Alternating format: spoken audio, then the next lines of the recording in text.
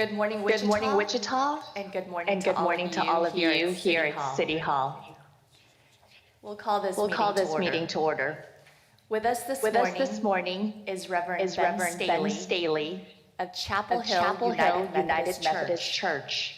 He will provide our invocation. Following that invocation, we will have the Pledge of Allegiance. And we ask that you please stand for both. Let's pray together. O Lord, as we come to you, we give you thanks for the love and light that you bring into our lives and into this world, even in the midst of dark days. In the darkness of hate and violence and war around us, you offer yourself as a Prince of Peace and hope, the one who is able to make all things new by your power and through the faithfulness of all who follow you. Show us how to best follow you in our care for one another within this city and within our homes and our schools and neighborhoods. Not only for our neighbors, but also for those who think differently, even our enemies. We thank you for these city council members and our mayor. We pray that you'd continue to guide them and give them your strength to follow your example of servant leadership with wisdom and care in every decision. And this we pray all in Jesus' name. Amen.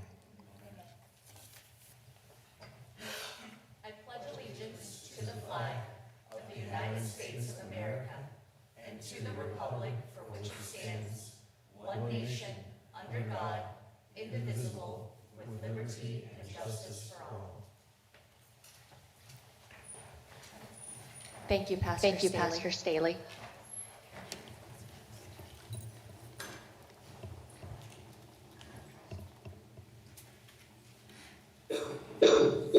Madam Clerk, can you please call the next item?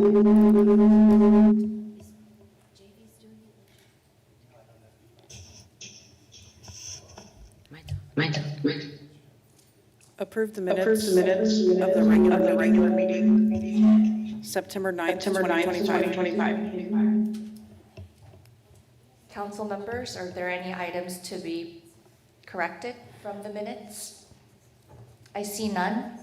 I move to approve the minutes for the regular meeting for September 9th, 2025. Second. Motion and a second. Any further discussion? I see none. Madam Clerk, please open the roll.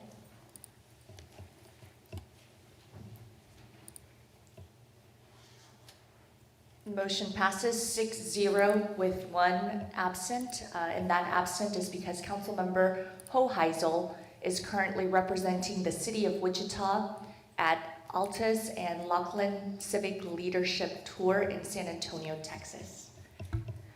Madam Clerk, can you please call the next item? Awards and proclamations. Today's proclamations are Constitution Week, Save a Life Day, Free Naloxone Day, and Diaper Need Awareness Week. May I please start by asking the Daughters of the American Revolution to come forward at this time and any of their supporters.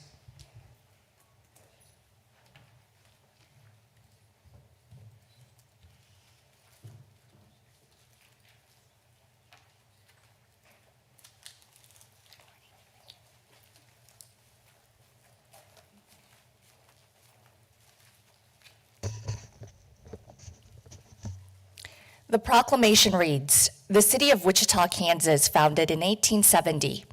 Whereas the Constitution of the United States of America, the guardian of our liberties, embodies the principles of limited government in a republic dedicated to rule by law. Whereas September 17, 2025 marks the 238th anniversary of the framing of the Constitution of the United States of America by the Constitutional Convention. Whereas it is fitting and proper to accord official recognition to this magnificent document and its memorable anniversary, and to the patriotic celebrations which will commemorate it.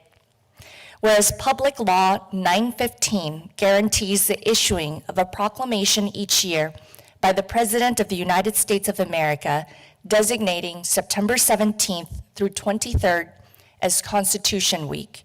Now therefore be it resolved that the Wichita City Council does hereby proclaim September 17th through 23rd, 2025 as Constitution Week.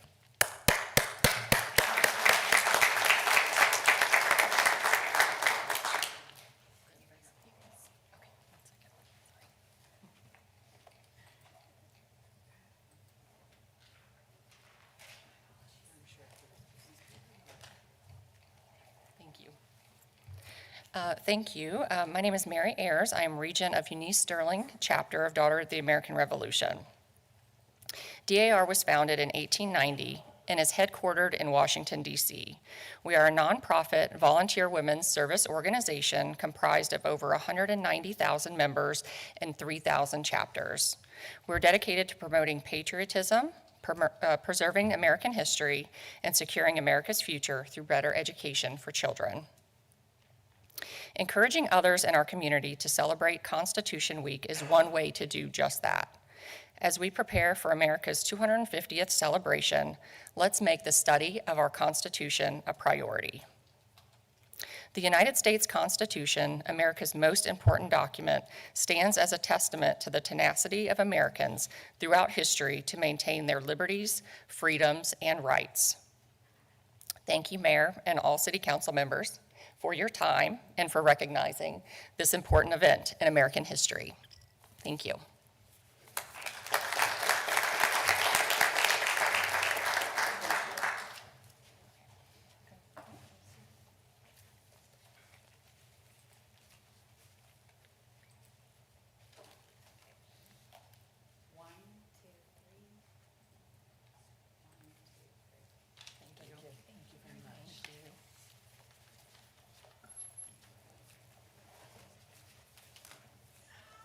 May I please ask the supporters of Save a Life Free Naloxone Day to come forward at this time?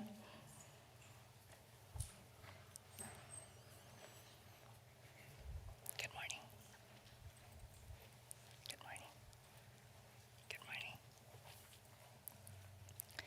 The proclamation reads, "The City of Wichita, Kansas, founded in 1870, whereas Save a Life is a community initiative dedicated to preventing opioid overdose deaths by raising awareness, reducing stigma, and expanding access to life-saving resources. Whereas Free Naloxone Day provides an opportunity for residents to receive free naloxone, a safe and effective medication that can reverse an opioid overdose and save lives.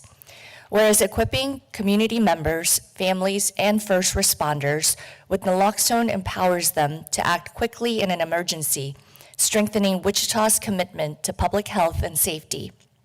Whereas the City of Wichita recognizes the importance of prevention, harm reduction, compassion, and education in addressing the opioid crisis and honors all organizations and volunteers who work tirelessly to prevent overdose deaths.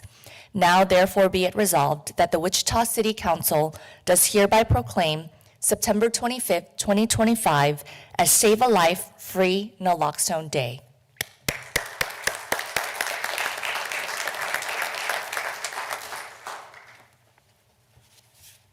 Thank you all. I'm Morgan Jennings. I'm the project lead and founder of the Industry Initiative Project through Safe Streets Wichita. I'm Kat Butler. I'm one of the outreach coordinators here at Safe Streets Wichita. I'm going to go ahead and say our words here. Our CEO couldn't be here today, so we're just going to dictate her speech on her behalf. Greetings, distinguished guests. It is an honor to stand with you for Save a Life Day, a day that is more than just a call to action. It is a movement rooted in compassion, service, and the belief that every single life matters. Each year, this day grows stronger, reaching more people, building more partnerships, and creating a wave of hope that stretches across communities, cities, and states. We carry in our hearts the memory of those we have lost not because of who they were, but because of the barriers they faced. Too many lives have been cut short by poor policy, by the heavy weight of stigma, and by the spread of misinformation. These are not abstract forces. They are choices, systems, and narratives that have turned moments of need into moments of silence and loss. Every name, every face, every story reminds us why this movement matters. We do not speak of statistics, we speak of loved ones, friends, and neighbors. By acknowledging the harm of failed policies and misplaced shame, we affirm that no one should ever be denied dignity, truth, or the simple chance to breathe. Their absence calls us to act with urgency, clarity, and compassion so that the lives still here are given every chance to continue. As we grow, so does our responsibility. We know that lasting change doesn't happen from one direction alone. It takes leaders at every level, from our national partners to our local champions, to keep this movement thriving. That's why today I want to celebrate the heart of our efforts, people who use drugs, their loved ones, and the communities that stand beside them with courage and care. People who use drugs and the people who care for them are the backbone of Save a Life Day. They carry lived wisdom, compassion, and courage. Their presence keeps this movement grounded in humanity, and their contributions ripple outward in ways that are both practical and profoundly powerful. Honoring their strength means stepping up to the work before us, cheering on Kansas by rallying local communities, leaders, and volunteers with energy and encouragement, providing support and technical assistance so that every region has the tools and knowledge it needs to save lives effectively, linking care and connection between grassroots efforts and larger networks so that no community is left behind, and lifting up new leaders by creating opportunities for others to step in, share their voices, and grow in service. Strengthening partnerships by working alongside national allies, policymakers, and local champions to extend the reach of this life-saving mission. And at the center of this work is a simple, urgent truth. The only thing naloxone enables is breathing. That's it. It doesn't erase challenges, it doesn't solve every struggle, but it gives someone another chance to live, to heal, to reconnect, and to choose tomorrow. That gift of breath is everything. So today, as we honor Save a Life Day, we also honor those who keep this mission alive day after day. We thank the people, our partners, our volunteers, and every person who steps forward to act, not because the work is easy, because every life is worth saving. Thank you.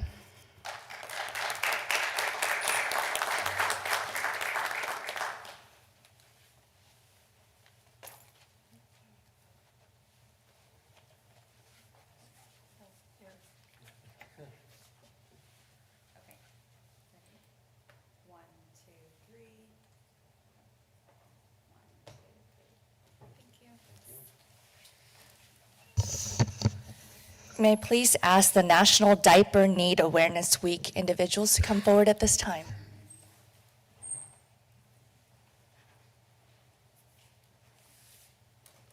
Good morning. Good morning. The proclamation reads, "The city of Wichita, Kansas, founded in 1870, whereas diaper need, the inability to afford enough clean diapers to keep babies and toddlers healthy, affects nearly 1 in 2 families and forces many to delay changes, risking children's health. Whereas most childcare and early education programs require families to provide diapers, and parents without an adequate supply often miss work, threatening household stability. Whereas inadequate diaper access leads to higher medical costs and limits parents' ability to work and attend school, making diaper need both a public health and economic challenge for Wichita families. Whereas Wichita is home to community organizations such as Simply Hygiene that distribute diapers, provide infant health, and strengthen our local economy by supporting families in need. Now therefore be it resolved that the Wichita City Council does hereby proclaim September 17th through 23rd, 2025 as National Diaper Need Awareness Week.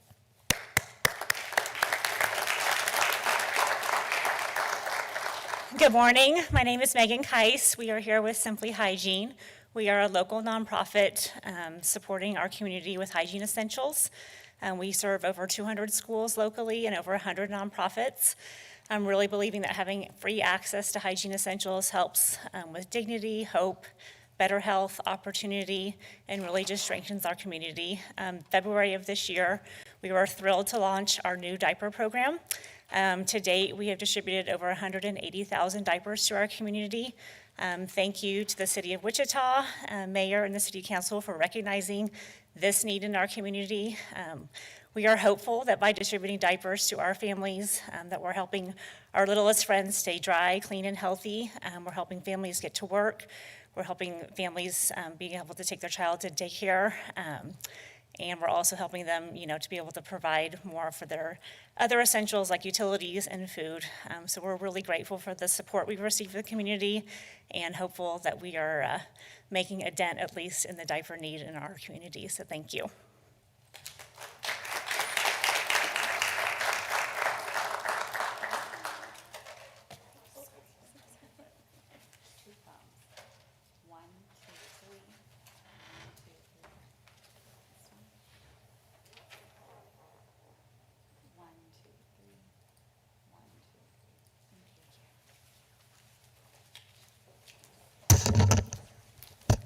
May I now please ask the City Council to come forward to the front, and also Wichita Police Chief Joe Sullivan and our special guest.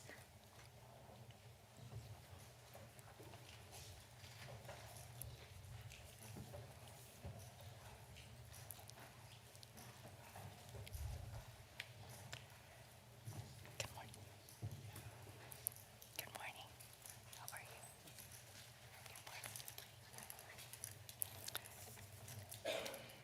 Feliz mes de la herencia hispana. Today, as we celebrate Hispanic Heritage Month, it's my privilege to recognize a remarkable leader within the Wichita Police Department. Lieutenant Maria Heimerman has dedicated 21 years of service to our community. In May of this year, she achieved a historic milestone when she was promoted to the rank of lieutenant, becoming the first Hispanic female in the history of the Wichita Police Department. Lieutenant Heimerman currently serves as the unit commander of the Special Victims Unit in the Crimes Against Persons Bureau.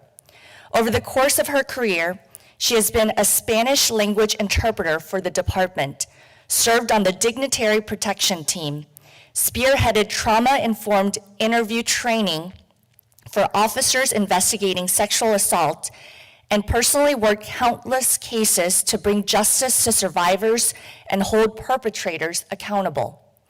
Her dedication has been recognized with numerous honors, including 3 Bronze Wreaths of Merit, a Life-Saving Award, 2 Civic Achievement Awards, multiple Distinguished Service Awards, and certificates of commendation, as well as specialty bars for community policing, field training officer, task force officer, and a bachelor's degree.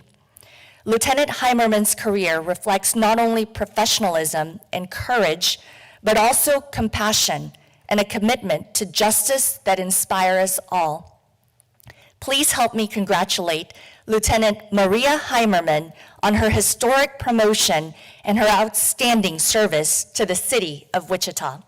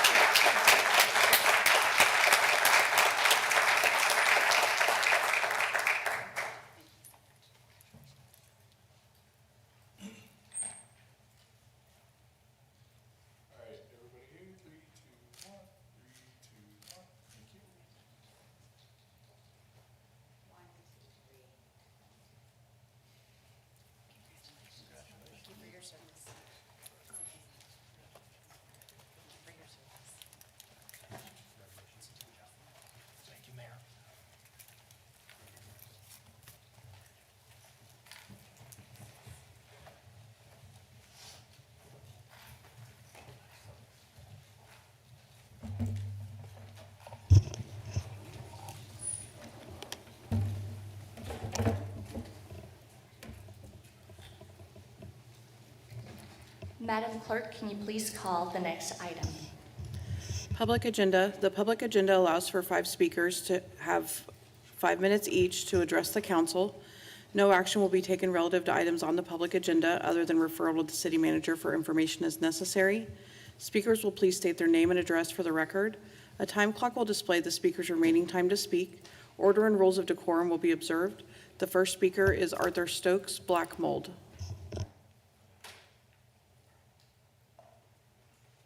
I don't see Mr. Stokes in the room. Madam Clerk, can you please call the next individual? Jim Underwood, Zoom attendance.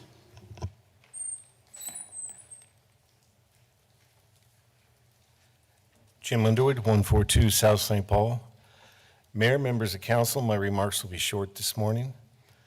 I'm speaking on Zoom. It's a great way to get people to attend meetings, and I do know that can be difficult. I became concerned earlier this year when I was attending a meeting of a city-county board, and looking at the screen, 5 of the 6 people were actually driving their vehicles while attending the meeting and trying to participate. As a former emergency services worker, I found that very disturbing, and it's extremely dangerous. I'm asking that the council get with city and management and work out a policy or procedure. I would recommend that the technology exists to simply make any attendance by Zoom or for a Zoom meeting audio only.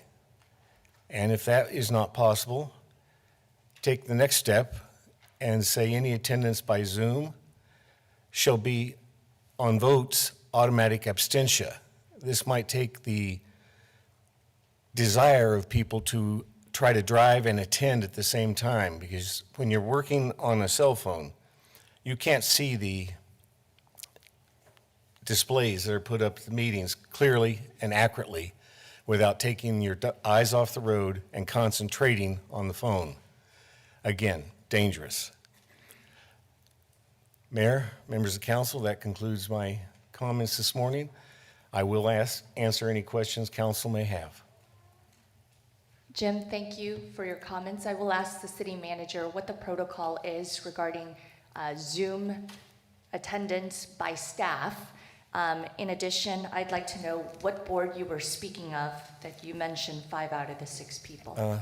The City-County Access Advisory Board meeting at the county meeting.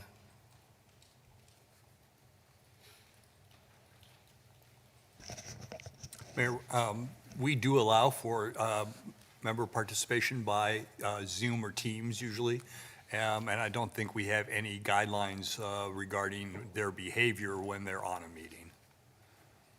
Out of the safety for individuals, especially while driving, again, I have seen some disrespectful driving around our community.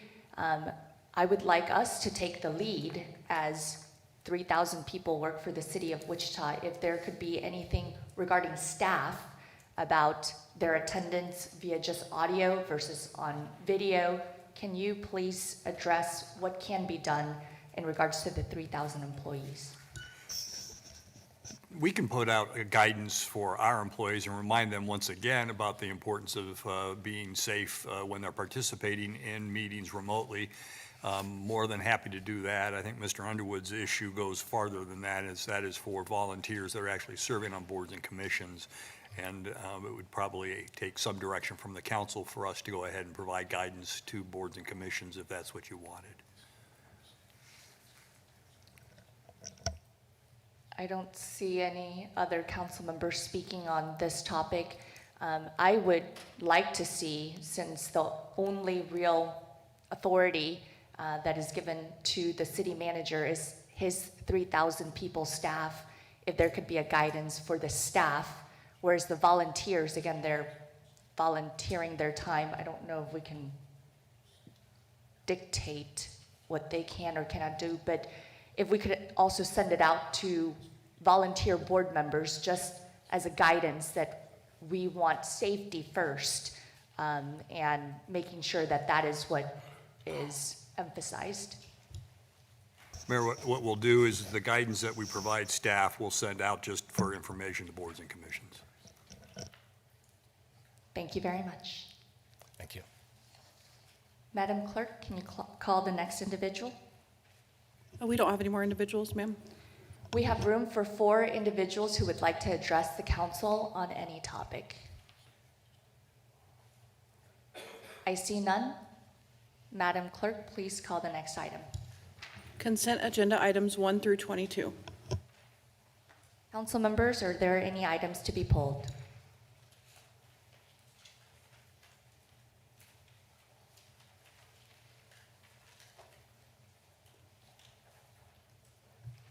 I have one item, that is agenda item number 10 in the consent agenda.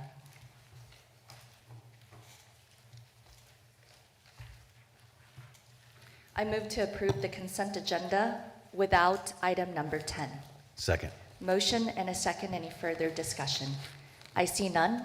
Madam Clerk, please open the roll.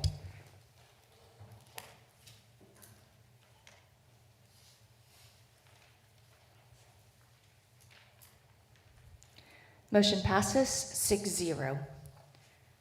Agenda item number 10 in the consent agenda is regarding 135th Street West from Central to 13th Street North. This is specifically talking about sidewalks, and that's what I would like to address. I asked multiple questions to Public Works via email, and so I would just like to have that on the record, the questions that I did ask.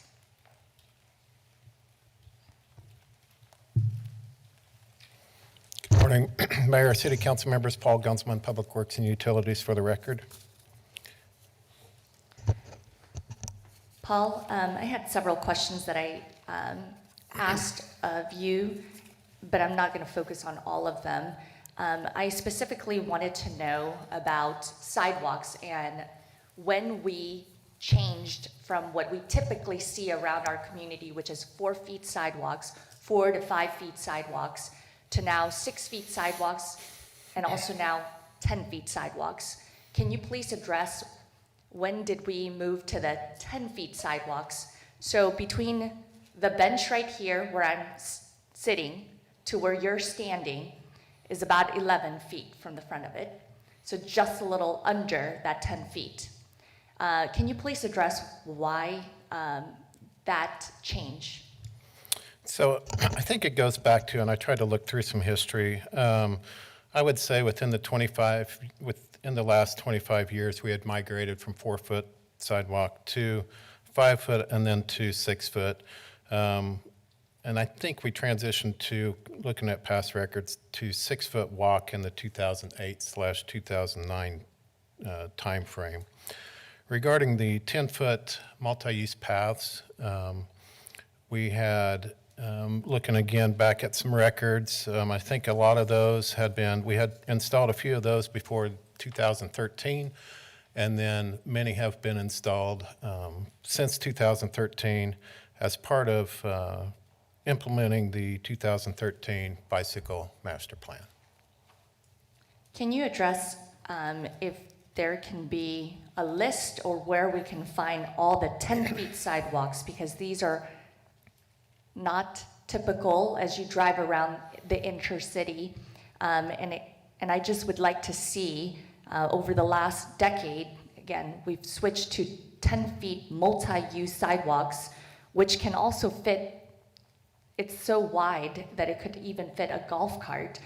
I guess my question is, what is the cost to 6 feet versus 10 feet sidewalks?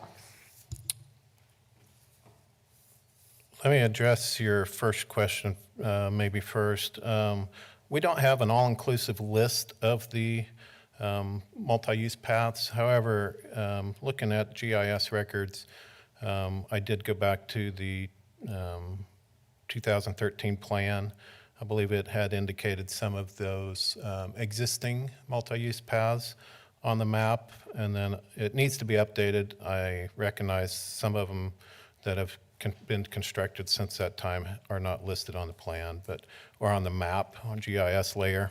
So we could update that to give locations. And then the cost for 6-foot sidewalk is, looking at recent bid prices, contractors bid sidewalk at $5.50 per square foot. So 1 mile of 6-foot sidewalk equates to $174,240, and a mile of 10-foot multi-use path is estimated to cost $290,400. So for a 6-foot sidewalk is about $174,000. For a 10-foot multi-use path, it's almost $300,000. And in this specific agenda item, this is to construct both a 6-foot on one side and a 10-foot on the other side. So that's a total of 16 feet. My question then is, why could we not go to 6 feet on one side and 6 feet on the other? That's 12 feet total. What would be the cost savings of that to, in perspective, how many trees could be planted with a reduction of 4 feet? That is a difficult question to answer because we also look, before we plant trees, we also look at existing underground utilities that are in the area, so that is also a consideration. And the cost of maintenance of a 10-foot versus a typical, what we see again around town, which is 4-foot, 5 feet type of sidewalks, what is the added cost of maintaining these types of multi-use paths that are not readily accessible within the intra-core? So I don't know, I have not seen this GIS map, but I would assume that these multi-use paths are not in the intercity, but rather on the outskirts. Is that more accurate or inaccurate? Most are on the outskirts, yes, that is correct. We do have a few located within the inner core that were installed. One of them is on Waco Street. That was part of a overall bicycle route. We also have some on Woodlawn, which is kind of pushing maybe the fringe, but north of 17th to 21st, again, as part of connecting the Redbud path with the K96 path. Part of it's off-street, part of it's on-street. But yes, many of them have been installed southeast part of town on Webb Road from Harry to Pawnee, Harry Street from Webb to Greenwich, some on Greenwich there, south of Kellogg down to Harry, and then on the west side of town, 21st Street from 119th Street to Ridge Road, as well as 119th Street south of Kellogg to Pawnee, and then proposed. Again, we have installed a 10-foot path on 135th Street from Kellogg north to Central, as well as north of 13th to 21st Street. Again, this is not a questioning about the need for sidewalks, it's about the width of sidewalks. And again, the cost of creating these sidewalks and then maintaining these sidewalks is going to be the burden of the citizens of Wichita. However, can you address how sidewalks, if they're in front of your own house, that is your responsibility, not the city of Wichita's responsibility? Could that be a maybe law question?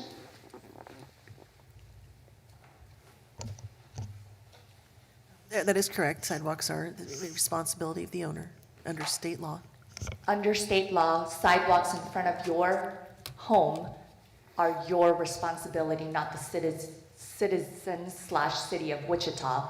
But these specifically that we're talking about in this agenda item, this is public streets.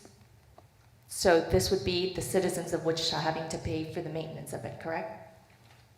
I'm sorry, I'm not familiar with the technical location of these sidewalks. Paul, are these just Yes. aligned with it? Yes,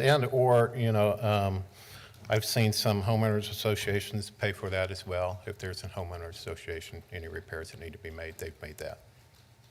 Thank you. Councilmember Glasscock. Thank you, Mayor. Paul, quick question. So this that's coming before us is a change order to the budget, and so we're increasing the budget I'm a little confused by two different parts. So it says increasing the change order limit to 5% of the contracted amount, which is estimated to be $300,000. But then under financial considerations, it says the existing budget is $7,575,000. And then it then subsequently says the revised budget is $8,325,000, which is a larger amount than the $300,000. Yeah, so what we are doing, Councilmember Glasscock, is we are initiating the remaining funding for the project, which is $750,000 for a revised budget of $8.325 million.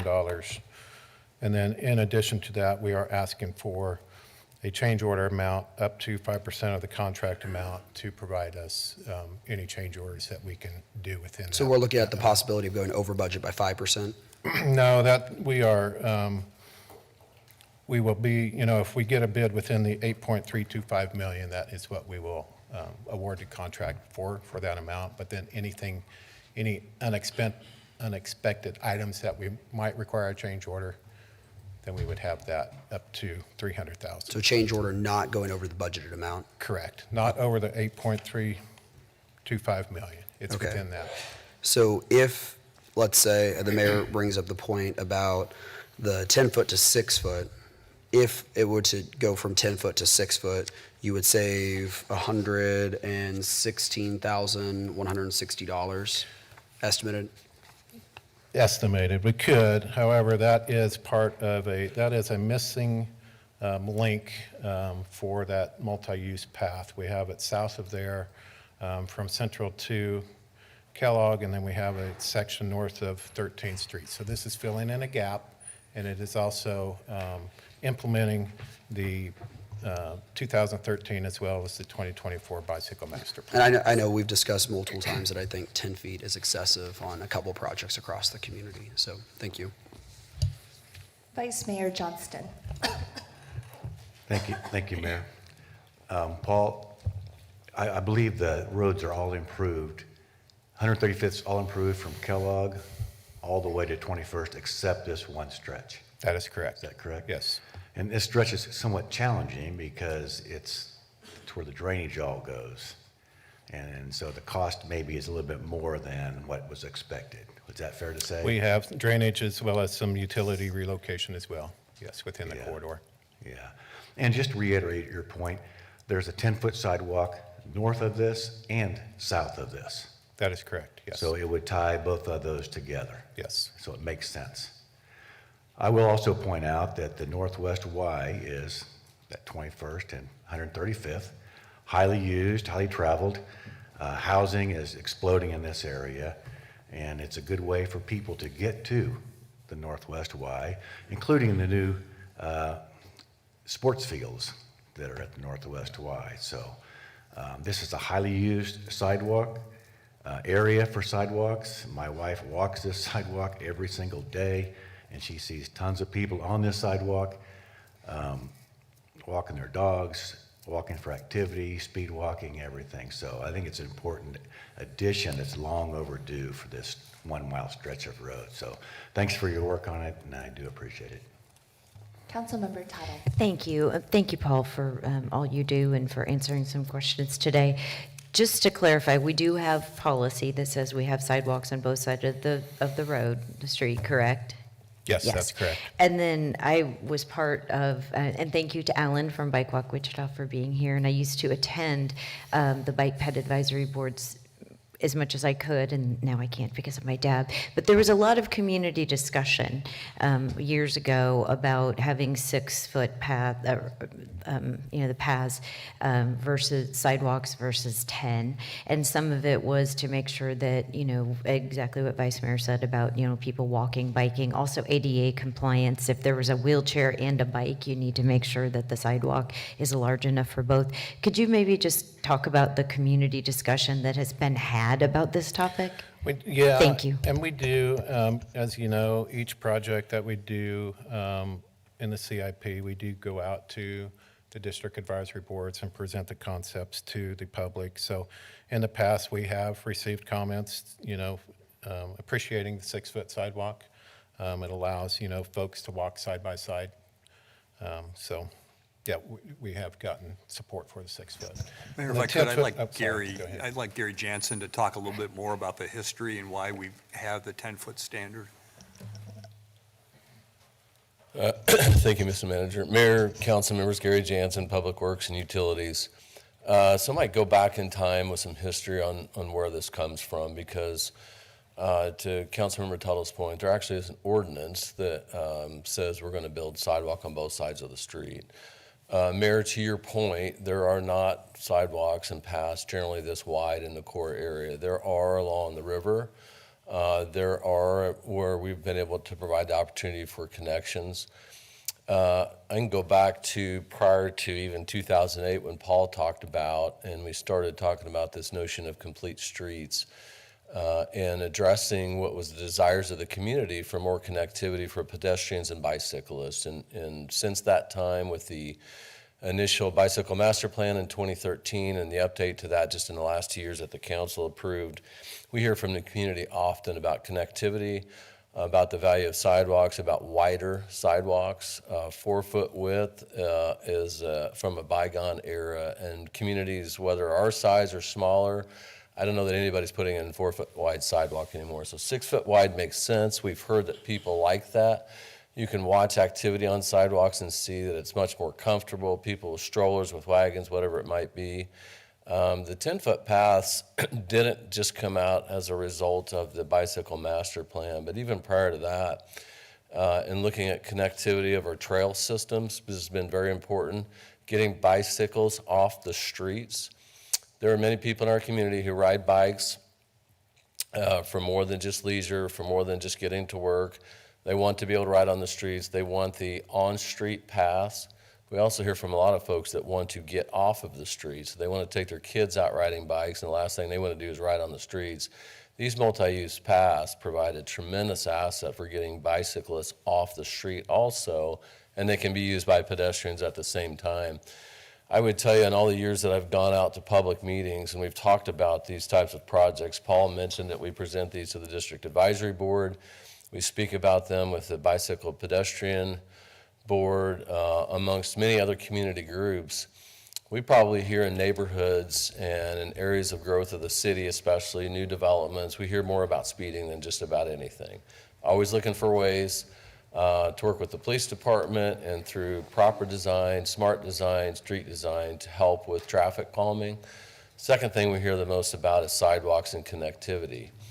Currently, WAMPO, we're working with WAMPO. Many communities are on a Safe Routes to School plan, which could potentially implement federal funding for connectivity between schools.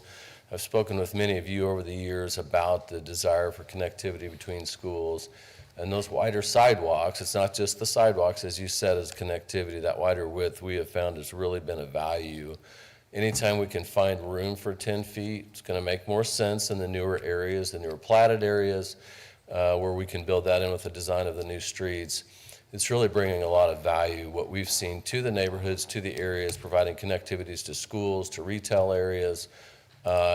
We've watched and observed many of these new paths put in and how much they get used. To the Vice Mayor's comment, this stretch along 135th, this is the last gap, just to be clear. 135th is improved from Kellogg all the way to 21st Street, except for this stretch between Central and 13th. I can't count how many calls I've had over the years about why we haven't finished that, especially with the connectivity with the sidewalk and the path, because there's so many people that want to get to the Y. There's other neighborhood amenities, there's schools, everything else.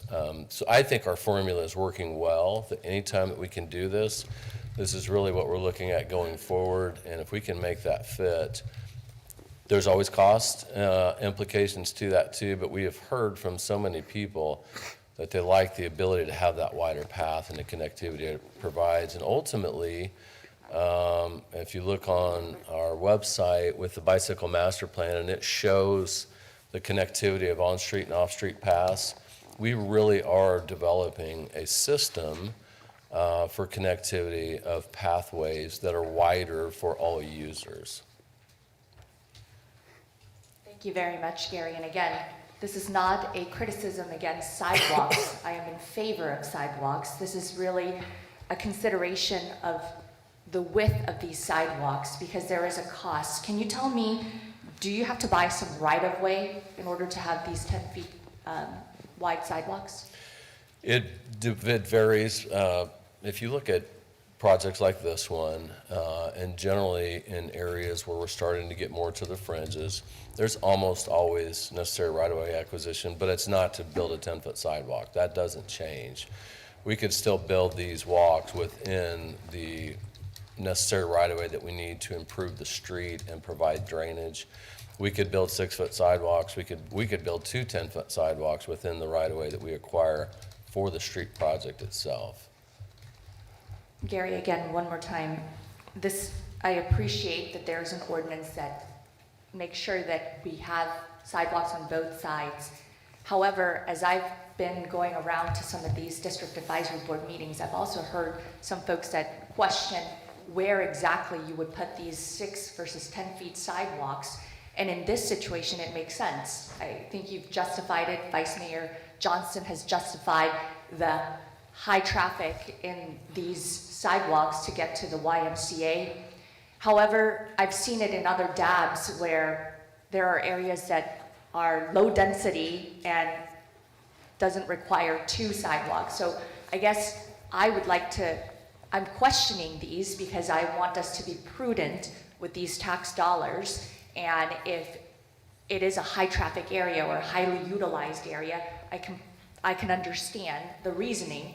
However, I still believe that in some areas where it's not high traffic, having a 10-foot sidewalk seems excessive in cost too. So I'll give you some context, if you don't mind, Mayor, on some of the challenges we've faced to the very item you just brought up. So the county, Sedgwick County, when they've improved streets over the years and they've added sidewalk, they generally had a policy to put sidewalk on one side of the street only.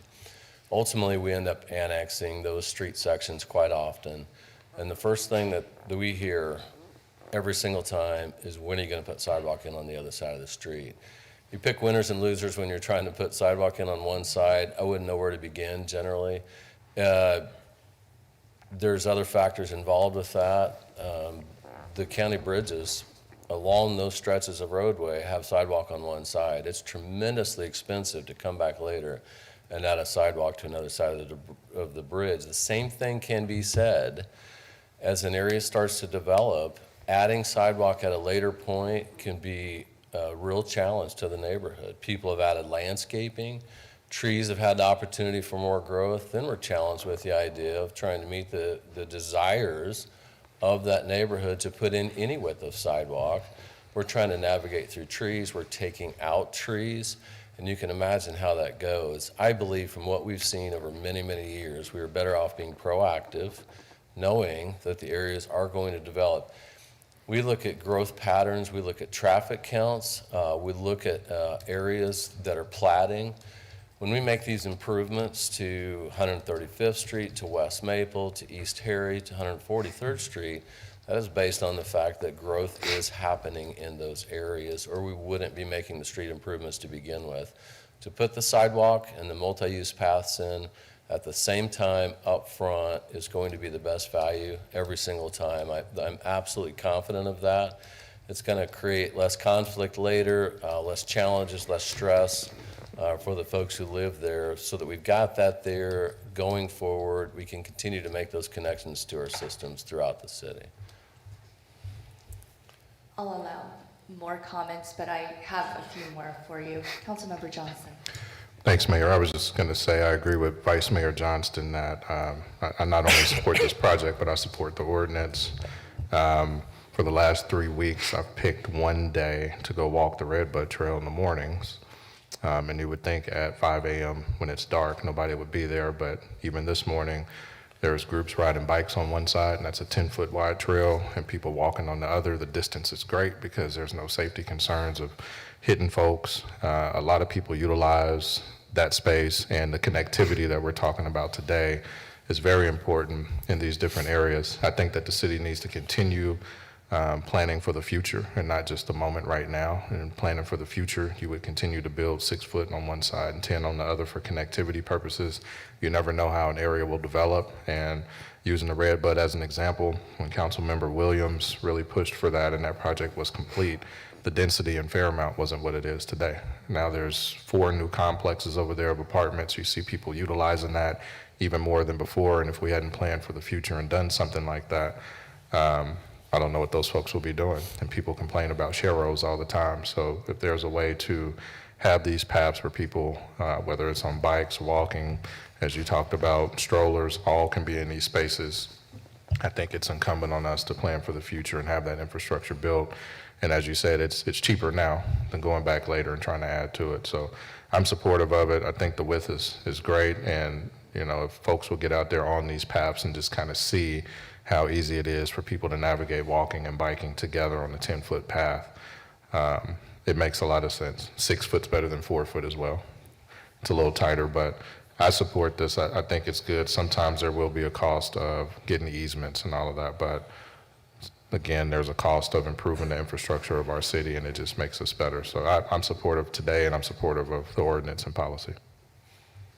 Councilmember Glasscock. Thank you, Mayor. Just to clarify, the ordinance is sidewalks on both sides, not stipulating 6 foot on one side Correct. and 10 foot on one. Yeah, the ordinance does not speak to width. So historically, we went from 4 to 6 to 10. When are we going to go to 12 or 14? Well, I'll tell you, we're not planning on that, but there are folks within the bike planning community that have urged us to go to 12 feet wide, and that extra 2 feet starts to create some real challenges with space in some areas to the point of tree planting. We think the 10 foot is working well from what we've observed, but yeah, it's like anything else. There's always a push. I think from what we've heard from the community, this is truly responding to community desires, looking at design standards that make sense for development of our community, of connectivity of those pathways, of getting bikes off the streets. I think the model that we're on to with the 6 foot and the 10 foot is really the best place to be right now. Councilmember Tuttle. Thank you. This question is for legal. Jennifer, this is a consent agenda item that got pulled. Can you please remind me, will we allow public comment? Correct, you have voted to do that. Okay, thank you so much. Gary, I have a couple more questions. Earlier this year, we passed the golf cart ordinance, and I know that this stretch of the road, 135th Street, is nearby one of the golf courses? Near. So my question then is, are we also considering, since there are wider sidewalks on the outskirts of the community and close to some golf courses, will we be now talking about possibly utilizing those sidewalks for golf carts? Mayor, there is some discussion at the request of some residents that have been impacted by the council's actions to take a look at sidewalks and paths that are within 1 mile of golf courses. So we may be bringing something back to the council to take a look at that. Thank you very much. Then the other question is, I wanted to know, how often does the city of Wichita go and inspect the sidewalks that are owned by the city of Wichita, not necessarily by the residents of communities? Can you tell me, because this is, and again, I am not against sidewalks. This is a question about when you build more, you have to maintain the addition, but you also have to maintain what you've already built. So my question is, how often does the city go out to inspect current sidewalks? Generally, Mayor, because of the nature of the ordinance, which is supported by state law of how sidewalks, repair responsibility for sidewalks, we do not have an active inspection program in place. This works best when we have reports from the community. When there are challenges, we respond to those at that time. I will tell you Paul mentioned this, on the wider sidewalks, what we have done, because I think it makes sense, and we do have this flexibility. So we've talked before about with our sidewalk repair program at intersections, those are a common area, right? So if we have issues right near an intersection within a certain distance with sidewalk, whatever the problem might be, a trip hazard, problems with the ramps. Those repairs are made, paid for by the city at large. That's not assessed anywhere. On these 10-foot paths, we have taken the approach to effectively split that cost. So if it's adjacent to a direct home, if it's adjacent to an HOA like Paul talked about, and there's repairs that need to be made, we don't think it's fair for somebody there to have to pay for repairs to a 10-foot sidewalk. So we've generally split that cost. It's worked well. It's something that we've seen that other communities have done. We've done some research on that, and I think it makes sense. Thank you, Gary, and thank you, Paul. I see no further questions from the bench. We will now open it up for public comment.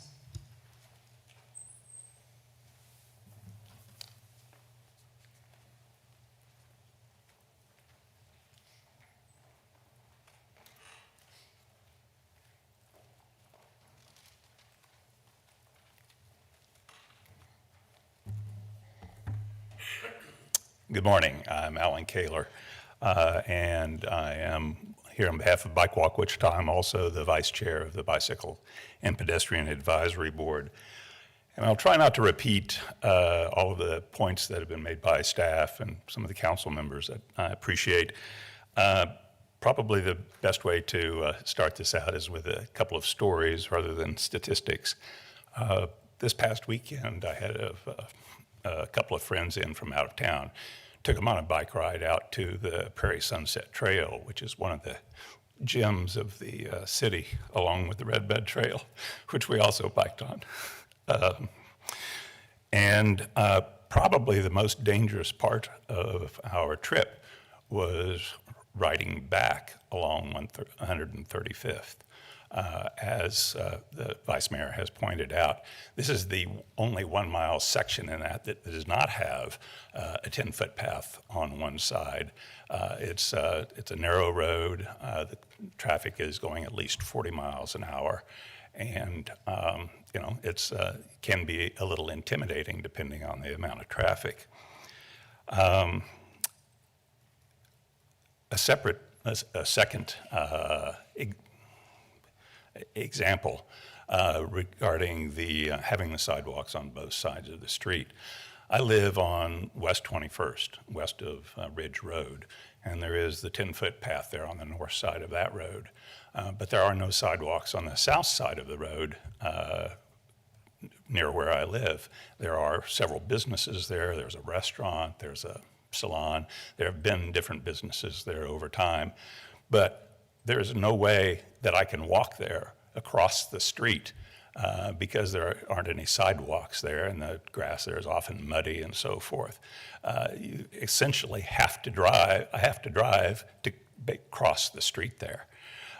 So ultimately, all of these questions are an issue of safety, improving safety for people on the paths, safety between the walkers and the cyclists on the paths, and also safety for the motorists. The motorist, as I think the Vice Mayor pointed out, it's much easier, much safer to have the cyclist, especially the slower cyclist, off the road on the 10-foot path.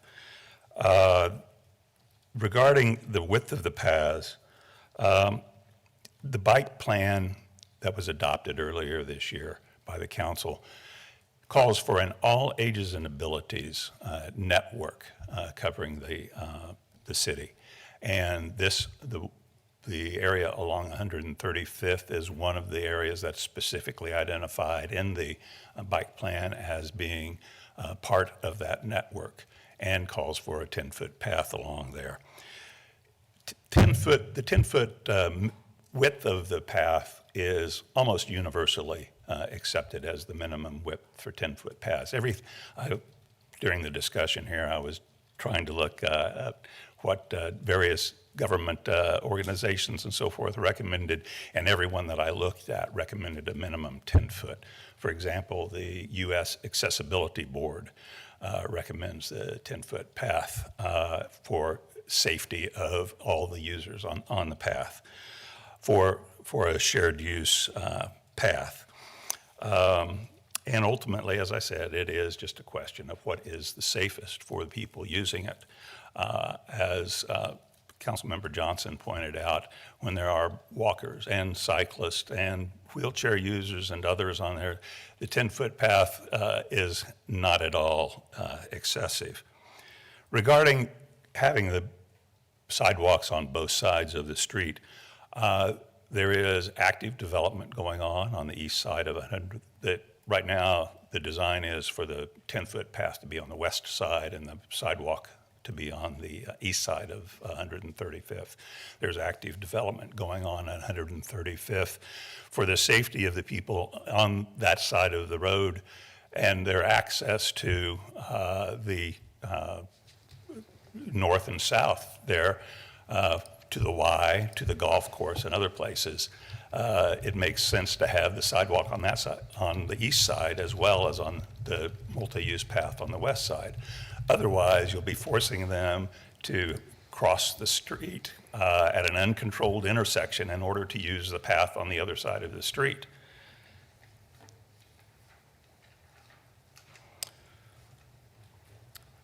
Regarding the width of sidewalks generally, again, Mr. Allen? Yeah.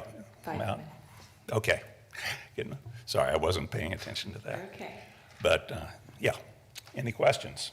Yes, Councilmember Glasscock has a question. Thank you, Mayor. Alan, I appreciate everything you do. I have the same question for you that I had for Gary. Went from 4 to 6 to 10. When do I expect the Bicycle Pedestrian Advisory Board to come back and ask us for 12 or 14? Well, first of all, I don't think it's accurate to say that it went from 4 to 6 to 10.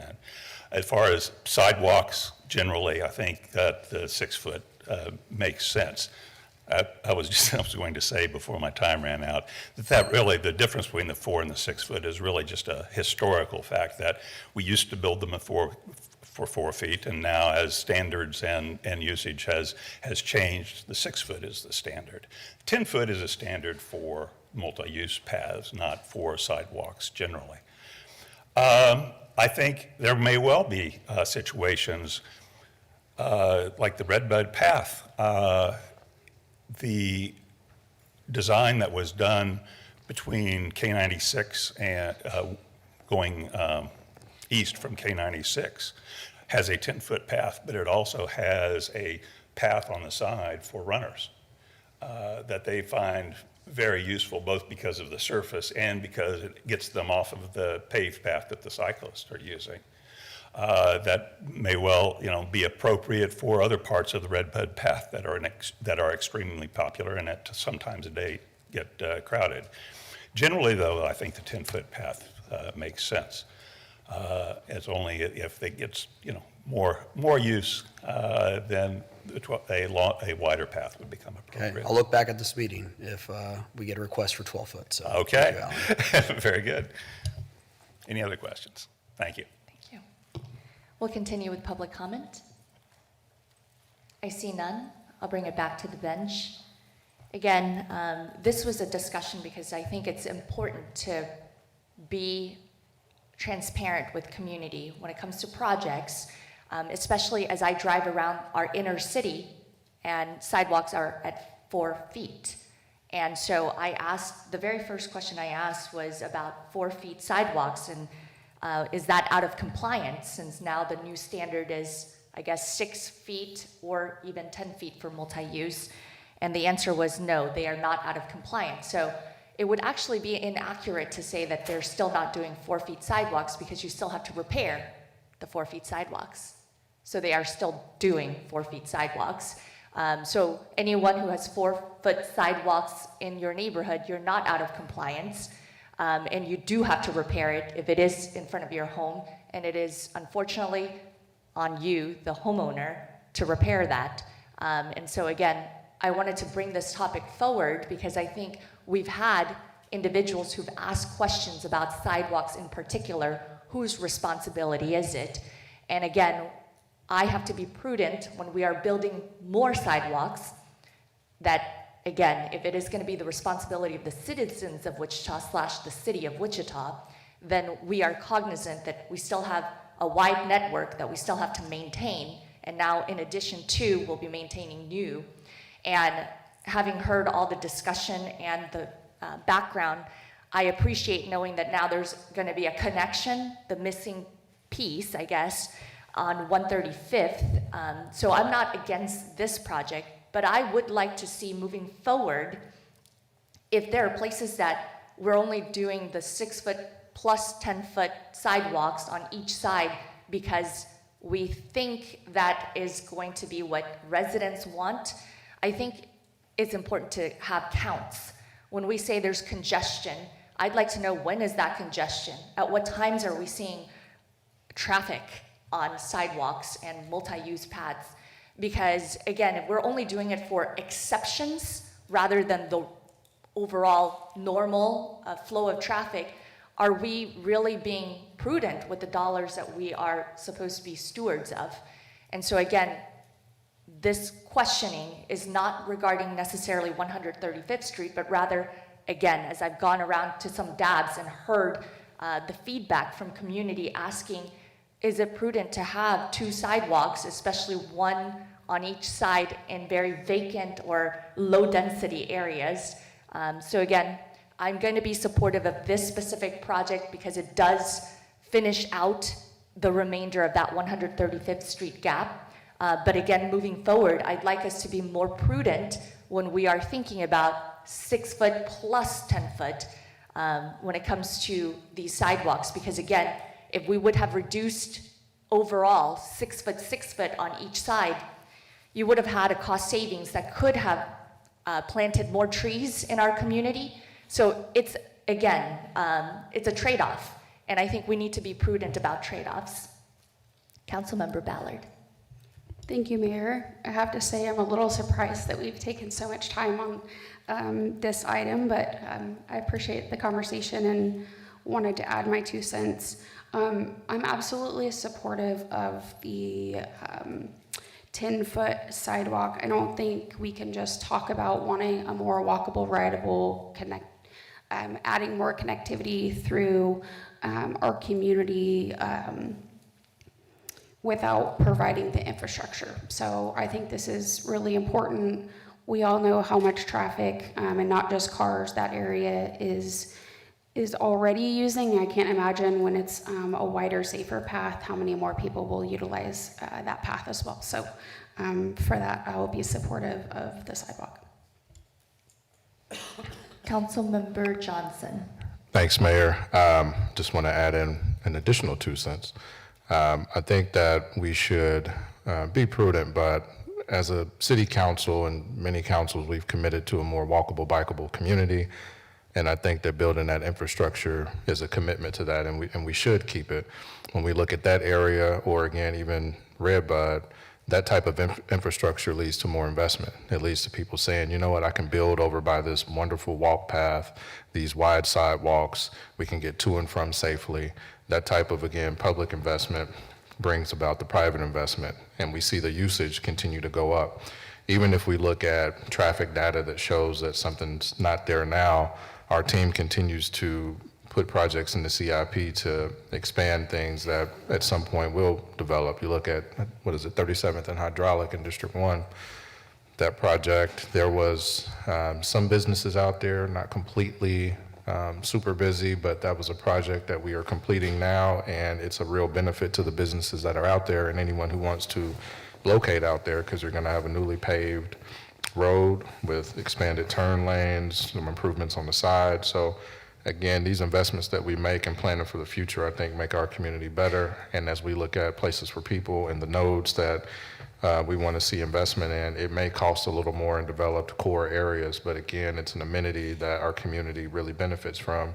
And even advocates like me, who was against Redbud Path initially, see the benefit later, and I'm very supportive of it. So sometimes we'll criticize things because we haven't been out there, but to see how wonderful it is in the community, the benefit and the usage of it, I think it's a good thing. So as we look at the cost, there's always going to be a cost in investing in ourselves, and we should be investing in our community. These are your tax dollars, and we should make your community the best that we can, and that is a worthwhile investment. And I would hope that future councils continue to do so. Yes, look at the numbers, look at the usage potential, but also look at the growth potential and the investment potential in that part of the community. Councilmember Glasscock. Thank you, Mayor. I believe our job is to ask questions from this bench, and so I'm glad we had discussion about this consent agenda item as we do any item that comes before this that any member pulls. Looking at myself to Councilman Johnson, it's about 10 feet.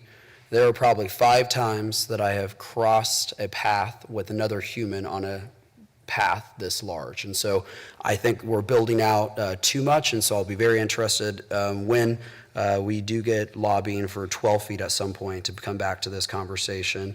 While this is only 1 mile and save us $116,160, if this was extrapolated over 10 miles that we're expanding, that comes over to $1 million.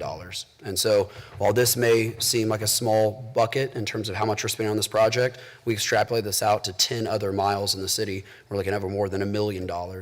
And so I do have concerns moving forward for this and the connectivity, as Councilman Johnston said, that may sway me on this because of the 10 foot on both sides. But I'm hard pressed to do that for future projects, not seeing the need for the amount of times that I've seen individuals cross from me to Councilman Johnston right now. Vice Mayor Johnston. Thank you, Mayor. With all due respect, I think we need to bring a tape measure to the council.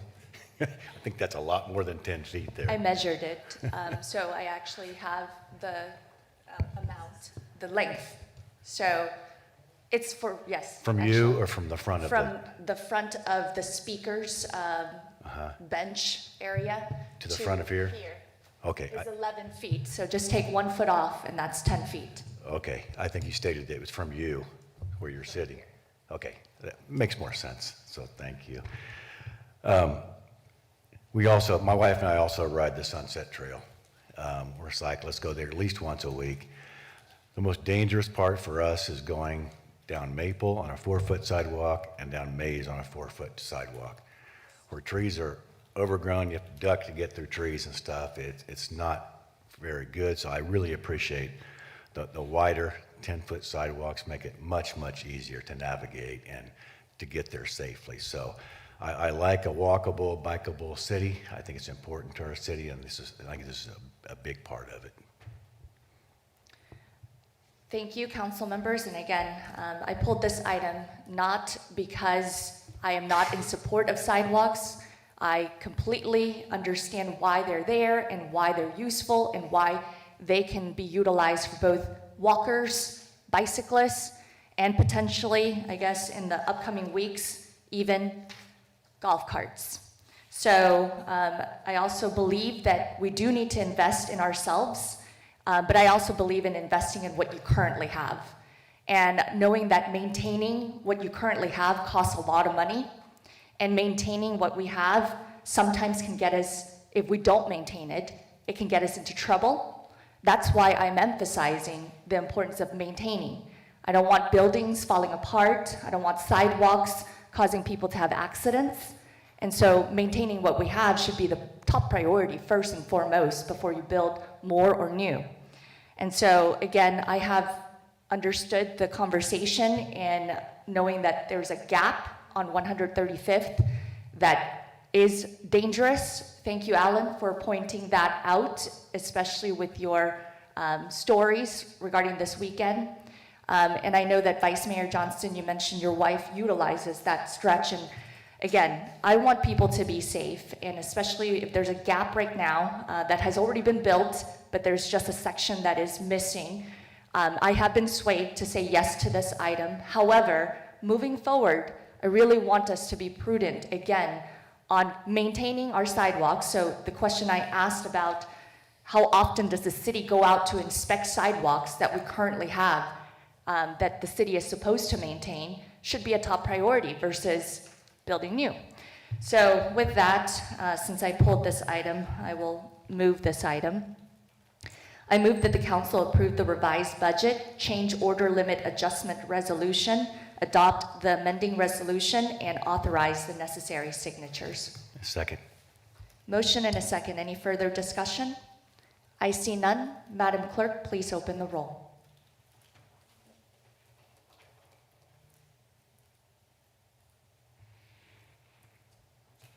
Motion passes 6-0. Madam Clerk, please call the next item. Board of Bids and Contracts dated September 15th, 2025. Good morning, Mayor, City Council, Josh Lauber, Department of Finance. The Board of Bids and Contracts convened yesterday, September 15th, for the following items. For engineering, we have the Hess Reservoir Site Valve Replacement Package 3 for Wildcat Construction Company Incorporated for $1,892,000. We have the 27-inch sanitary sewer main improvements to serve Yellowstone Addition for Meese Construction Incorporated for $991,013.50. Excuse me. We have the 2025 Outsourced Pavement Preservation Program Concrete Joint and Crack Seal for Innovative Road Composites LLC, doing business as Super Sealing USA, for $122,000, awarded from the original bid of $105,903.21. We have for purchasing the tree and stump removal of McDonald Golf Course for Shawnee Mission Tree Service Incorporated for $77,000. We have the 2026 Ford F-550 Crew Cab Truck for Country Ford Mercury Incorporated, doing business as Vance Country Ford, for $83,227.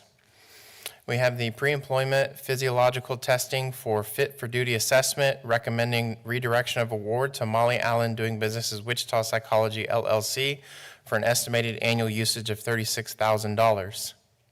This is how to become a vendor with the city. This is our purchasing calendar of small business resource partner events the city's hosting or participating in.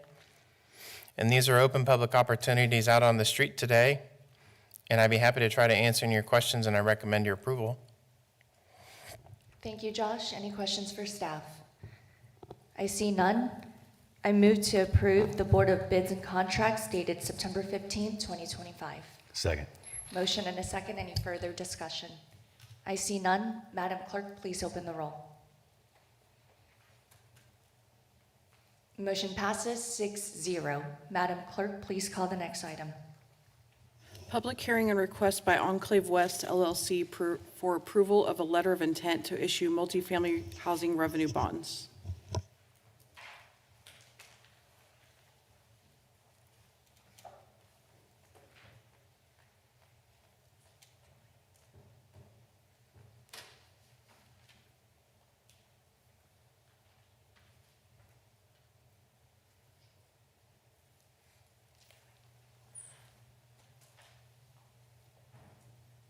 Which staff member is speaking on this item?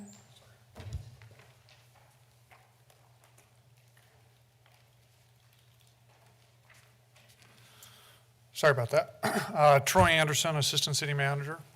So I stand before you today with a request. This is for a project known as Enclave West. And Enclave West LLC is specifically a Kansas limited liability company that was specifically created to develop and construct this new multifamily residential community. The project consists of 15 two-story buildings with 32 bedroom units and 33 bedroom units for a total of 60 units. The property is slated for construction on an unimproved vacant tract of land on the northwest corner of 13th and West. Enclave West is requesting issuance of approximately $8 million in revenue bonds to finance the project. Under our guidelines, the project qualifies for a 50% property tax abatement based on new capital investment. The estimated 50% property tax abatement for the first full year is about $106,000. You can see that broken down between city, county, state, and school district. Additionally, the project's eligible for a sales tax exemption. The approximate sales tax exemption is $235,000, city share being approximately $18,000. Cost benefit analysis was performed with the following ratios of benefit to cost. Something I want to point out is included in the green sheet and on the screen in front of you here. Again, I won't read through these.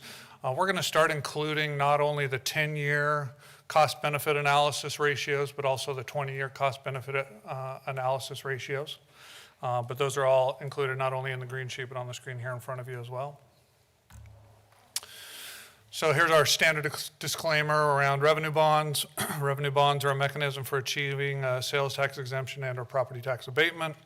In a revenue bond transaction, the city is not lending any money, bears no risk. The owner developer is required to achieve all of its own financing. There are no taxpayer dollars at risk. Enclave West agrees to pay all the costs of issuing the bonds, agrees to pay the annual origination fee. Bonds will be purchased by Enclave West or a related entity.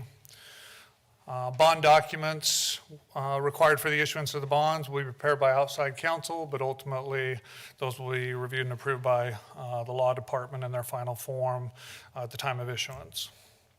With that being said, it's recommended the City Council hold a public hearing, close the public hearing, adopt the resolution, and authorize the necessary signatures. We do have representatives from the applicant here today to answer any questions. Otherwise, I'll stand for questions. Thank you, Troy. Questions for staff? I have a couple. Can you start off by telling us how much in property taxes is this land currently being levied? That's a good question. Maybe Enclave West can tell us that? I think we're looking it up as we speak, if you'll give us 2 minutes. No worries. The next question will probably be for Enclave West as well, which is what are the typical rents for these 2-bedroom and 3-bedroom apartments? I know that these are, I think, fair market value, so approximate would be appropriate for that question. Yeah, I'll defer to the applicant.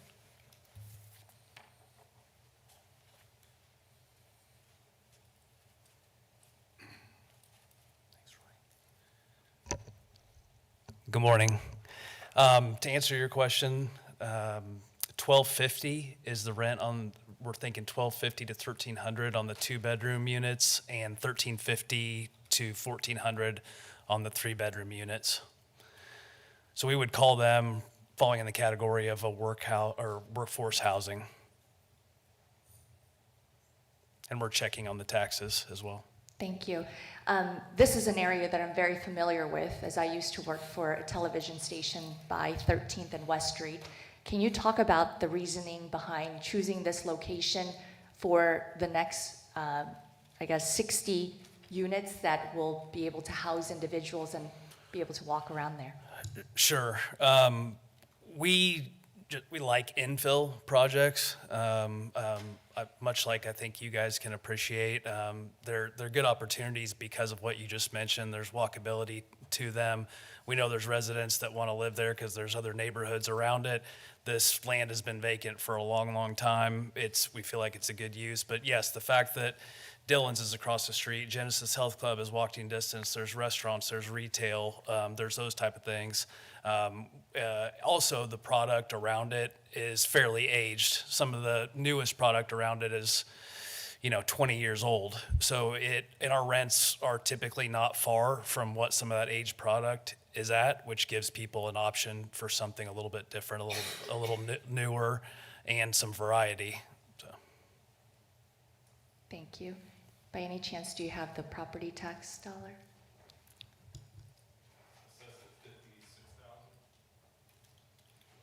$56,000. Thank you. So currently, you're being levied $56,000 in property taxes per year, and with these improvements, you'll be able to double that. So because of your improvements, you'll be able to provide more taxes to the community. However, there is a tax abatement here, and it's a 10-year abatement. Is that correct? That's correct. With a 5-year review? That's correct. Perfect. Thank you very much. Sure. Appreciate the answers. Sure. I see no questions from the bench. We'll now open it up for public comment. I see no one from the public who would like to speak on this item. We'll bring it back to the bench. This is in Councilmember Maggie Ballard's district. Thank you, Mayor. I am very excited about this project, not only because it is affordable housing, but because I think it's a great missed opportunity.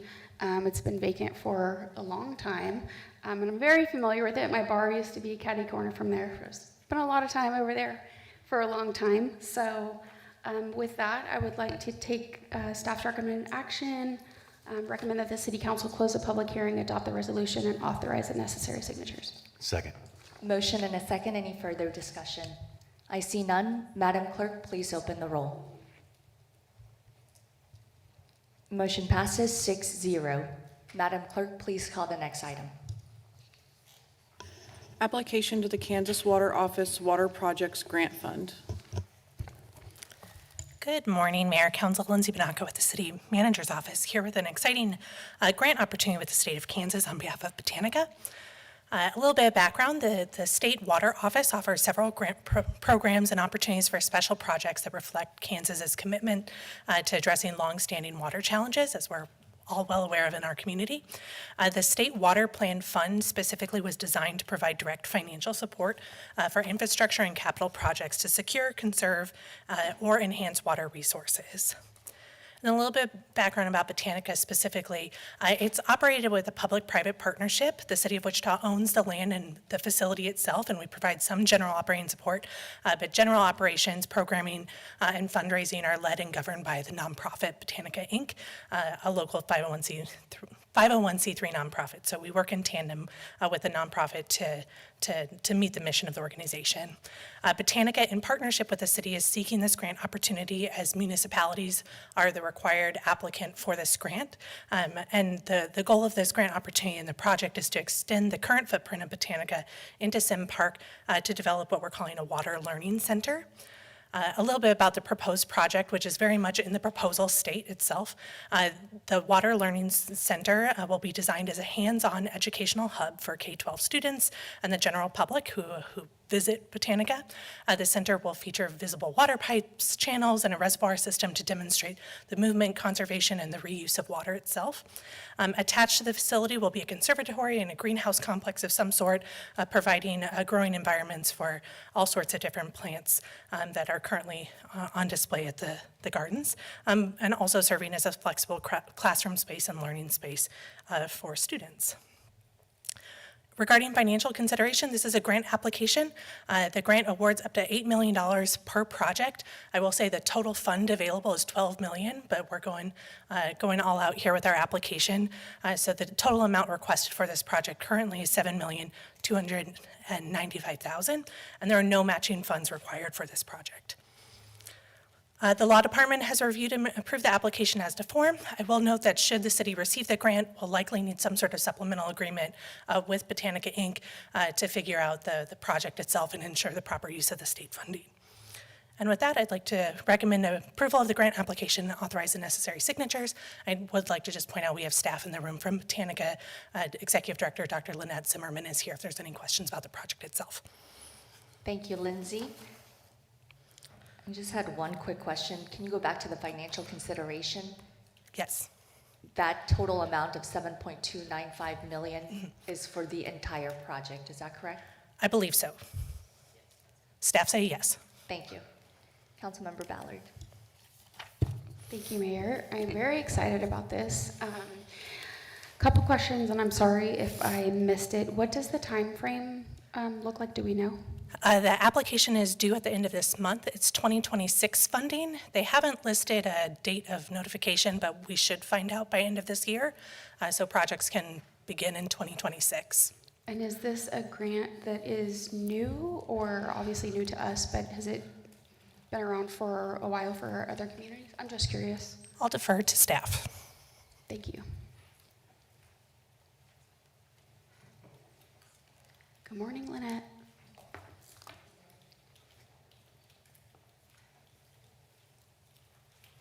Good morning, everyone. This is not a new fund. It was established in 2023 by our state legislature. These are dollars that they have earmarked already to be spent on water infrastructure projects. Awesome. And just a shout out to you. Thank you for being so creative in all of the ways to conserve our water at Botanica and for the city. I'll just have one quick suggestion. Because we do draw a lot of individuals to Botanica, not just from the city, but our surrounding communities, as well as even regionally, I would say that that application has regional implications, and that, again, could be pointed out within the application.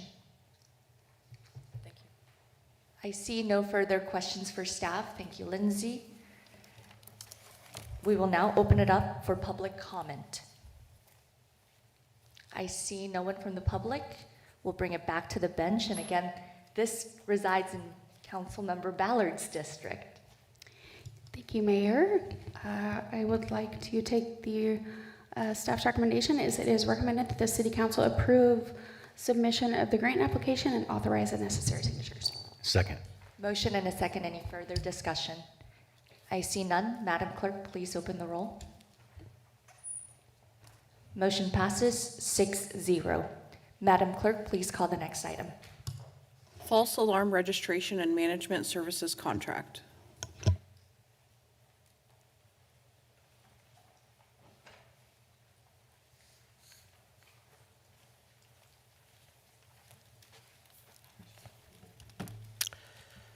Morning, Mayor and Council. Jason Cooley, Captain with Wichita Police Department.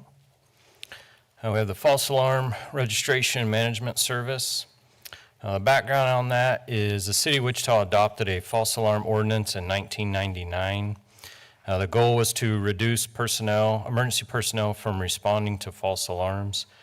Since 2009, the city has contracted with Central Square Technologies for the false alarm registration and management service. That agreement is set to expire February of 2026. As of December of 24, there were 105,211 alarm user permits in the city. And of that, in 24, 6,159 false alarms were reported and recorded. And since 2009, there's been just under 250,000 false alarms. A request for proposal was issued to secure a qualified false alarm service vendor. A screening and selection committee unanimously recommended PMAM Corporation as the new vendor. False alarm revenue for the city since 2023 is just under $130,000. And in 2024, the city revenue from the false alarm fees were $85,645. And then I put the, since the inception there, since 1999, it's just over $6.5 million. PMAM Corporation contract outlines revenue sharing of 76% retained by the City of Wichita and 24% retained by PMAM.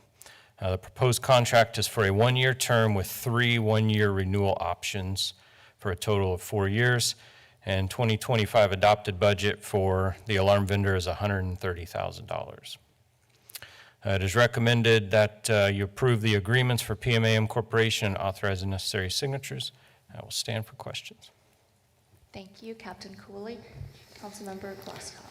Thank you, Mayor. Captain Cooley, I'm trying to do some quick math to understand this. So can we go back to the slide regarding revenue? So in 2023, brought in 127,000 revenue. At 24%, we're looking at the total expense allocated should have been 30,000 to the alarm service vendor, and it looks like the amount was 71,000. Am I reading that incorrectly? Are you on the agenda report? Yes.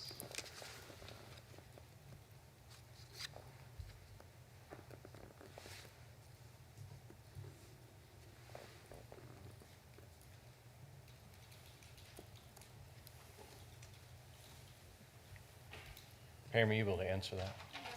There's additional like mailing fees and costs associated, so we're splitting the actual revenue, but then there's like bank charges and other charges that are just the city's responsibility.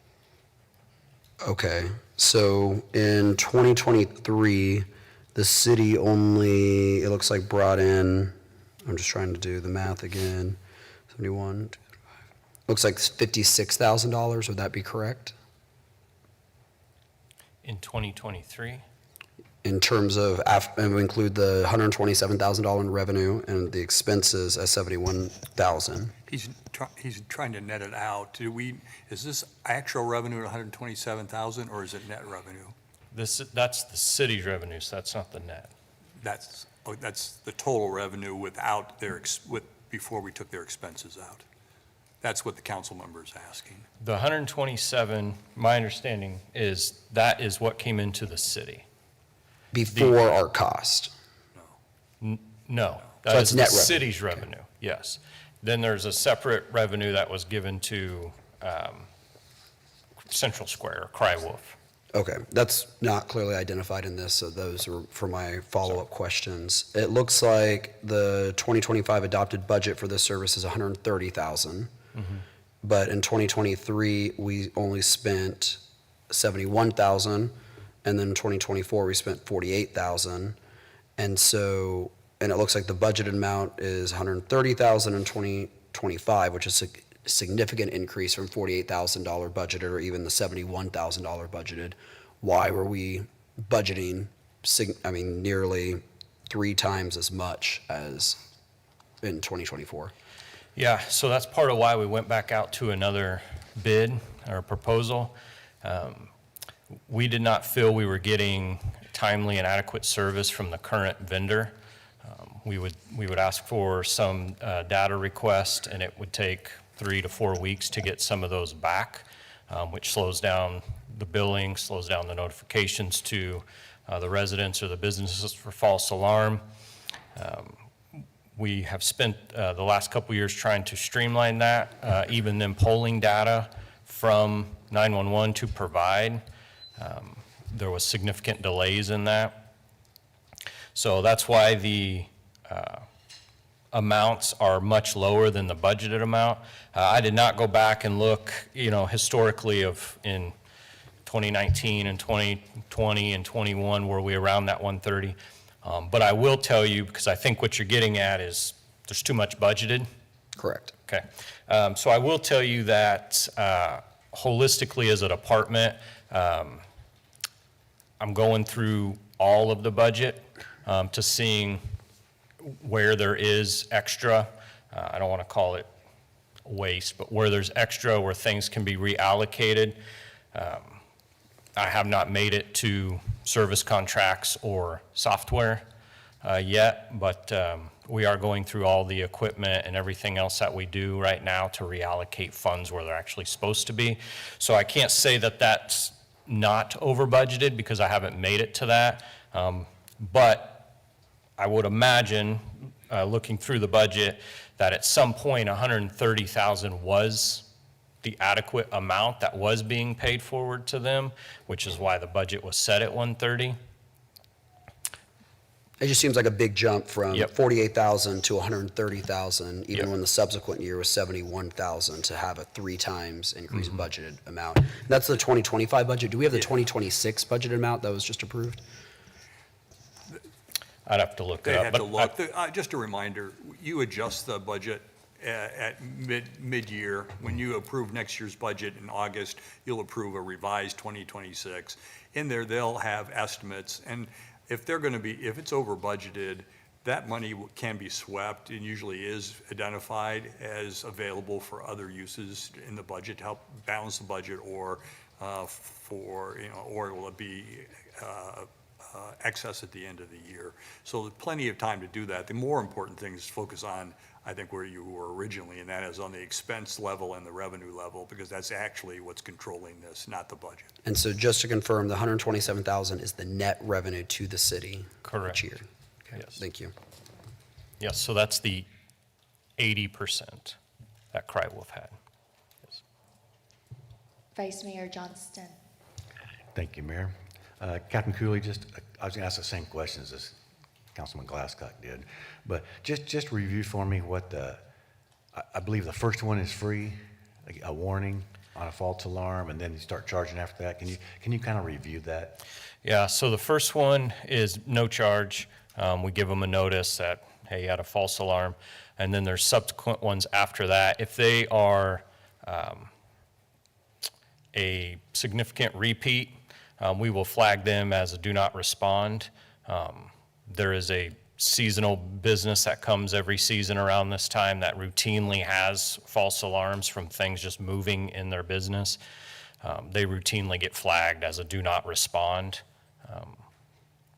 And it's the same with registration. Just to clarify, every alarm user has to register with the city and pay the fee to become, to have an alarm.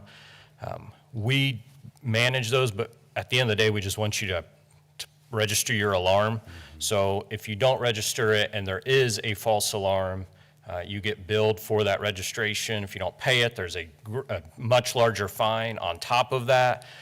At the end of the day, if they call and register that, we waive the bigger penalty for that. We just want them to register their alarms. Okay, thank you. I'm just curious on that 6,159 false alarms. Do you happen to know how many of those did receive a fine? Oh, I don't have that. I'd have to get that back to you. Okay, I'm just curious. And do you think the company, are they responsible for collecting that fine? Yes. Okay, do you think they're doing a good job of that now, or? No, that's why we went out for yep. Okay. Yeah, the proposal was the current company and then PMAM. Okay, thank you. My only question, since this is a new contract with a new company, PMAM Corporation, did we ever think about just doing an 80-20 versus a 76-24? So that's the current one, was an 80-20. I believe PMAM proposed the 76-24. I'd have to defer that question on why we ended up going 4% below where we were. I don't know if any of the members of the committee, maybe Josh can help us with that.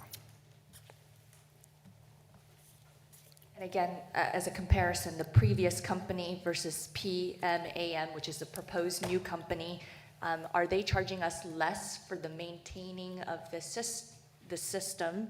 Or, because again, I would like to see us getting more in revenue. 80-20 seems more fair for the citizens to get the 80 versus 76. Good morning, Mayor, City Council, Josh Lauber. I'll speak candidly with you. The negotiations for cost sharing and fees was not as focused as ensuring continuity of services for citizens. This is a very restricted market, so there was very limited firms that could respond to this project. So when you have instances of a restricted market, it makes it very difficult to try to negotiate those kind of cost savings and those kind of cost sharing mechanisms. One thing that was explicitly focused during the contract negotiation was CAD integrations, cost of integrations, not paying for those integrations, protecting WPD, having a newer firm coming in, outlining continuity of services for these long-standing customers that are registering their false alarms, and not having a break in service that would jeopardize their business model. Is there still any way to negotiate asking for a bit more? I mean, it's a 4% reduction from the previous contract. If the council requests us to go back to negotiate, we can always do so. This was I think closer to 80%. Again, I understand that it's a limited market, only a few players, but again, I think, we should be negotiating a bit stronger, asking for closer to that 80%. We can go back to council if, we can go back to the vendor if the council defers this or requests this. Vice Mayor Johnston. Thank you. I might point out, Mayor, that 76% if you're collecting it is better than 80% if you're not collecting it.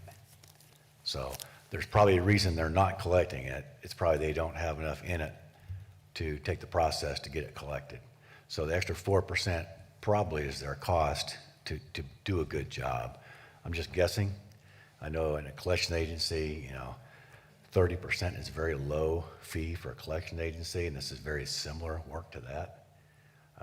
40-50% can be as much in a collection agency to collect a bad debt.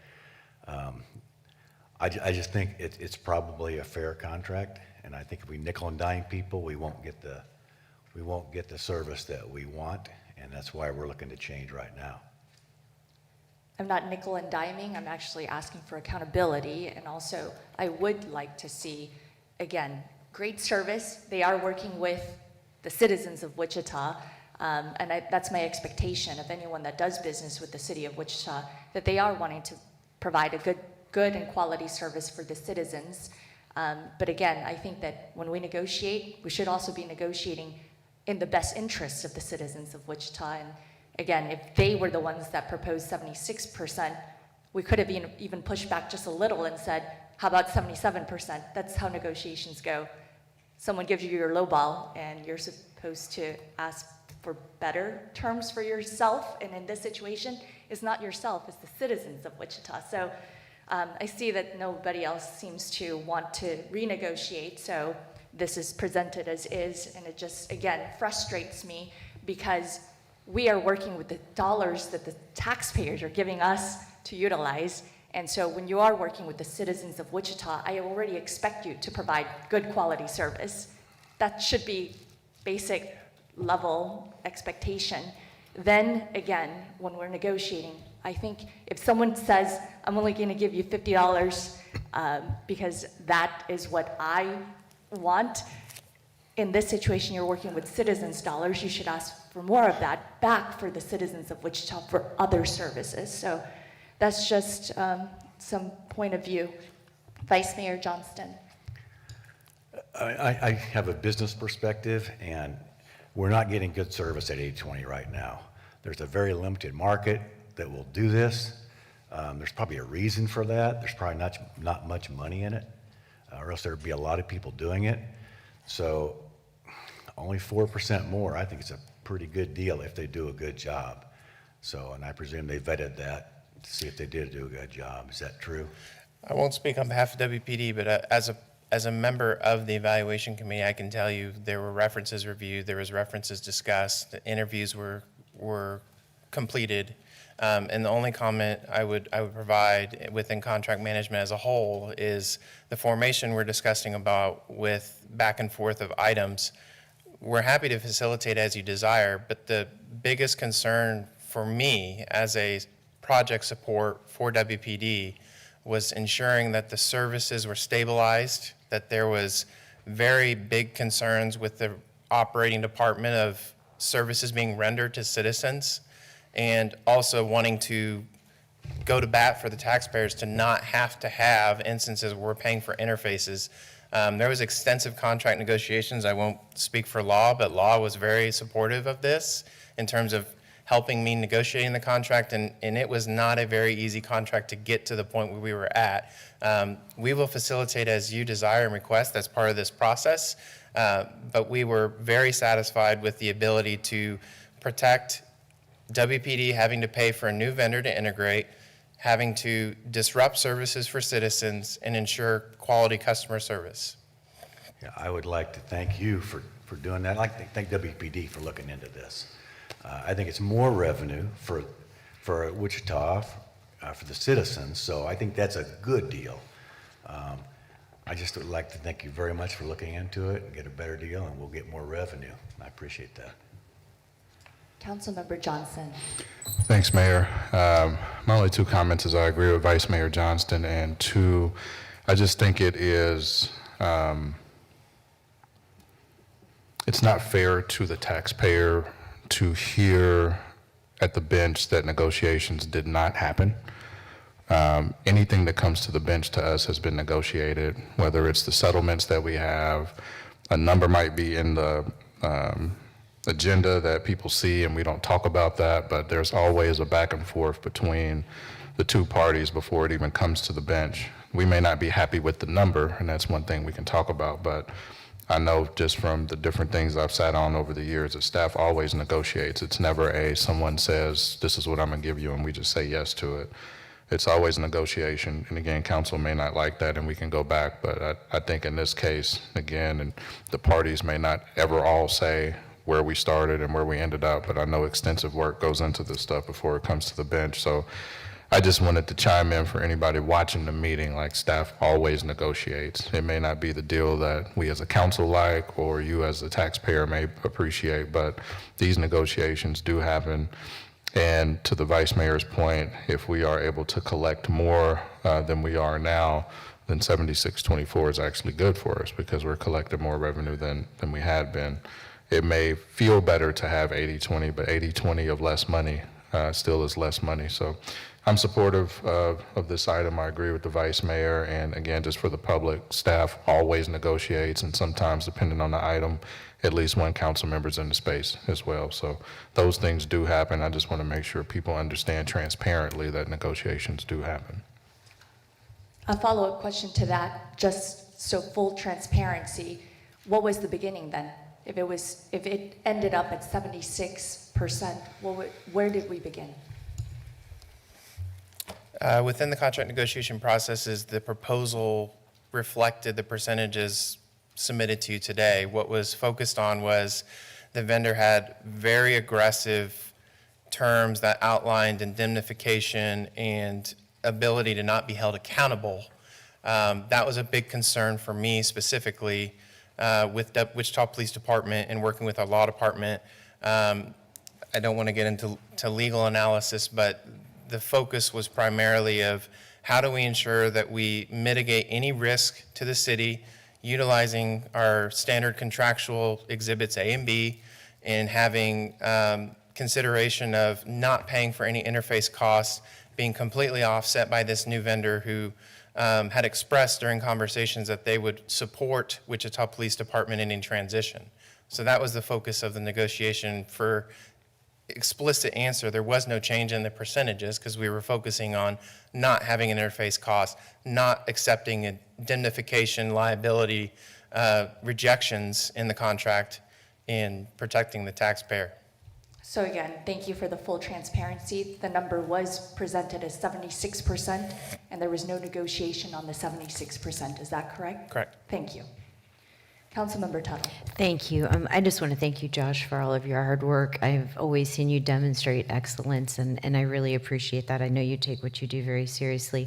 I also just wanted to point out that there was a staff screening and selection committee, correct, Captain Cooley? Correct. Yep, and that was from police, finance, and legal, correct? Correct. So just, again, to let the community know that it wasn't just one entity. There was a group to make sure that we were monitoring this process and to get the best cost, but then also the best quality. Correct. Correct. Thank you so much for all your work on this. Councilmember Johnson. Thanks, Mayor. And then just to add to that, as this entire team was looking at this proposal, I'm sure some of the focus was getting more dollars than what we were now, in addition to everything that Josh talked about and what's in this proposal. So even if a negotiation of numbers doesn't happen, we're looking at something that's better than what we currently had, which is what we look for. Yes, we could say, hey, give us 80 as well as everything else you're doing to give us better service than what we're getting right now. That could happen. But what it looks like is at the end of the day, this committee thought that it was worthwhile to bring this to us to get better dollars, better service, and some of that less cost for us as a city to recover these funds. Would I be accurate in saying that? You would, sir. Okay, thank you. With that, again, to the Vice Mayor's point, 4 percentage points less, that is real money to some folks, but that's also money we haven't been getting. So this item still is a good percentage. It's something I'll be supporting at 76%. Thank you again, Captain Cooley and Josh and the team for this new contract. And again, this is really to revise something that has been steady since 1999. We've been wanting to recoup costs for people that have had false alarms. And I appreciate Vice Mayor Johnston mentioning that citizens do get one free per year, correct? One free false alarm per year? Yes. And that this is really not to punish people who accidentally may trigger their alarm and it was not an actual alarm. But I wanted to make sure that that also did come out during questioning. So thank you again. With that, I see no one else from the bench who would like to ask questions. We will now open it up for public comment. I see no one from the public. We will now bring it back to the bench. And with that, I will move that the City Council approve the agreement with the new contractor, PM-AM Corporation, and authorize the necessary signatures. Second. Motion and a second. Any further discussion? I see none. Madam Clerk, please open the roll. Motion passes 6-0. Madam Clerk, please call the next item. Bond and note sale.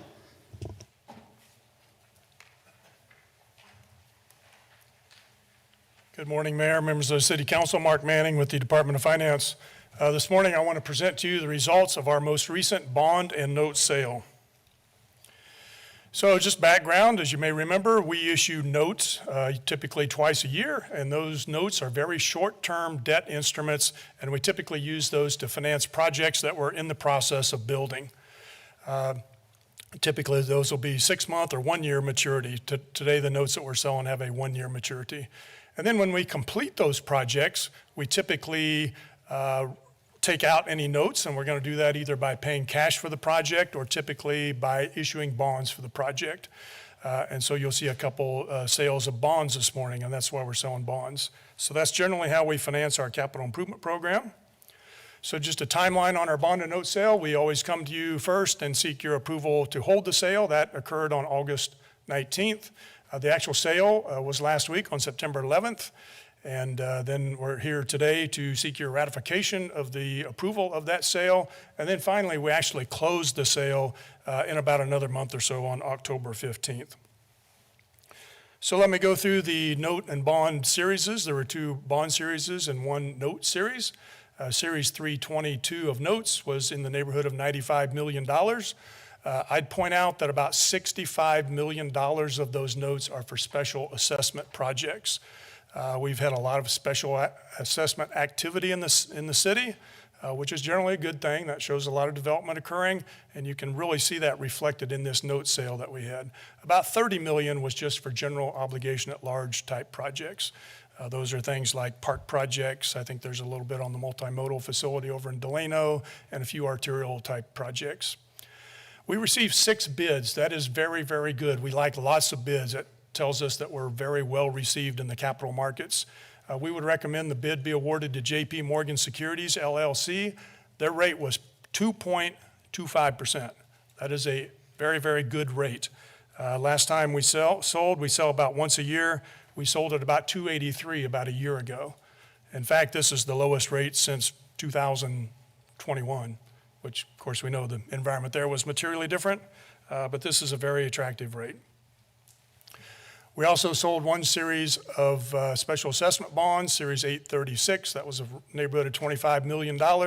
We received 11 bids for this series. Again, very good market response. We approved the bid award to Huntington Securities Incorporated. Our rate there is about 368. Again, we view that as a very attractive rate. Again, we compare with our financial advisor. We compare to recent sales of credits similar to us, and that rate also was very attractive. Now, our final issuance was a little smaller, about $10 million. This was 837 series. These were primarily for TIF districts and for facade projects. This series was taxable due to the nuances of those items in which we were financing. We received 5 bids.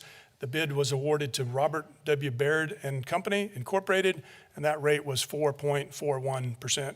Obviously, it's a little bit higher because these are taxable bonds in the previous series that I showed you. Before I go into the recommended action, I kind of want to tie this together to some of the stuff we've talked about over the last 6 months or so. We've talked a lot about interest rates, and I think Councilmember Hoseisel actually noted that as rates decline, that'll be favorable. I think you're seeing a reflection of that today. I would also point out, however, that as rates decline, which we're seeing on the short-term side, that's also ultimately going to impact our investment returns, which impact our general fund revenues. We've talked a lot about that. Just FYI, that's kind of the beginning, I think, of what you're seeing this morning. I think this is also very reflective of our financial practices here, most of which are guided by city council policy. We're very, very well received in the financial markets. You can see that by the rates we received and by the number of bidders that we received. And finally, let me tie it to the pie chart I always show you in the quarterly report that shows our debt. We always note that our general obligation debt is only about 4% of our total portfolio. That should continue because, as you can see from here, most of our future debt on a bonded side is probably going to be on the special assessment side because of the notes we have outstanding and on the water side. So with that, Mayor, the recommended action today is to ratify the award of the bids that were approved by the city manager last week, adopt the bond ordinances on an emergency basis, adopt the bond and note resolutions, and authorize the necessary signatures. And I'd be happy to answer any questions. Thank you, Mark. I see no questions for you. We'll now open it up for public comment. I see no one from the public who would like to speak. I will move it back to the bench. I move that the council ratify the award of the bids by the city manager for each series of bonds and notes, adopt the bond ordinances on a declaration of emergency basis, adopt the bond and note resolutions, and authorize the necessary signatures. Second. Motion and a second. Any further discussion? I see none. Madam Clerk, please open the roll. Motion passes 6-0. Madam Clerk, please call the next item. 2026 Group Health, Vision, and Dental Insurance Premiums.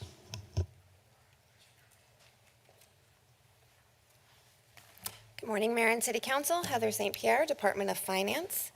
I'm here to discuss our 2026 proposed group health, vision, and dental insurance premiums. The city offers a robust benefits package to attract and retain our workforce. Group health, which includes prescription and vision, is self-insured and is funded by both employees and the city. Dental, however, is 100% employee funded. Annually, the City Council approves the premium rates for these programs. The city's group plan is highly efficient. Actual membership claims costs represent 96% of the total program expenses. Stop-loss premiums and other administrative costs make up that remainder. IMA, the city's contracted benefits consultant, works closely with staff and the Health Insurance Advisory Committee to analyze data and set our premium rates. Industry-wide expenditure trends are increasing 7% to 10%. However, a 3% premium increase is recommended for the 2026 group health rates and a 3.5% increase for dental. Staff collaborates with employee representatives on the Health Insurance Advisory Committee to review all of our proposed premiums. HIAC reviewed the group health plan recommendations and is supportive of the rate proposal. HIAC is also recommending implementation of IMA's Pharmacy Advocate Program. And that should be proposed 2026 rates, so I apologize for that. Members utilizing a family health plan can expect increases varying from $4.24 to $13.42 per month. Members utilizing a single plan can expect increases of $1.42 to $4.48 per month. Dental monthly premium increases range from 94 cents to $3.68, depending on plan enrollment. The Pharmacy Advocate Program. In partnership with IMA, staff continually review benefit levels, always balancing the viability of our healthcare plan against the needs of our population, our workforce. For 2026, staff presented HIAC with IMA's 100% voluntary Pharmacy Advocate Program. This program sources high-cost specialty medications internationally at a significant price reduction for the plan. International medications are manufactured by the same companies as those sold domestically and are provided to employee participants at no cost. It is recommended that the City Council approve the premium equivalents for the 2026 group health and dental plans, approve the inclusion of IMA's Pharmacy Advocate Program, and authorize staff to negotiate the terms and authorize the necessary signatures. And I am happy to answer any questions. Thank you, Heather. Questions for staff? I just want to point out that I appreciate the percentage that you just mentioned. On average, nationally, it is much higher. And on our green sheet, it's not on the presentation, but I always appreciate seeing this, what the actual cost for that insurance is, how much the city pays for that insurance, yes, and how much the employee pays for that insurance. And I think it's a really good reminder that, again, while salaries is something that people focus on, benefits is the other part of your compensation that is very vital. I'm always appreciative of organizations that provide health insurance to their employees because the company or organization bears a large majority of that cost Yes, ma'am. for the employee. So a great example right here is for someone who's a single individual using the Select PPO program for 2026, the total cost is nearly $666, and the city pays $617 of the $666. So the employee only has to pay per month nearly $49 a month for that health insurance. So again, pointing out how much the city or an organization pays for health insurance should be always part of that conversation. And I would really appreciate if maybe next year during the presentation, what was in our green sheet could be shown. Of so course. people can see again the value that they're getting from their employer. Because again, the city of Wichita does care about its 3,000 employees, and having that health insurance is vital for many individuals and families. And again, the city does pay a large portion of that. Of course. Vice Mayor Johnston. Thank you, Mayor.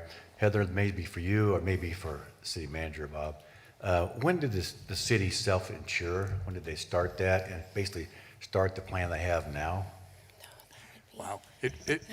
Long Vice time Mayor, ago. it predates me in terms of self-insurance. It's been a long period of time. Yeah, I want to compliment whoever did that years and years ago, because it's very, very efficient. To get 96% actually go to benefits is phenomenal. So you guys do a great job, and city employees not abusing it too. So Yes. appreciate that too. So thank you. Mayor, if I can, I'd like to pick up a little bit on your statement. I do think it is important for our employees to understand, and I think most of them do, that after they've taken advantage of our insurance, I think they understand the advantage of the program that we offer. And we do try to, during our new employee orientation, as well as other points in time, we try to talk about the value of that benefit.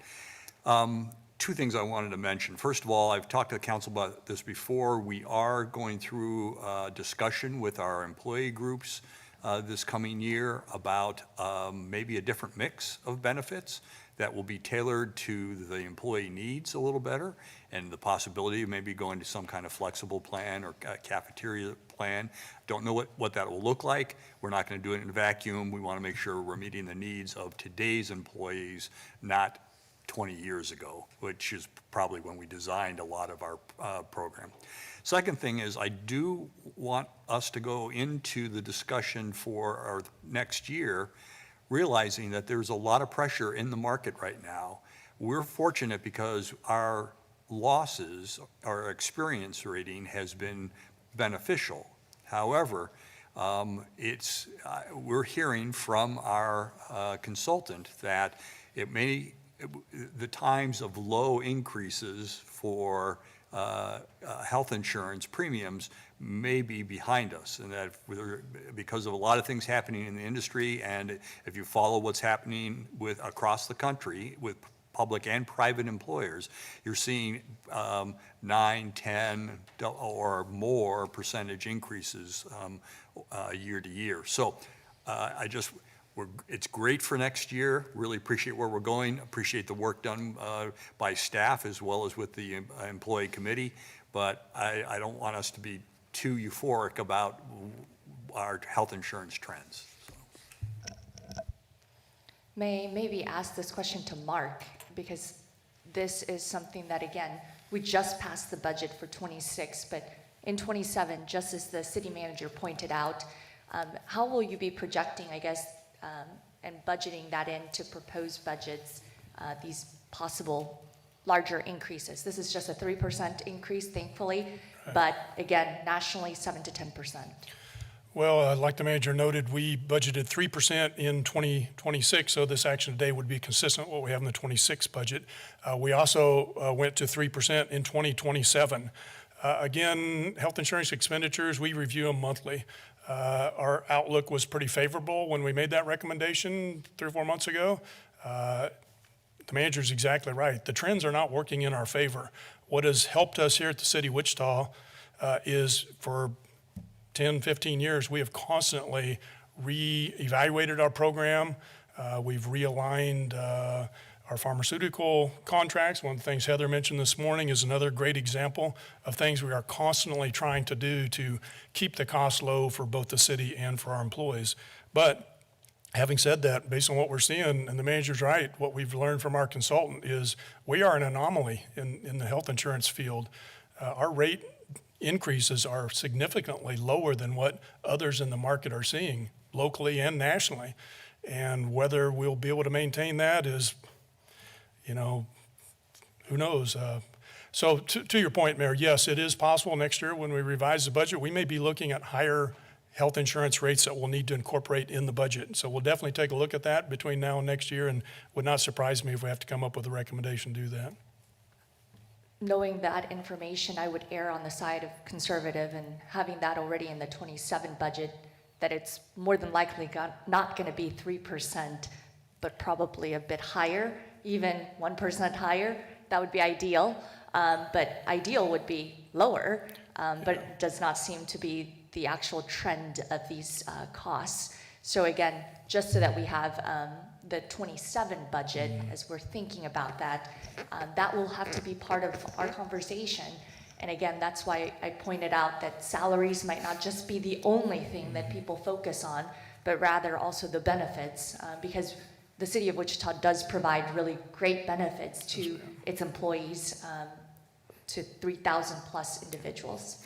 Mayor, I will say through the prudent management exercise by the finance department, we do have some fund balance that can address spikes. But if we're seeing long-term trends, then we'll have to be a lot more thoughtful as we prepare budget going forward. But if for some reason we were to see a spike up to 7% because of our losses, our fund balance allows us to be able to adjust to something like that. And a reminder, if we go up, our employees' contribution goes up as well. So. Thank you. I see no further questions from this bench. We'll open it up for public comment. I see no one from the public. I'll bring it back to the bench. Again, thank you, Heather, and thank you, Mark, and thank you, City Manager, for that context. I move that the council approve the recommended premium equivalents for the 2026 group health and dental plans, approve the inclusion of IMA's Pharmacy Advocate Program, and authorize staff to negotiate the terms and authorize the necessary signatures. Second. Motion and a second. Any further discussion? I see none. Madam Clerk, please open the roll. Motion passes 6-0. Madam Clerk, please call the next item. Public art for improvements to Arkansas Riverfront West Bank.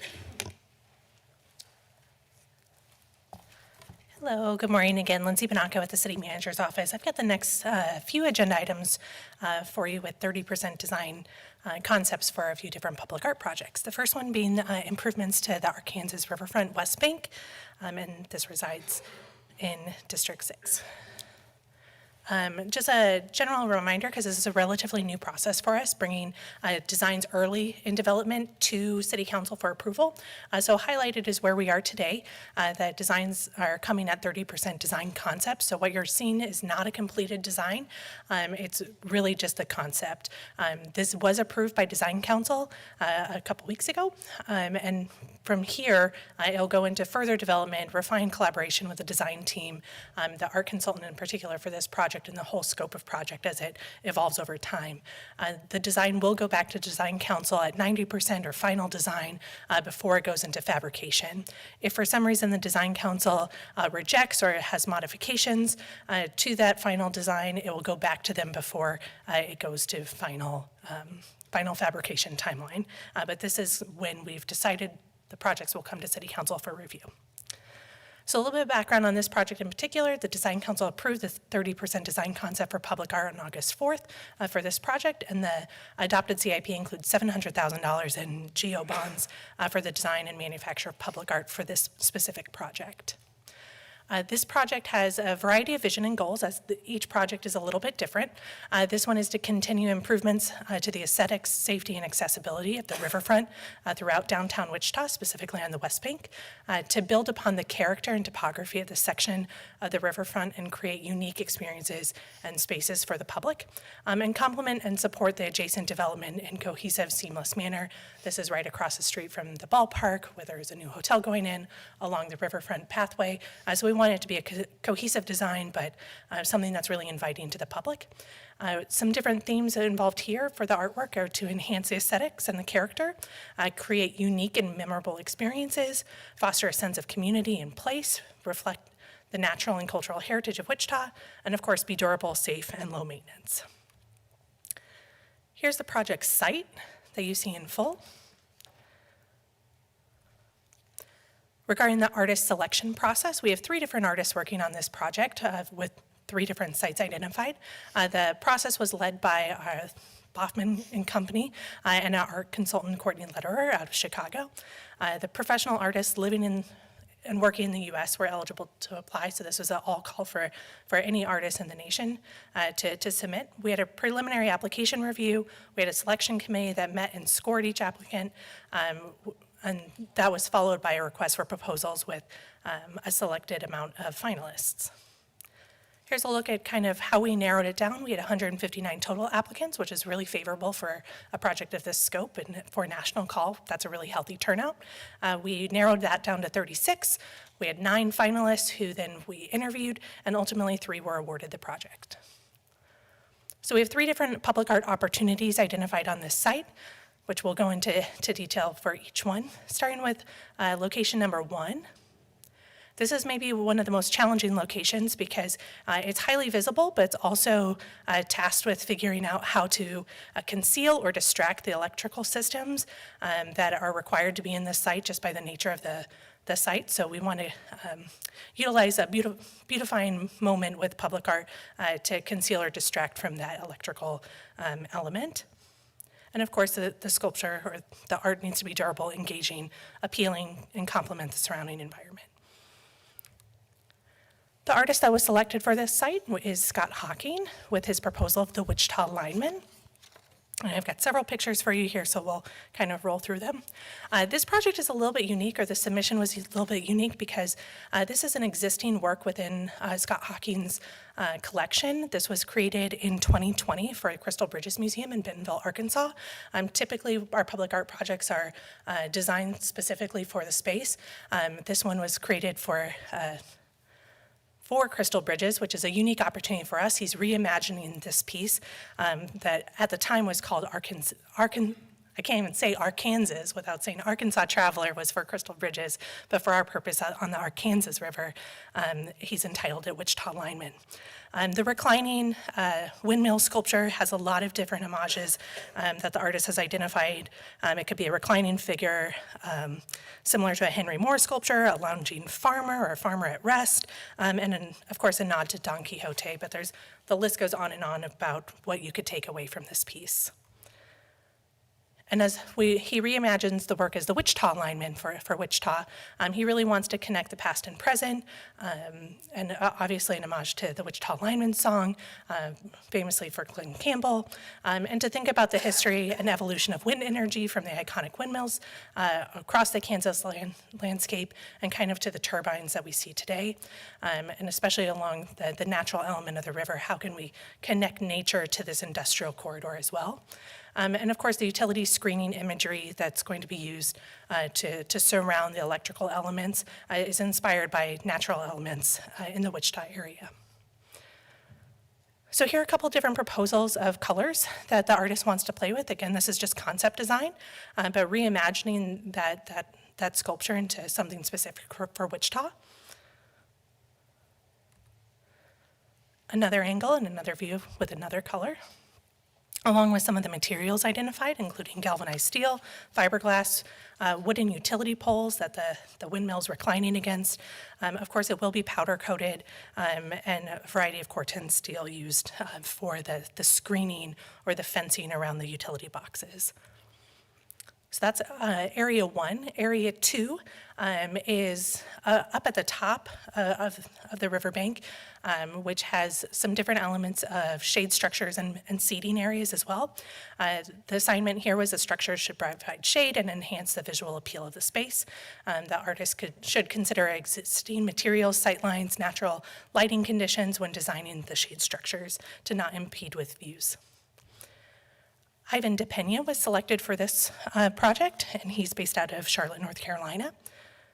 He has presented a series of sculptural arches inspired by the Wichita, the river's natural flow, excuse the cutoff there, and dynamic rhythm of the water.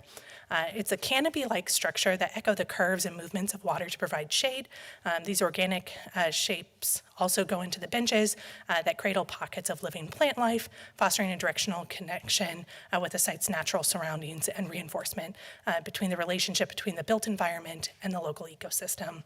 And it's rooted with an understanding of the river's historical significance as a lifeline of the region. The project draws from the river's legacy of connection and sustenance. So here's a mock-up of what the artist has presented. A few different angles.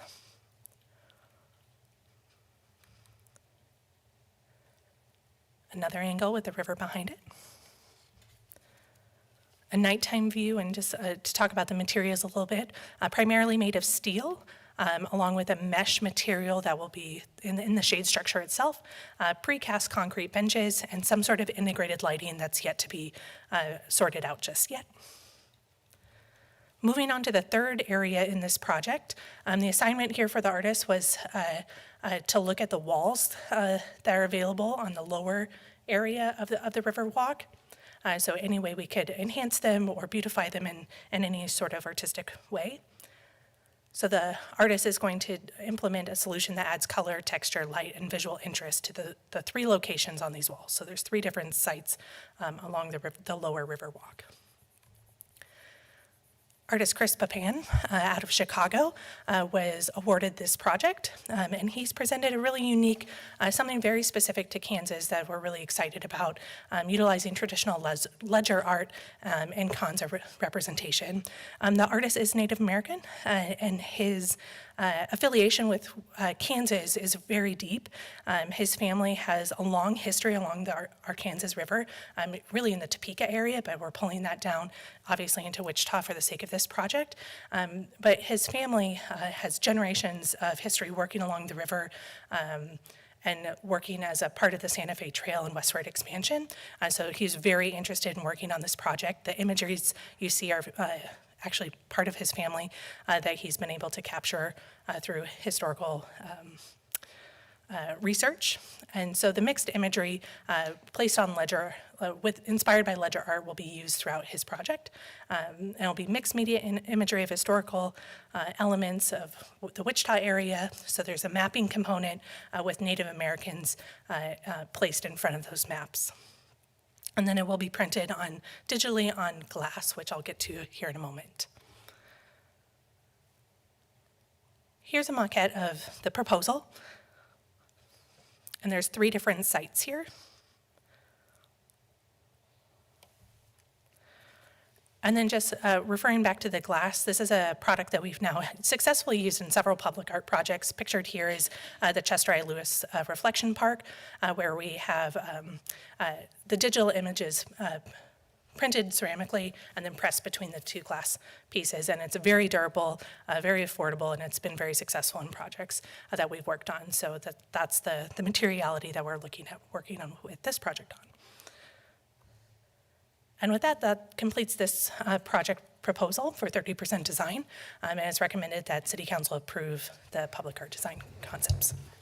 And I'll stand for questions. Thank you, Lindsay. Can you tell us, there are three pieces of art. Can you talk about the price for each of these, for the artists in Illinois, for the artists in North Carolina, and for the artists in Michigan? I don't have a breakdown of the budget in front of me, but in total it's a $700,000 project. I believe the bulk of that is for, well, I don't even want to misspeak about it. I'm not sure what the breakdown of the project is, but I can provide that at a later date. I would appreciate a breakdown of these three pieces. how much each of them costs. Again, I like the incorporation of Kansas and Wichita history in all these pieces. I know that Councilmember Glasscock served on the committee. Can we go back to the Wichita lineman? Probably right there. Or maybe the next slide, number 80. So I see that there's a lot of opportunities to climb. And I know that young people, especially kids, like to climb on items like this. Will this allow for that? Great question, one that came up in a heavy discussion with the Design Council, asked kind of the same thing. In short answer, yes, it will be climbable. That's obviously not the goal of the project, but there's not going to be anything deterring anyone from necessarily doing that, other than hopefully having security elements such as lighting that might deter unwanted activity, but it will be extremely durable, so similar to a jungle gym, we're not anticipating any structural integrity issues with the piece, or if someone does climb it, any outstanding injury to be caused from it. So I don't know if that answers your question, but something that we've definitely been thinking about, and as the design evolves, we'll be considering ways to mitigate that as much as possible. And again, this piece is already created. It's called the Arkansas Traveler, and it will now be repurposed to the Wichita Lineman. Because it's already a piece that exists, can you tell me about the cost of that? Because again, it was at Crystal Bridges down in Arkansas, and now it's going to come up to Wichita. Correct. Is there a cost savings because it's already created? Can you explain that? There is not that I'm aware of. The artist bid successfully on the project within its budget, and the proposal between both the existing work and what the modifications are going to happen for it, including the pole, the fencing around the maintenance yard or around the utility area, are all included within the project budget. So can't speak to what Crystal Bridges might have paid the artist to what we're paying. I can't speak to that. And just because this image reminds me that at one point we had a zip line from one side of the river to the next side of the river, east and west were connected. This was during River Festival a few years ago. I wanted to know, can that be repurposed for possible things like a possible zip line? I do not know, but I would say anything is possible with enough planning and coordination. That is not within the scope of this project currently, but if there's a will, there's a way into figuring that out. Thank you, Lindsay. Councilmember Glasscock. Thank you, Mayor Lindsay. I'll have comments afterward. Thank you for your work on this. Two quick questions. Actually, this page works really well. I know when we did the site visit that the utility box may be moved out of that. Is that part of the 30% design? Because if I remember correct, this was the original location of it, and then it was moved to maybe a subsequent location through the design? I'm going to refer to Public Works on the movement of that. And this may be the new location as well, but.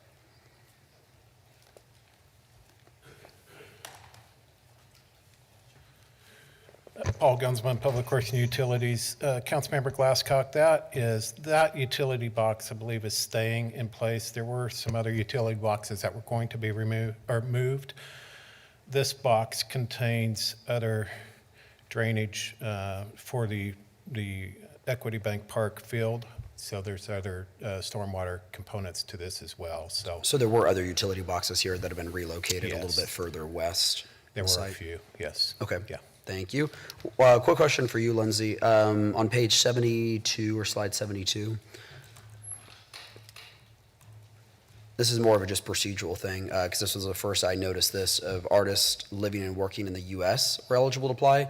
Is that restrictive of all projects we have, or was it just in this project in particular? Just for this project, every project has kind of a different scope, and typically this is led at the direction of Design Council. So given the nature, the budget, the size, the impact that this project has, we open it up on a larger scale. There's plenty of projects where we have preference for local artists, where we might open it up nationally, but give bonus points or special consideration to local artists. It really depends on the project. Well, I actually meant the opposite way in terms of international applicants. Is that something that we restrict in city code? if international applicants would I apply? or don't is it- believe there's a restriction on that. I know we've had a Canadian artist work on a project within my 10 years, so it just depends on the scope of the project. Okay, thank you. And I'll have comments after. One more question, Lindsay. Can you go back to the ebb and flow art piece?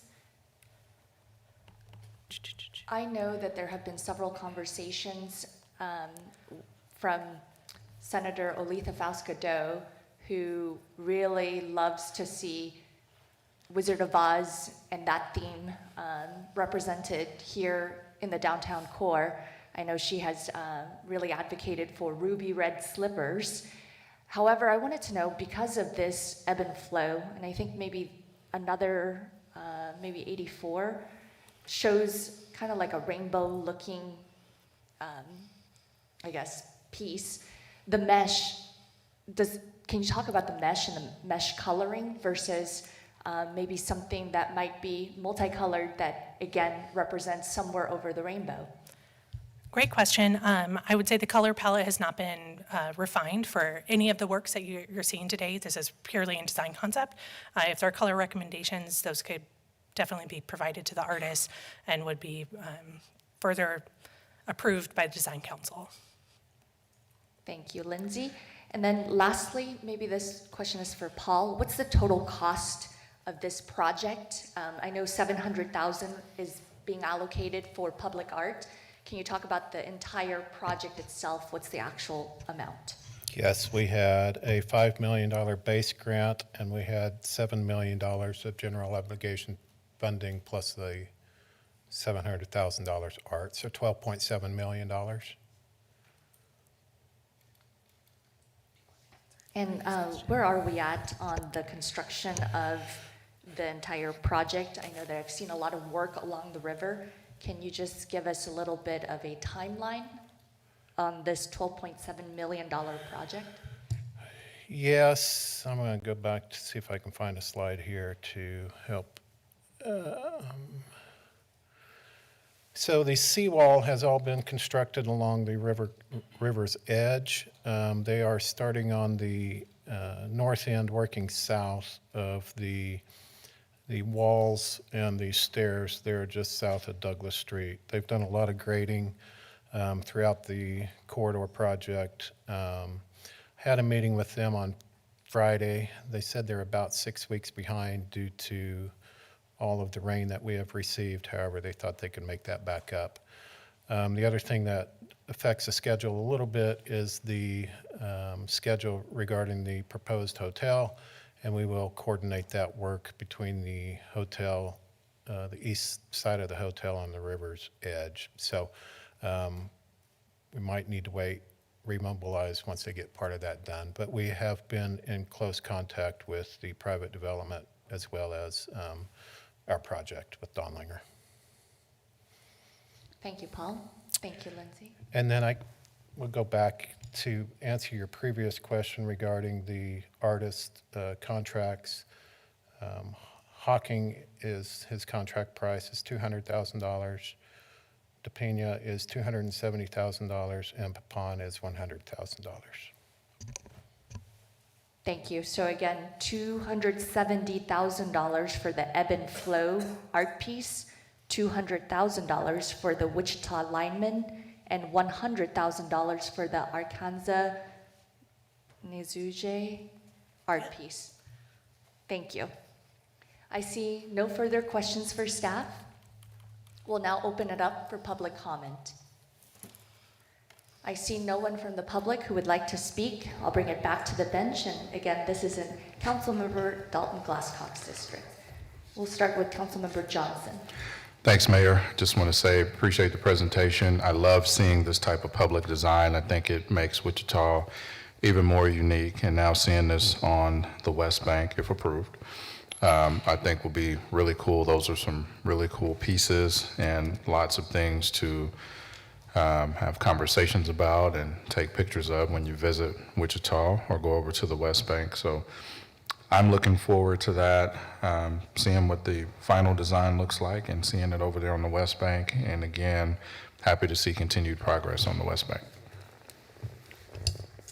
Vice Mayor Johnston.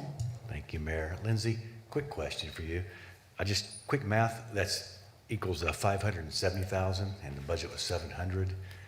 Extra 130 Sure. goes. Definitely, a chunk of that goes to the art consultant and to the prime engineering firm to take an administrative fee. Okay, thank you. Councilmember Glasscock. Thank you, Mayor. Courtney was a great lead on this project, and I just want to thank Lindsay and Jana, and then also the artists Chris, Ivan, and Scott. I had the chance to go on a site visit with them. Unfortunately, I didn't have the chance to go to Monarch afterward, after we toured the locations, but I'm very thankful for the work they've done on this project.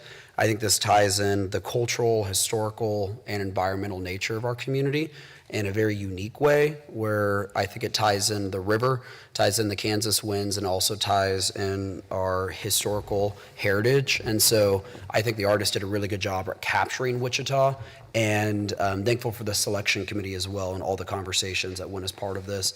I think I'm proud of all these pieces. When I've traveled, I think I mentioned it when we had Lineman Day in Wichita. When I traveled abroad, what Wichita was known for was the Wichita lineman, and having a piece named after that and really homage to that, and then just the durability of Wichita people, I think is something that is super transformative for our community along the river, again, tying to the historical nature, and then also just the wind and the water as well. So thank you for all the work on this. I don't see anybody else on the podium that has any comments, so I will make a motion to approve the 30% design concept for public art. Second. Motion and a second. Any further discussion? I see none. Madam Clerk, please open the roll. Motion passes 6-0. Madam Clerk, please call the next item. Public art for Redbud Trail Woodlawn to K96. All right, I'm back. Lindsay Banaka with the City Manager's Office with your next item. Just as a refresher, same slide you saw in the last presentation of where we are in the design concept process. We are at the 30% design concept phase, and there are still many more iterations of designing that goes along in the project. A little bit of background on this project in particular. The adopted CIP includes $300,000 in general obligation bonds for the design and manufacture of public art as part of the Redbud Trail project. And Design Council approved this design concept on March 3rd of this year. This project had specific vision and goals, as they all do. For this one, the artwork should improve the experience and engagement of users along this particular segment of the Redbud Trail. It should be appropriate for the character of the corridor, further a sense of place, inspire, create dialogue, enhance the experience overall. It should also respond to the site conditions and the context, including the scale of the work, the materials used. Sight lines were really important for this specific location, considering the adjacent residential and commercial functions in this high traffic area. And of course, we want everything to be durable, safe, and as low maintenance as possible.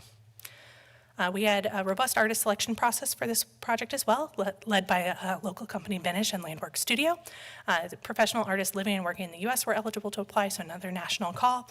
We issued an RFQ. There was a preliminary applicant review, selection committee interviews, and a final selection. For this project, we had 93 applicants, which is, again, a really healthy applicant pool to pull from. We had 4 individuals identified as finalists, and one individual was awarded. The criteria for this project was to create a unique, locally relevant signature bridge design responding to the site conditions, to provide a 12-foot wide path inside the bridge, edge to edge, utilize low maintenance materials. Obviously, we want something that's in compliance with bridge loading requirements, limit opportunities for climbing and throwing, and include architectural lighting at the bridge deck, and provide a continuation of the feel of the trail across the bridge. The artist selected for this project is Ed Carpenter of Portland, Oregon. This is a piece, a similar, same but different bridge that he recently completed in Portland, Oregon. And you'll see kind of an homage to this design and what he's designed for us. Although he's from Portland, he's also created work for us before, and we're lucky to have his work in the airport terminal entitled Aloft. So if you're going up or down the escalators on your way to and from the airport, I always encourage people to look up. It's one of my favorite pieces in the city's collection that he designed. For this project in particular, he was inspired, and his concept approach for this project was to extend the feeling of the natural element of the trail itself through the urban environment of Rock Road, which is a tough balancing act. Design elements are inspired by native grasses and the natural environment, utilize a splayed arch approach, which removes the danger of catching bicycles, and a safer than rubbing on railings. And the layers of stainless steel, galvanized steel, screening and weathering steel mimic the texture of the landscape, as well as providing a beautiful outcome. So I have a variety of pictures to kind of scroll through here. This is an aerial view of the overall plan and elevation. A basic template for the artistic interpretation. This is the concept sketch exploring that grass theme. Some additional designs.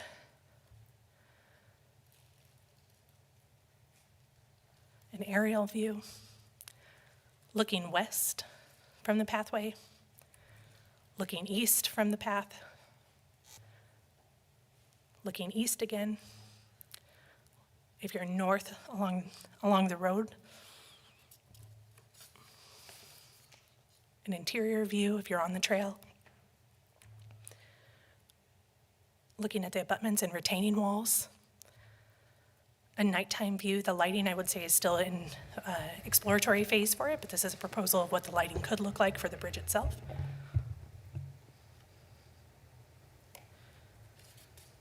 And materials proposed being used here are galvanized steel, weathering steel or Corten, stainless steel for accents, and under-over steel mesh layers as well. Another schematic of materials utilized.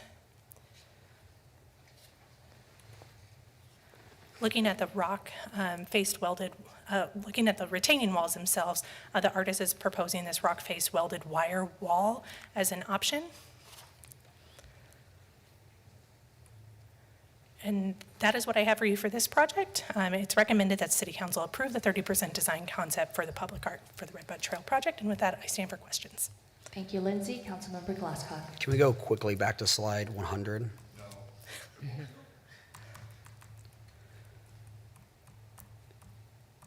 So I wasn't expecting a 12-foot wide path to be this soon on the agenda. It's the bridge. It's the bridge. Thank you. No further comments. Next I knew question. you were going to do it. Lindsay, can you just tell us what's the total for this project? Paul? For the art or for the total project?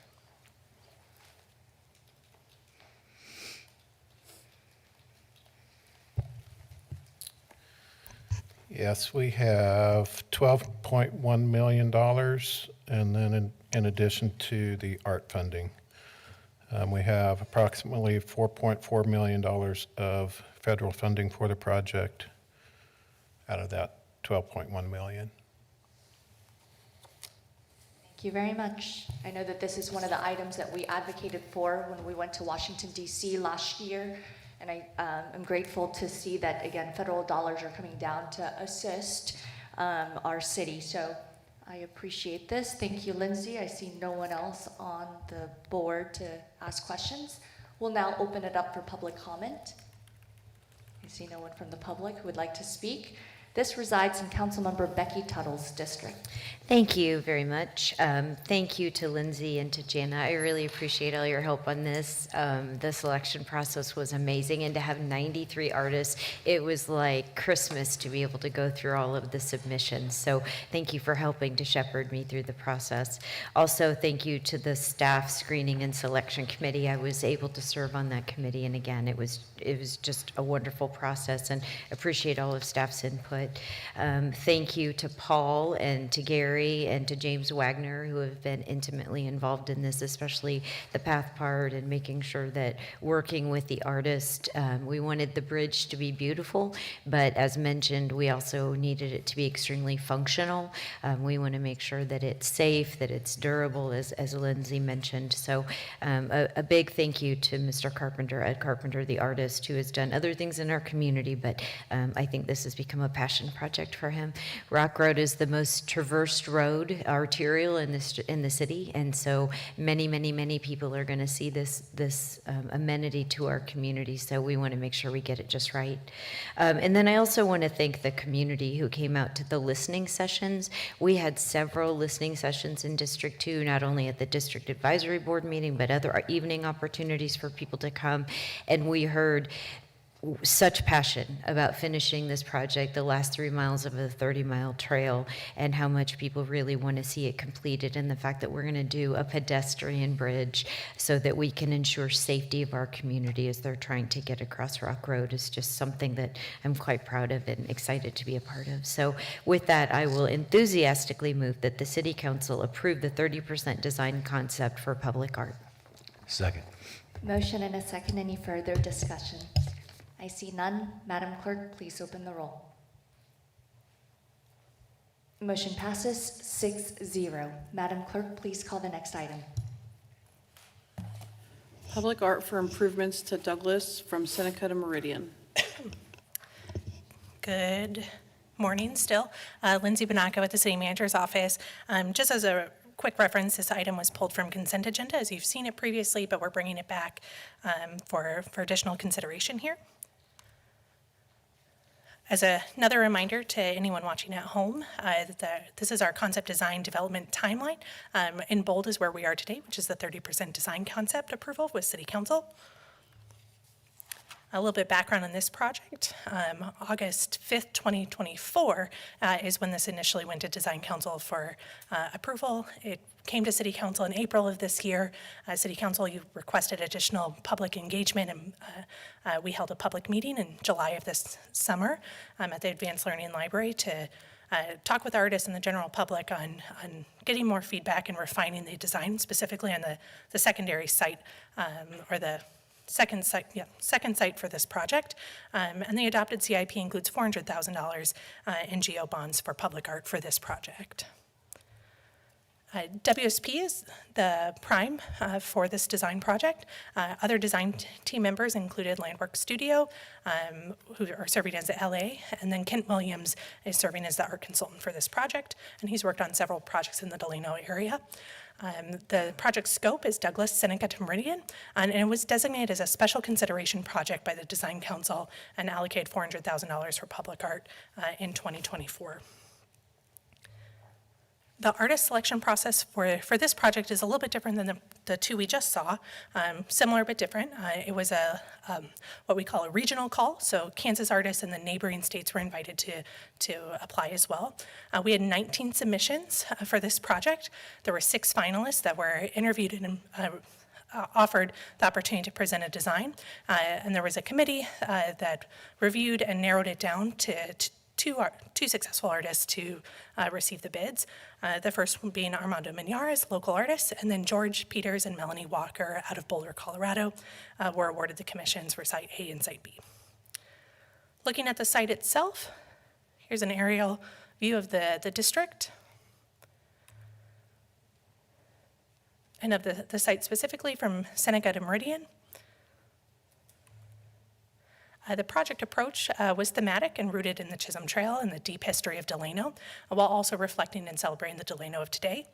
The 2 sites were identified for art projects to be installed. Site A will provide an iconic gateway to the neighborhood. Site B will activate areas along Douglas to calm vehicular traffic and to be an engagement opportunity for pedestrian traffic. So here you've kind of got the 2 different options with the 2 sites.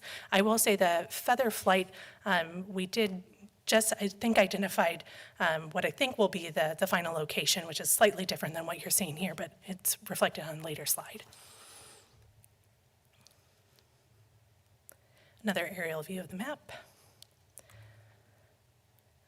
In considering Armando Miñares' work itself, we'll be at Meridian in Douglas as the gateway into the district. The concept approach here was to create an elegant and dramatic gateway into the neighborhood, to use bold forms to be experienced by drivers and smaller narrative detailing to engage pedestrians. The designs are derived from two main visual elements that the artist has presented, the headdresses worn by the Wichita tribal leaders and warriors, and the graceful horns of the Texas Longhorn. Here's the concept design here. And then you can see how the artists intertwine those inspirational moments. And with the horns. Some proposed materials that are still in development and still in discussion. These were discussed at length at the public meeting this summer. Still not sure which way we're going to land with photos or tile or the decorative brick. Still in development with artists on that. Moving into Site B, this is where we've seen some different proposals than what you saw in April of this year. George Peters and Melanie Walker listened to feedback and have made some adjustments. So this is, I believe, the site that is likely to be presented at, which is at Douglas and Fern. If you're familiar with where Ballet Wichita is, kind of right in front of their operation, as well as Caddy Corner across the street. So their Feather Flight series has been developed a bit further. These are wind-activated kinetic sculptures reminiscent of Delano's early aviation history. The feathers themselves will be inspired, by local and regional bird feathers and the concepts of flight and movement. The feathers themselves have not been narrowed down. The birds haven't been selected just yet, but those are still in development. But the final product will be inspired by local and regional birds. A series of 6 to 10 feather sculptures, and this is where we're thinking it's going to actually be at Fern Street. Here's just a picture of what the schematic could look like. Additional imagery. The feathers will gently turn in the wind and are rated for 150-mile-an-hour wind speeds. This is a little bit different than what you saw in April, where they were kinetic and could move kind of in a 180 pattern. These more have a gentle glide to them. The sculptures progress in height from 16 feet to 22 feet and are on a 4-inch diameter aluminum poles. And the feathers are slated to be polychrome, encased between 2 layers of clear, durable polycarbonate. And that's what I have for you for this project. It's recommended that City Council approve the 30% design concept for public art, and happy to answer questions if there are any. Thank you, Lindsay. Questions for staff? I have a couple. First, maybe it's another Paul question. What's the total for this entire project?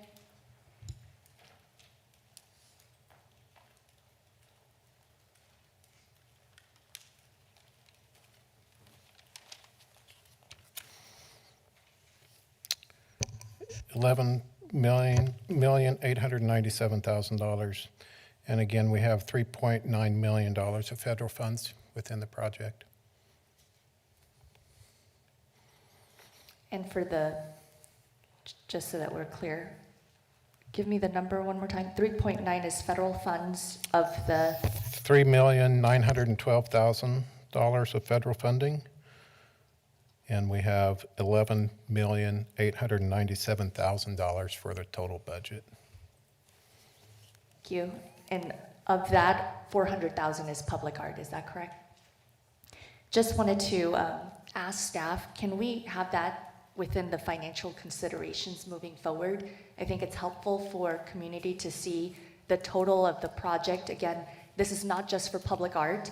There's improvements that will happen on Douglas Street, and that is the reason why there now is additional funds to specifically work on public art.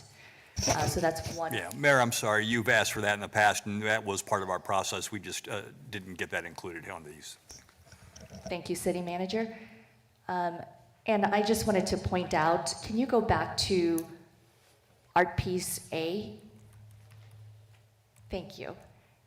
I just wanted to make mention that, again, this is in support of a local artist, Armando Miñares. And so I know that we've gone through multiple art pieces today and multiple of these individuals were outside of our community.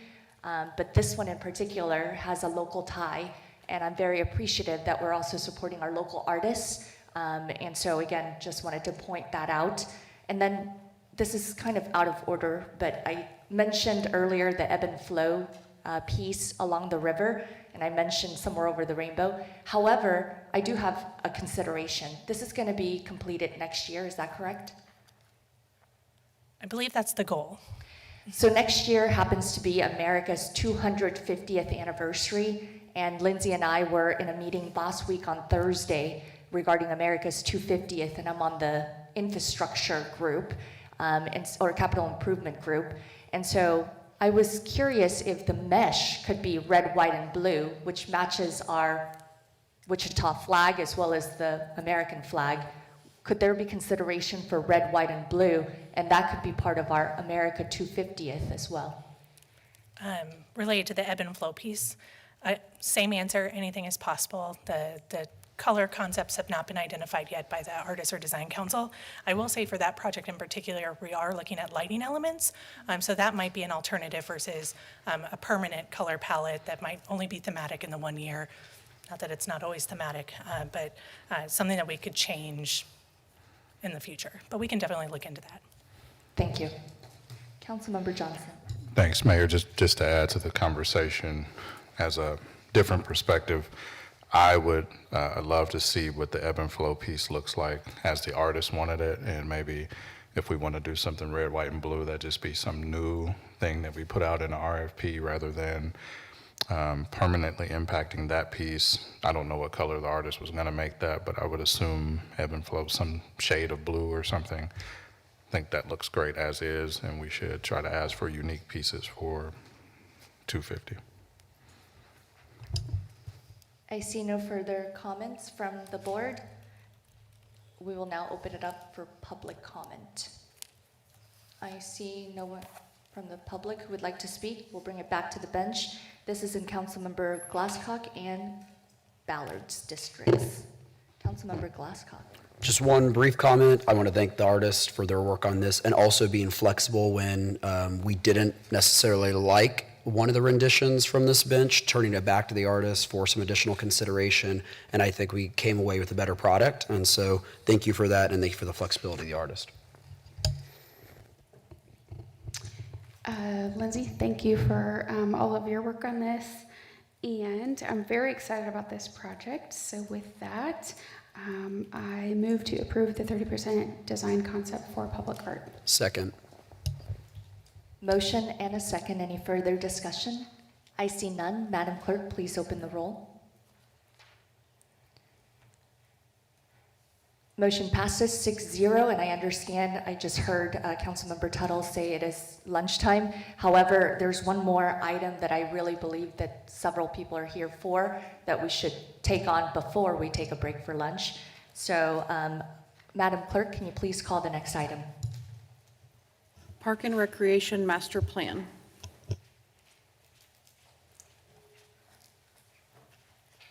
I'm going to sneak in one last good morning here. Mayor, City Council, Katie Eddy, Department of Park and Recreation. I'm going to talk to you today about the Park Master Plan.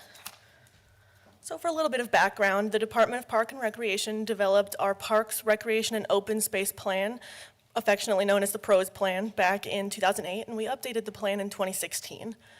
The PROS plan guided our department on 6 key strategies, which were outlined throughout the body of this document. Those strategies were community health and wellness, taking care of what we have, financial sustainability, building community and relationships, youth engagement and activity, and organizational readiness. However, staff, along with the Board of Park Commissioners, recognize that much of how we operate, as well as recreational demands from the community, have changed significantly over the last 9 years. So we believe it would be beneficial to reimagine our master plan for Park and Rec in order to aid the city in aligning our investments with community needs, maximizing parkland utilization, delivering exceptional rec services, creating a feasible strategic roadmap, and implementing sustainable investment strategies for the city of Wichita. Park staff, as well as individuals from other city departments, work together to develop a scope of services for the RFP to select a consultant to aid us with this endeavor. We issued that RFP on April 4th. We received 10 responses, and the selection committee, which consisted of 14 individuals, including both internal and external stakeholders, we met and shortlisted 3 firms and interviewed those 3 firms on June 26th. And ultimately, the committee recommends RDG Planning and Design as our preferred vendor, and a contract has been prepared to initiate services with them. The RDG is a professional services firm that offers those services in a variety of disciplines, including urban and landscape design and comprehensive planning. Their partners include Pros Consulting, which is a well-known consulting firm in the field of Park and Rec, ETC Institute, which will help us with our statistically valid survey, and they also have conducted hundreds of surveys on behalf of other governmental agencies, and Venice Communications, which is a full-service integrated marketing and community engagement company, and Venice Communications has worked on other local projects and plans as well. This team's proposal includes a demonstrated ability to address complex issues with tailored and practical solutions, a clear understanding of our priorities, a robust and well-structured public engagement plan, a thorough assessment of our entire park system, detailed benchmarking, a needs assessment, a gap analysis, financial recommendations, and finally, strategic recommendations that are supported by cost estimates, maintenance planning, phased implementation, and identification of potential funding sources. This data-driven and community-focused process, which will take about 12 months from start to finish, positions RDG to deliver a practical and forward-looking plan that will guide our park system for the next decade. Staff has prepared a contract with RDG with a not-to-exceed fee of $301,250. The adopted capital improvement program contains $250,000 under ongoing projects for the Park Master Plan. The Wichita Parks Foundation has generously agreed to donate $51,250 to cover the fee for RDG that was in excess of our adopted budget. And staff recommends initiating $301,250 in general obligation at-large bond funding at this time. Based on Administrative Regulation 2.4B, we do need your approval to accept this donation over $50,000, and the Law Department has reviewed and approved the contract and the bonding resolution as to form. So with all of that said, it's recommended that the City Council approve the vendor selection, approve the contract, accept the donation, adopt the bonding resolution, authorize initiation of the project, and authorize the necessary signatures. And I'll stand for any questions you might have. Thank you, Katie. Councilmember Glasscock. Thank you. Just one quick question for Katie. Regarding our conversations with the county around potential collaboration and consolidation of some services, is the county buying into any of this master plan fee? They are not at this point. We are including the county in the scope of it. We're wanting to make sure that we address the entire park system for the Wichita metropolitan area. That does include some parks that are within the city and just on the near outskirts of the city. So we are including them in that scope. But any cost sharing at this point, I would defer to the leadership team, either the city manager or the department director, because we have not discussed any potential cost sharing. Okay. Councilmember, the county has been involved in the selection process, being consultant had representatives. We have not approached them on cost share. Great suggestion. We will visit with them about that. Thank you. Thank you. I just wanted to point out that, again, I sat on that committee as well as representatives from USD 259 and the county were on there. And I really appreciate having that comprehensive group.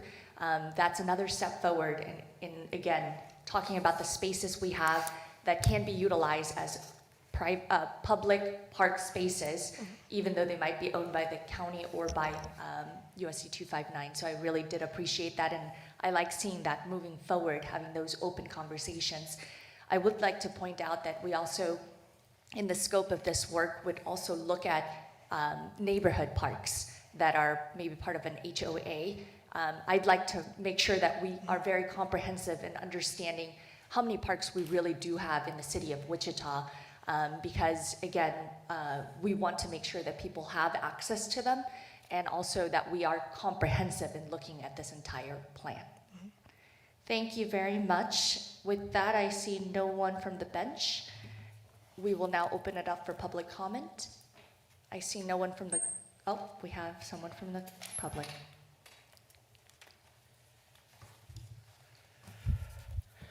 Good morning, Mayor and Council. My name is Brian Fry, 3109 North Ridgeport in District 5.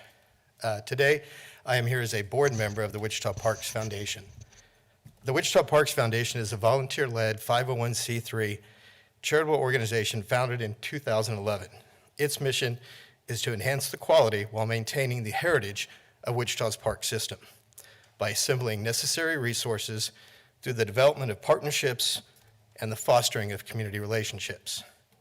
Our primary fundraiser is the Plates for Parks program, with fees from the Wichita Flag Affinity license plates providing a sustained funding source.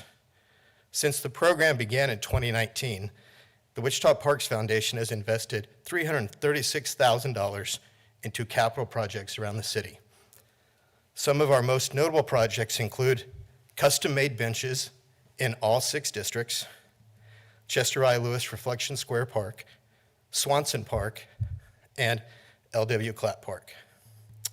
Recently, we approved $25,000 towards the Riverside Park Pagoda Building renovation, and next week, we'll announce a second contribution for that project. At our meeting earlier this month, the board unanimously approved $51,250 to cover the park master plan fee in excess of the CIP budget. As I stated earlier, our mission is to enhance the quality while maintaining the heritage of Wichita's park system. We do that by advocating for the development of all city park properties and directing needed resources into the park and recreation system. Simply put, we exist to make our park system more better. Okay, that may be my line and not the board's, but you get the idea. A robust master plan to guide and deliver for the next decade is necessary in a budget-constrained environment. At the same time, it allows our board to identify opportunities for support and engagement. We believe a strong park system greatly enhances the quality of living for our neighbors and visitors. It should be noted that the Wichita Parks Foundation is currently in the middle of our own strategic planning process. We are evaluating our position and future role in the community. A new master park plan for the city of Wichita will be a key component of our strategic plan going forward and how we all work together for Wichita Parks. So, on behalf of the board, we are supportive of the Park Department's request and encourage the City Council to vote in favor of this item. Thank you. Thank you, former Councilmember Fry. I see no further individuals who would like to speak, so I'm going to bring it back to the bench. Councilmember Johnson. Thanks, Mayor. How did former Councilmember Fry get in this building?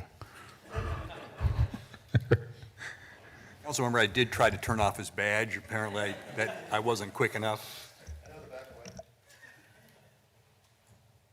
With that, I move to approve the vendor selection, approve the contract, accept the donation, adopt the bonding resolution, authorize the initiation of the project, and authorize the necessary signatures. Second. Motion and a second. Any further discussion? I see none. Madam Clerk, please open the roll. Motion passes 6-0. I'm just going to ask this council, do you want to push through a little bit longer or do you want to take a break? I see a head nod, head nod. Either way. Either way. Either way. Then I'm going to push through. Madam Clerk, can you please call the next item? Home Program 2024 Housing Development Loan Program, Mennonite Housing Rehabilitation Services Incorporated funding allocation. Hello, Mayor and council members. My name is Carmen Hoffine. I'm the Real Property Section Manager for the Department of Housing and Community Services, and I'm here to present Housing Development Loan Program, HOME, Single Family Home Development. For a little bit of background, Home Investment Partnership Program funds are a federal grant with local allocations set by council. HOME is used to create affordable housing for low to moderate income households. Current city uses for HOME are Housing Development Loan Program, which I'll refer to as HDLP, some gap financing toward rental development, and down payment assistance via HOME 80. Community Housing Development Organizations, which I'll also refer to as CHODO, must receive at least 15% of our annual allocation. On May 2nd, 2023, the City Council approved the 2023-2024 Annual Action Plan allocations for entitlement funds. Allocations included $923,106 in Home Investment Partnerships Program, home funding for the Housing Development Loan Program, HDLP. The HDLP is designed to provide subsidies for affordable housing projects. It supports development of real estate that is idle or underutilized and provides needed housing for underserved populations. Funding is available for nonprofit or for-profit organizations. The loan structure is dependent upon the type of project to be financed. Funding must be used with approved city areas within redevelopment incentives, neighborhood revitalization, and local investment. Funding requests are accepted through an open application process. For analysis, home funds have been essential for the continued development of affordable housing in Wichita. Lower predominant values in existing neighborhoods make it difficult to fully recover costs of acquisition and construction from the sales price. Home funds help offset acquisition, development, site improvement expenses, sales expenses, and developer fees. Current program requirements for single-family homeownership include homes constructed with home funding provided through HDLP must be sold to income-eligible owner-occupant homebuyers. Homebuyers also receive home-funded down payment assistance loans. Mennonite Housing Rehabilitation Services, Inc. requested $630,000 for construction of seven single-family homes. $90,000 requested per home aligns with program parameters. Proposed addresses are 2301 West Manlow Street, 2321, 2405, 2413, 2417, 2421, and 2425 West 34th Street North.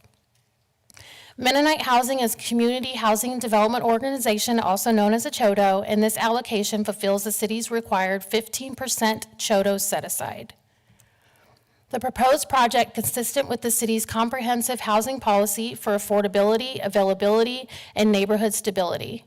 This project aligns with the department goal to increase the supply of affordable housing to residents earning 80% or less of area median income. In 2025, 80% of AMI for a family of 4 is $75,050.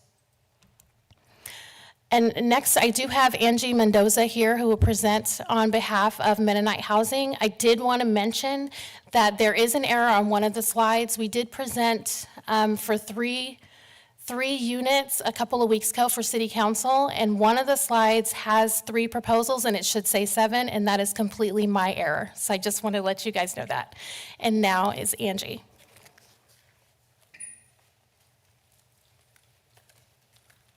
Thank you for listening to me again. This is going to be the same information that I shared 2 weeks ago. Mennonite Housing has a staff that includes a director of construction who's a general contractor, a program administrator who is administering this neighborhood homes program. We have a construction assistant and our controller that are all part of this project. Mennonite Housing began as a volunteer service to repair homes of elderly in the city of Wichita. We have evolved to developing rental properties under the LIHTC program. We also have HUD 202 and 811 projects. We're part of the NeighborWorks America organization that targets specifically lots of different things for low-income individuals. We have a community-based board of directors. We are for people who cannot obtain home repair, decent housing, or home ownership in any other way. Our goals include repairing homes of low-income seniors and people with disabilities to make their homes safe and secure, rehabilitating homes and improving neighborhoods, making home ownership a reality to those with low to moderate incomes, developing and building more affordable housing options for citizens within the community, and demonstrating God's love for all people. Our home repair program utilizes funding from Federal Home Loan Bank to complete repairs. Our home ownership constructs new homes with funding from the City of Wichita and the HDLP program. Our property development for rental properties is under the LIHTC program. And our property management is done in-house. We manage over 1,300 units. We have 4 projects that will be coming into our property management division within the next 18 months. This is the floor plan of the home that we are proposing to build. As Carmen mentioned, you guys approved 3 homes when I was here 2 weeks ago. This is for an additional 7 homes. They did not go in one complete package because when we submitted the first application, there were not funds available because the LIHTC awards had not been announced. So it is the same home. This is just the elevation, so you can see that. It is 1,311 square feet, 3-bedroom, 2-bath home, slab on grade. It has a 2-car attached garage that is 487 square feet, and we build these to Energy Star standards. The sales price for this home, because of this grant funding, is $131,000. The site acquisition for this was a little bit higher than normal for us because this property had specials, so it costs a little bit more to acquire it. It's also not inner-city lots. It's in an area that's outside of inner-city and highly sought after. So the site acquisition was a little bit more. The hard construction cost is $167,000. The developer fee is $22,600. There are additional other soft costs for a total of $220,765 to build this 1,300 square foot home. The subsidy amount is $90,000, which allows us to sell it for $131,000. We have a waiting list of 1,200 individuals. We don't currently market because our wait list is so long. Our applicants do submit preliminary applications online. They are referred to Consumer Credit Counseling Services if they do not meet the requirement for the credit score. We also assist potential home buyers with loan qualification process through local lenders. We obtain a permanent loan from a local, they obtain a permanent loan from a local lender. We anticipate their monthly payment to be between $775 to $850 with a 6.5% interest rate. The majority of our homeowners from most recent home sales have been at 60% AMI or below. We anticipate homeowners in 60 to 80% AMI ranges for the 7 houses, these 7 additional houses.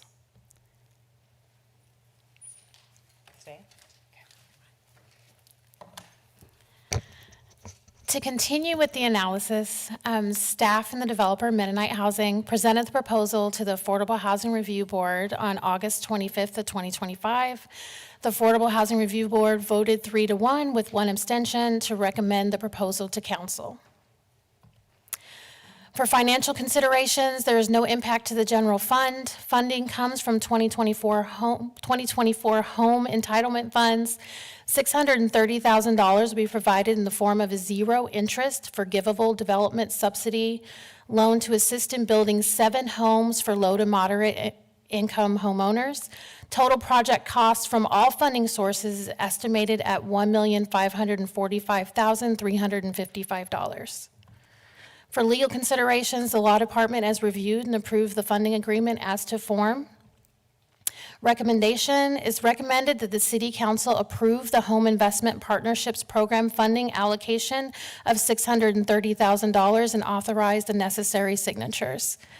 And I stand for questions. Thank you, Carmen, and thank you, Angie. The only thing I'm going to just point out is I wanted to say thank you to Angie for participating alongside multiple partners. A couple of weeks ago at the Advanced Learning Library, the Journalism Collective's Priced Out event. And I know that, again, this council has been very supportive of housing. And when I see that there are 7 additional houses that will be built, and these houses will be built near 37th and Meridian, I think that, again, this, again, signals to the community our commitment to helping individuals that need just a hand up have homeownership opportunities. And again, thank you for providing that, you as Mennonite Housing, as well as Habitat for Humanity and other partners that do that. So thank you for your work. I see no questions from this bench. We will open it up for public comment. I see no one from the public. I'm bringing it back to the bench, and I'm going to go ahead and move that the council approve. Sorry, Councilmember Johnson. Thanks, Mayor. Due to a personal conflict of interest, I have to abstain from this vote. Thank you, Councilmember Johnson. I will move to approve that the council approve the Home Investment Partnerships Program funding allocation of $630,000 and authorize the necessary signatures. Second. Motion and a second. Any further discussion? I see none. Madam Clerk, please open the roll. Motion passes 5-0 with one abstention. Can we now take a break? Okay, so this one, we will take a 15-minute break and come back at 12:35. All right, thank you.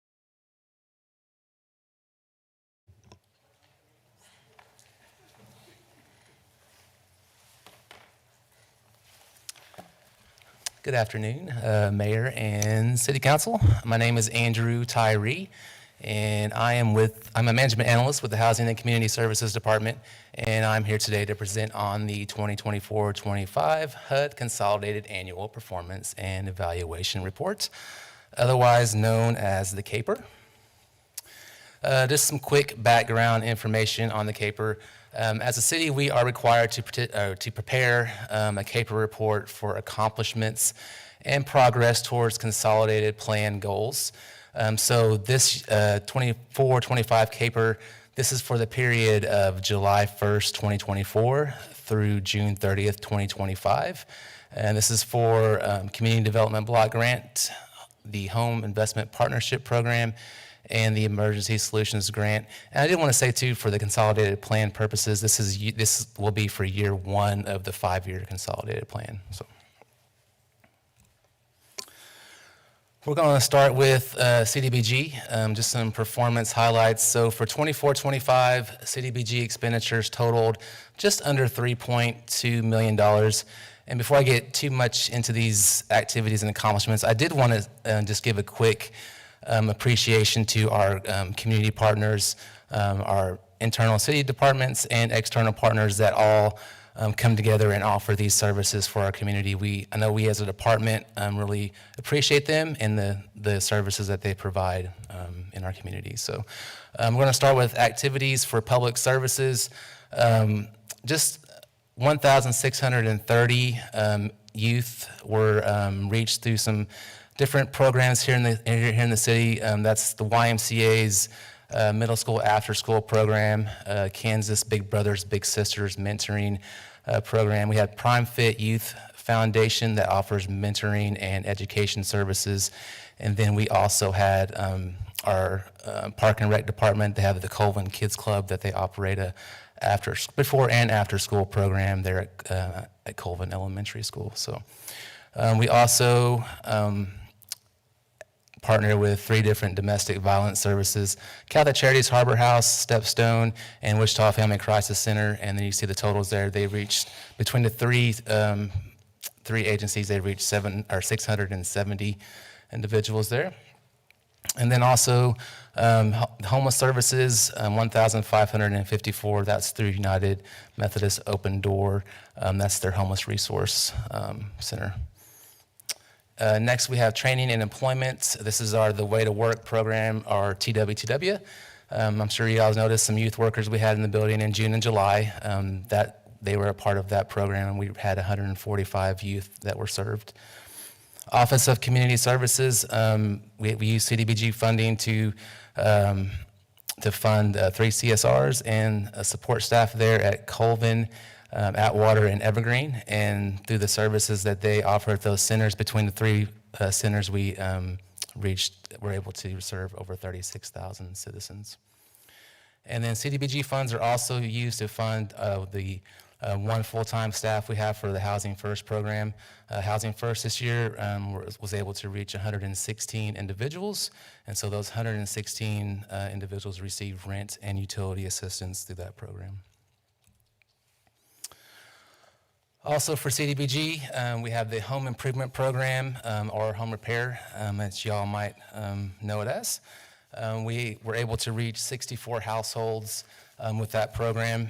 It was kind of not a rebuilding year, but in our department, the Home Repair Program, we had staff that pretty much the whole division kind of turned over there. So we are, obviously it takes some time to hire and train people for that program. So we're looking for that number to increase going forward. But we had 64 households that took advantage of that program. We had 1 rental rehab through the rental rehab program that was rehabilitated. And under infrastructure improvements, just over 1,900 individuals utilized the new bus shelter that we use CDBG funding for there at that bus stop at 2220 East 21st Street. And then for this past program year, MABCD demolition and clearance, there were 0 structures that were demolished. It was basically a lack of staffing capacity there at MABCD. So those funds that were utilized for that, or they're set aside for that particular activity, those were swept up and reallocated for that same purpose for the next program year in 2025. So if MABCD gets to the point where they are able to, those funds will be there for them to begin those demo and clearances. Next, for the home program, for 24-25, expenditures totaled just under $890,000 for both development and subsidy down payment assistance. And so through affordable housing development, we had 6 single-family homes that were available, and 6 home buyers were served as well with the down payment and closing costs. Those two go hand in hand. So the 6 homeowners that were able to utilize those 6 family homes that were available, they were enrolled in that down payment and closing costs program as well. Just under $416,000 in home program development subsidies were provided for the construction of 6 family homes. They're below our partners there. Mennonite Housing and Rehabilitation Services accounted for 4 of those, and Wichita Habitat for Humanity accounted for 2. And then home development subsidies leveraged $438,141.78 in private sector construction financing and other funding. And lastly, for ESG, the Emergency Solutions Grant Program, for 24-25, the expenditures totaled $94,000. I do want to say, so going into 24-25, ESG funds were expected to support the emergency winter shelter for 24-25 winter season. The city of Wichita opted to use the ARPA funds instead, which reduced the overall people served with ESG funds for this past program year. Those funds were reallocated to provide outreach services to people living in unsheltered and in encampments during this upcoming program, or this current program year of 25-26. And we're already seeing some exciting things happening with that. So next year, when we present the CAPER again, we're looking forward to highlighting that program. But for 24-25, again, expenditures totaled $94,000. 23 persons were assisted through the temporary rent and utility assistance. And then for homeless prevention, there was 23 households that were assisted. And as a reminder, the Catholic Charities St. Anthony's Family Shelter administered that program. And so for 24-25, and those 23 households went to them. That was they were in danger of being homeless. So they were able to reach those through that program. Citizen participation is a key part of the consolidated plan program and activities. The city is required to provide an opportunity for citizens to review and comment on the CAPER prior to submission to HUD. The CAPER was distributed for public review at all the neighborhood resource centers, Housing and Community Services Department, City Hall, the City of Wichita website, and branches of the Wichita Public Library. The city published notices in the official newspaper of Wichita, wichita.gov, on August 28th, 2025, advising that public comments would be accepted beginning the 29th of August through September 15th, 2025, and comments can also be made during today's public hearing. Financial considerations, there is no impact to the general fund. Legal considerations, federal regulations applicable to the entitlement grant programs require submission of the CAPER within 90 days of the close of the program year. So we have to have that submitted. We're looking at by September 28th of this month, obviously. So the recommendation is for City Council to close the public hearing, approve the consolidated annual performance and evaluation report, and authorize submission to the U.S. Department of Housing and Urban Development. And so at this time, stand for any comments or questions you might have. Thank you, Andrew, and thank you to the team in housing. I only had one question, and that is on slide 181. This is regarding the Way to Work program. I just want to say thank you to Nichelle, who leads that program. I love seeing our young people engaged during the summertime with various job opportunities around the entire city. However, I also know that there are other organizations, including the YMCA and the workforce centers, who also have youth employment programs. So my ask is that we come together, the Way to Work program, as well as the Workforce Center and the YMCA Job Prep program, to try to see how we can best collaborate even further. I know that they already do meetings. However, I've been hearing from people in our community that don't even know that the city has one, YMCA has another, the Workforce Center has another. So I would like to see, or I'd like to get together with these three groups to make sure that we have a convening of how to move forward in 2026 to maximize.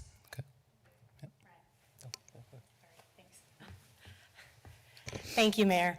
Members of Council, Sally Sang, Housing and Community Services Director. For the record, just the youth employment collaboration actually does happen. We have an umbrella kind of collaboration called Helping Youth Prepare for Employment that brings those three programs together to discuss ways to be more impactful.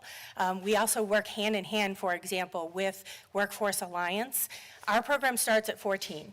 Their programs generally are limited to 16 and above. Our programs provide subsidy to the employers that hire our folks. The employers that use the Workforce and WISE programs expect the employers to pay that. So we actually work to try and hand youth off to that next step, that next program, when they've been through our program for a year or two, when it makes sense. Sometimes they still end up staying with us at 16 or 17. Usually that's because we're trying to accommodate some schedule issue, like they have a camp or something that would be disruptive in the other programs. We will keep them within the TWTW program, but we definitely encourage those who've been through at 14 or 15 to move on to the other programs. Just wanted to clarify that, as well as the number on the slide of 145 is last year's program. Our timing of our program year, the funding for 2024 and 25, we're always a year behind. So this year's program, we actually served more than that. So, thank you. Thank you, Sally. Councilmember Tuttle. Thank you. And Sally, great job. Before I was on council, I was at the YMCA, and the job prep program was in my job jar, so I was just going to say the same thing. I think the title has changed, but it was the Youth Employment Program Collaborative.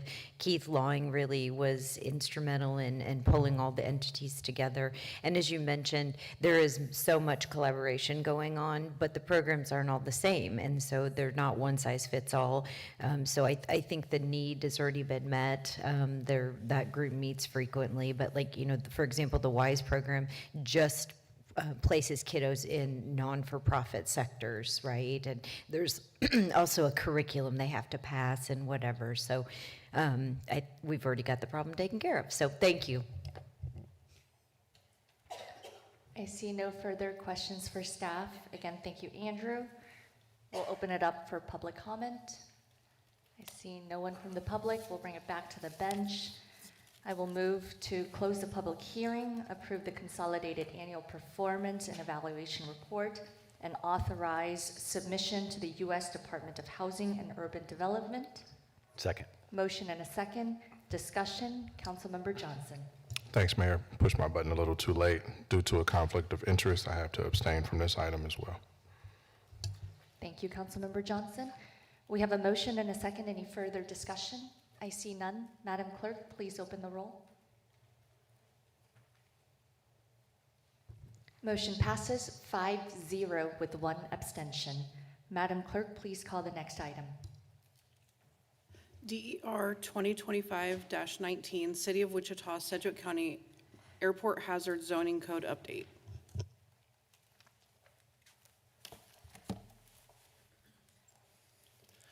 Hello, Scott Wadle from the Planning Department. So this item is to consider whether or not to adopt amendments to the existing Wichita-Sedgwick County Airport Hazard Zoning Code. Here's the recommended action, which is for approval. The airport hazards create significant risks, especially near airports where landings and takeoffs are occurring. Kansas allows local governments to adopt and enforce airport zoning restrictions. Wichita and Sedgwick County adopted the current airport hazard zoning code. Well, the predecessor was back in 1995. The current one was adopted in 1998. The existing airport hazard zoning code regulates development in and around the following airports and heliport. The airport hazard zoning code is primarily focused on heights in specific zones around the airports, and I'll show you a map that depicts this. Those zones are based on locations utilized by aircraft as they approach, land, and take off from the airports and the heliport. Any applicant who wants to exceed the height in one of these zones would need to apply for a permit from the zoning administrator. That process currently requires a determination from the FAA. If they are denied a permit, the applicant can always appeal to the governing body or apply for a variance. Here's a map that shows the existing airport hazard zone map. It has 4 zones, A through D. Permits required for structures or trees that would exceed any of the heights of these zones. In 2022, the FAA published updated guidance for land use compatibility around airports. In 2023, the City of Wichita/Wichita Airport Authority hired Kaufman Associates to look at possible updates in order to help better protect airport locations based on the new FAA guidance. Here are some key highlights from the recommended updates. So the definitions have been expanded and updated to better align with the FAA guidance, with the intent of improving clarity and ensuring consistency with the federal standards. The focus is on the same facilities as the existing code, except for the Wichita Police Department heliport, which was removed and is no longer operational where it was located on that map. And we've also made updates to the map heights and areas, and I'll go through those in detail. So here's the recommended new airport hazard zoning map. In terms of geography, it would have the zones apply to all areas of the county. So the green area has expanded to include the entire county. In terms of heights, Zone A would remain the same at 25 feet. Zone B would decrease from 75 feet to 50 feet. Zone C would decrease from 150 feet to 100 feet, and Zone D would decrease from 300 feet to 200 feet. Any applicant who wants to exceed the height of a zone or wants to transmit signals under the new code would need to apply for a permit by the zoning administrator. And note that this update would expand this to include transmitting signals, not just heights as the current one does. The applicant would need to use the FAA's notice criteria tool, which is available online, and then submit the results as part of the permit application process. If they are denied a permit, they can appeal to the governing body or apply for a variance, so same as the existing regulations. So here is a slide that shows the review process. So it's been to MAPC Advanced Plans, the full MAPC, the County Commission. And the County Commission approved the same amendment at their meeting on September 10th. And now it's here today at the City Council. So again, here's the recommended action. And just a note, Jesse Romo, Director of Airports for Wichita, was here earlier, but he had a schedule conflict. And Corey Lewis with Kaufman Associates is here in attendance if you have any questions for him.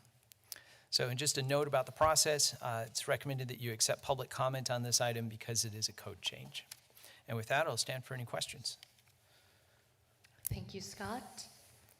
I see no questions except for on slide 204, you mentioned that the commission already approved this last week. Was this a unanimous vote? Yes, it was. Yes, Mayor. Thank you. I see no further questions. We will now open it up for public comment. I see no one from the public coming forward, so we will bring it back to the bench. I move, this is long, okay. I move that the City Council adopt the findings of the Metropolitan Area Planning Commission and approve a resolution adopting the City of Wichita Sedgwick County Airport Hazard Zoning Code Update, place the ordinance on first reading, authorize the necessary signatures, and instruct the city clerk to publish the ordinance after approval on a second reading. Second. Motion and a second. Any further discussion? I see none. Madam Clerk, please open the roll. Motion passes 6-0. Madam Clerk, please call the next item. Applicant appeal of HPC 2025-42. Hello and good afternoon again. Scott Wadle from the Planning Department. So this item is an applicant's appeal of a denial for their Delano Design Standards application. The application was denied by the Delano Design Review Committee, which found that the designs are not in conformance with the Delano Neighborhood Overlay Design District design standards. As part of its consideration, the Delano Design Review Committee did request advice from the Delano Design Advisory Committee, which considered the application and did not take action because of a tie vote at their meeting on this item. So the subject site is located at the southwest corner of Douglas and Exposition and is located within the Delano Neighborhood Overlay District. In addition, the owner has applied to rezone the property to planned unit development, which is custom zoning, and has also applied to vacate the north-south alley at the site. So if the site looks familiar, that's because there's a number of cases taking place. Here's a larger image of the site. And then here are some photos and images of the site and the surrounding area.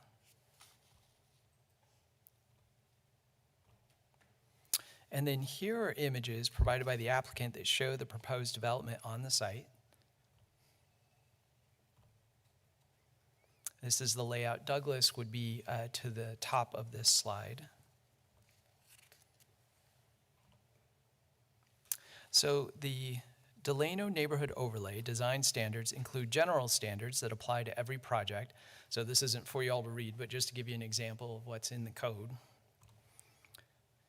Additional design standards can apply depending on which area the project site is located in on the 2001 Delano Neighborhood Revitalization Plan map, which is known as Figure 15.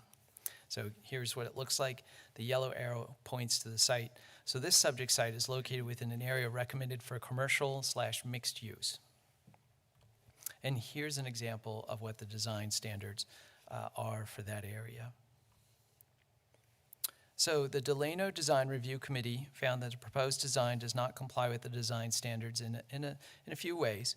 So one of those was that the proposed exterior materials, the styling and architectural detailing are not necessarily compatible with the district's historical character. And some of these I would note are subjective. There's not a real definitive definition of what is compatible or compatibility. The second one was that the metal walls are not compatible with the architectural character of the surrounding area. A third one is that the entrances do not orient towards the front or the side street. In addition, that the proposed parking lot would be located adjacent and fronting onto Douglas.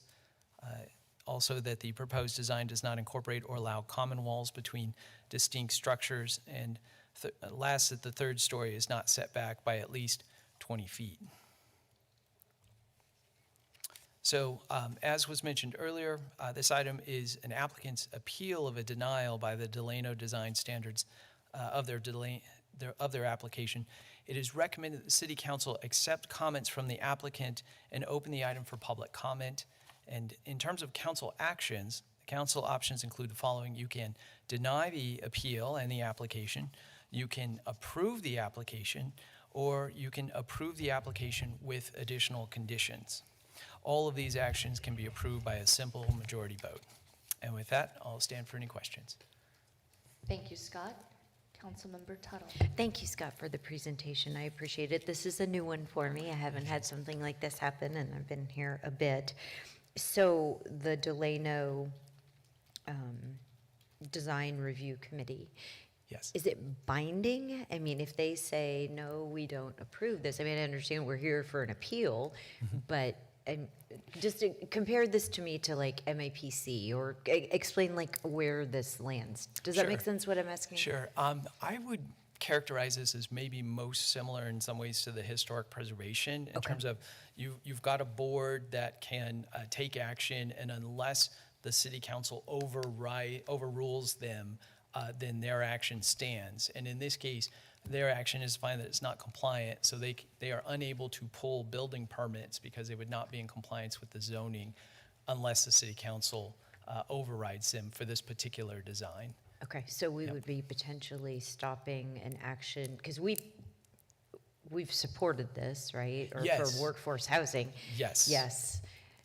I think a challenge that we have here is also that we have a code that's an overlay district. It's been in place since 2003. It has not been updated since that time. I think what it envisions, if you look at the code and kind of the design standards, it envisions carrying on with the designs that are found, in my opinion, it envisions carrying on with the designs that are found along Douglas between Seneca and the river. And so it's more of a kind of, you think of the kind of facade, 2 stories, kind of continuous. For this particular area, this mixed-use commercial, I get the sense that it very much was seeking to continue that kind of architecture. Have things evolved in the last 25 years, pretty much? Yes. So, but the code, again, has not been updated since then. Okay, thank you for entertaining my questions. Councilmember Glasscock. Just confirming one thing that I think you had said to Councilmember Tuttle. So the plan, the Delano revitalization plan was 2001. Yep. There was amendments to in 2003. Actually, at that point is when the overlay district came in. Since that time, just a few years ago, I think 2019 possibly, there was an update to the Delano neighborhood plan. At that time, though, there was not an update to the design guidelines or design standards. So those still are from 2003 and still refer, for the purposes of the areas, refer to the 2001 map in the 2001 plan. So the design standards have not been updated in 22 years. That is correct. Thank you. Councilmember Ballard. Thank you, Mayor. Scott, I apologize if you already mentioned this. Did it fail? Or was it a tie? Sure. So the history on this one is that it went to the Delano Design Review Committee. That committee at the time saw that it the opinion was that it was not in compliance. When a project comes up like that, then they usually decide to consult with the Delano Advisory Committee. The Delano Advisory Committee is a number of citizens who volunteer on and are appointed to a committee for the specific purpose of reviewing designs in this type of situation. At that meeting, there were only 4 members because we try and schedule these pretty quickly to keep projects moving. 4 members were in attendance. They deadlocked on a 2-2 vote on whether or not they thought that this project was in conformance with regulations. What were their concerns? Do you know? At that individual meeting, I don't. I can't speak with certainty on that one. I just know the outcome. Wondering if the concerns are things that potentially could just be outdated because the what am I trying to say? The deal from 2001. I'm Sure. drawing a blank. Sure. If just the overlay is outdated, So the advice from, even though they didn't provide a recommendation, all that feedback comes back to the Delano Design Review Committee. The Delano Design Review Committee ultimately came back with the determination that the design wasn't compliant in the following ways.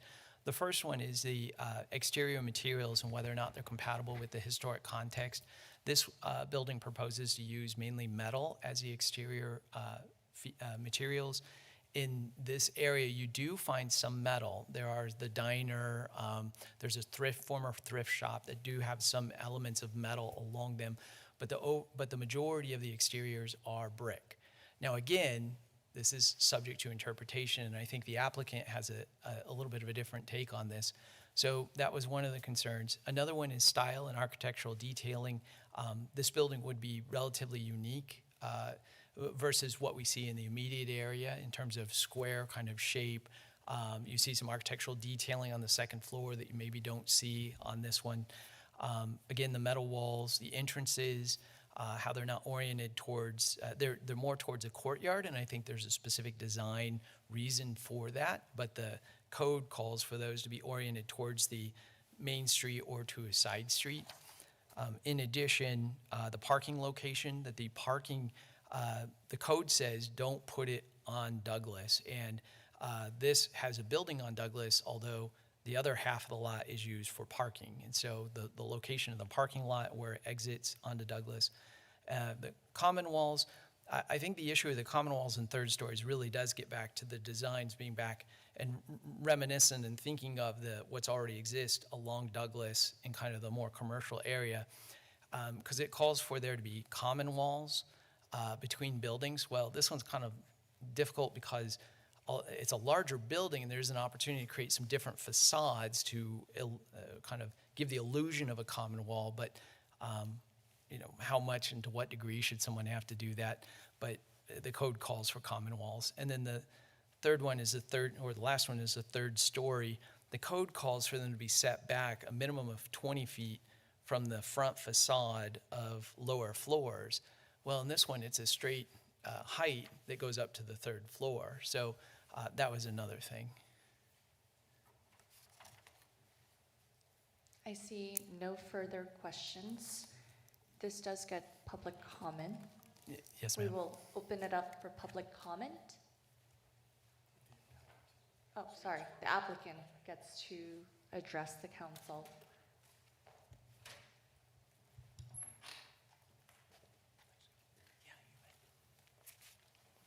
Hi, Mayor and Council. Thank you for hearing us out. So we've been working on this project since May, and we've presented in front of the Delano Advisory Council twice. We revised our design after the first rejection. We weren't really aware of how the process was going to take place. So the second one, we really looked into the design and how we can accommodate comments.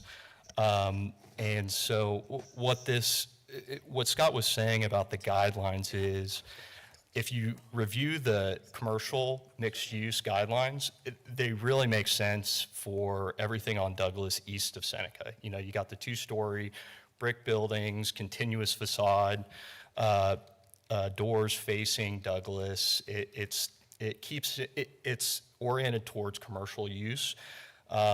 And that commercial use designation in 2001 was continued down Douglas west of Seneca. If you've driven that stretch west of Seneca between Vine and Seneca along Douglas, there's really not a coherent architectural character.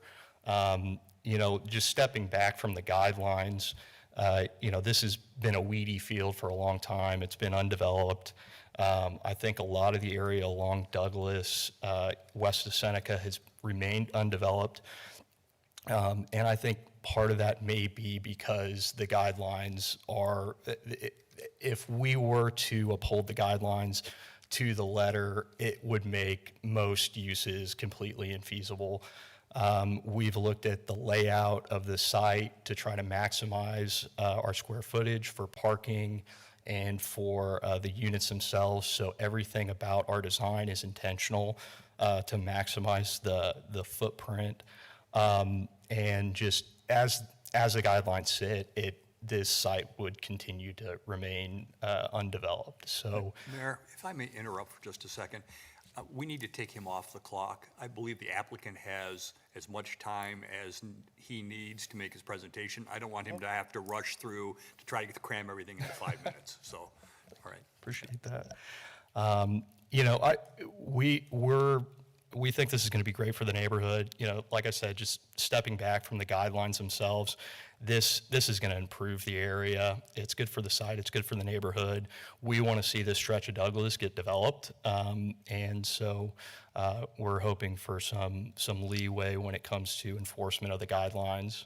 And I'm happy to answer any questions. We've talked to the neighbors, by the way. Everybody we've talked to has been very excited about this, and so we think the neighborhood's excited for it too. Thank you very much. I know that this came before us a couple of weeks ago because this is workforce housing, and I believe that it passed unanimously from this council, again, because we like seeing that there's housing, especially in undeveloped land. Earlier today, we did another another vote regarding undeveloped land by 13th and Tyler. So again, I appreciate when people are thinking of how do we get more housing in the city of Wichita, so thank you. I have no questions, and I don't see anyone on the board with questions. So again, thank you to the applicant. Thank you. We will open it up for public comment. There's no one here from the public who would like to speak, so we'll bring it back to the bench. And this resides in Councilmember Dalton Glasscock's district. Thank you, Mayor. I will be supportive of this today. I've talked with the applicant about how to make sure that this project appeals off of Douglas Street. We had talked about even relocating the building to make sure it's contiguous along Douglas. It was not feasible through their engineer to be able to make that change. In addition, we talked about some screens around HVAC units that they were going to look and consider to make sure that those aren't apparent on Douglas as well. And I'm thankful for the density in the area, the increase for workforce housing, and also have new neighbors. I'm looking forward to this project breaking ground. I know we've talked about this many months ago now, and so I'm excited to see this project move forward. Before I make a motion, I see that Council Member Tuttle's on the board, though. You might be able to answer my question if that's okay. Because you said you're going to be supportive of this. Do you mean supportive of denying? Supportive of the alternative. Thank you. Okay, so I just want to make sure, because whenever there's a motion that's like in the reverse or whatever, I just always want to make sure I'm doing the right thing. So when you said you were going to be supportive, I didn't know if you meant supportive of denying it or supportive of the project. Supportive of the project. Thank you for the clarification. Thank you, Councilmember. So with that, I will make a motion, and I want to make sure that the alternative is to approve the project. It's worded a little uniquely here. Okay, so I make a motion to approve the Delano Neighborhood Overlay District Design Review application for this project. Second. Motion and a second. Any further discussion? I see none. Madam Clerk, please open the roll. Motion passes 6-0. Madam Clerk, please call the next item. Con 2025-93, conditional use amendment to Con 2024-212 to extend hours of entertainment establishment in the city generally located in the northeast corner of South Seneca Street and West Pawnee Avenue at 1040 West Pawnee Avenue. Hello, Scott Wadle again from the Planning Department. So for this case, the applicant is requesting to amend an existing conditional use on the site. That conditional use allows entertainment establishment, which is a combination of alcohol and entertainment with a capacity of fewer than 300 individuals. This case is being heard because the District Advisory Board and the Planning Commission recommendations are different. Also, I do have an update and correction. So my apologies, but we have a correction to the staff report. The staff report indicates that the MAPD staff recommendation was for approval. That is not correct. Our recommendation was for denial of the application, but we did include an alternative recommendation in our staff report that went out to the MAPC. So I think that's where that got picked up. In terms of the subject site, though, the subject site is located near the northeast corner of Pawnee and Seneca. The address is 1040 West Pawnee Avenue. It's approximately 1.3 acres in size, consists of one ownership parcel, and is developed with a retail center with multiple retail spaces. One of those retail spaces is occupied by an event center. The site is zoned LLC Limited Commercial. In terms of the request, the applicant has indicated that they would like to extend the permitted hours of entertainment as part of that existing conditional use. Currently, the hours for entertainment are limited from noon to 10 p.m. And what is meant by that is that they can only have the entertainment during those hours. They can still continue to have the facility open, but they cannot be having live bands, loud music, that kind of stuff. That has to cease at 10 p.m.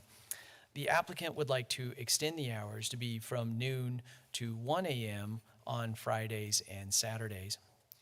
This application stems from an anonymous complaint against a property owner that entertainment was taking place on the subject site beyond the allowed time frame and in violation of the conditions of the approval.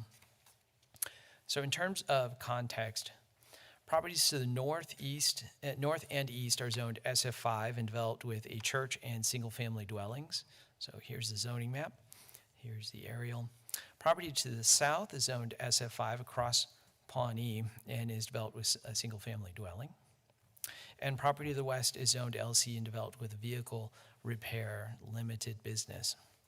In terms of the staff report for this item contains information about the conditions that apply as part of the existing conditional use on the property. And a quick note about those is that one of the existing conditions includes a reminder that all compatibility noise standards apply per the Unified Zoning Code. These standards require that no sound amplification system for projecting music or human voices shall be permitted on any property zoned NO, neighborhood office, or more intensive, if the music and/or voices can be heard within any residential zoning district that is located within a 500-foot radius of the property. So what I'm pointing out by that is that there is a condition that already applies and is recommended to continue to apply, regardless of which recommendation you take, either the DAB or the MAPCs. So in terms of review, on August 14th, the Planning Commission held a public hearing for this item and recommended denial of the conditional use amendment, and that vote was 11-0. They stated concerns of detrimental effects to nearby residents. Now, the applicant was in attendance and indicated that they were requesting the amendment so that the venue can have more bookings and attract more clients. The applicant indicated that additional events will help push out bad activities on the property. The applicant also indicated that the noise levels are controlled at the venue, that they have speakers at the venue for guests and hosts to use. And in addition, the property owner indicated that they measure noise levels and they brought in their monitoring equipment to show that. 3 members of the public spoke at the Planning Commission on this item with complaints of the applicant not adhering to the current time constraints defined by the conditions of approval, resulting in loud music being heard late into the night, and that event attendees have on occasion continued listening to loud music from their vehicles in the parking lot after the event shuts down. So on August 11th, so it was prior to the Planning Commission meeting, the District Advisory Board reviewed the request and recommended approval per the staff alternative included in the MAPC staff report, and that vote was 7-0. The DAB recommended conditions that would extend it until 1 a.m. on every day, not just on Friday and Saturday, and no member of the public spoke on this item at the DAB meeting. So overall, no protests were received against the application. So the recommended action coming to you is that the City Council adopt the findings of the Planning Commission and deny the conditional use amendment. Alternatives include the following. You can override the MAPC, adopt alternative findings, approve the requested conditional use amendment, authorize the necessary signatures, and instruct the city clerk to publish the resolution. That requires 5 of 7 votes because it's an override, or as always, you can return the case to the Planning Commission for additional consideration. That would require 4 of 7 votes. And just a note about process, again, that the public hearing takes place at the Planning Commission, and City Council does not typically receive public comments. So here is a graphic showing the location. Here's the zoning map that you saw briefly. Here's the map from the comprehensive plan recommending commercial at this site. Here's the notification and protest map. Again, no protests were received. Here's a photo of the site and images of the surrounding area. This is at the rear of the property, looking at the single-family houses.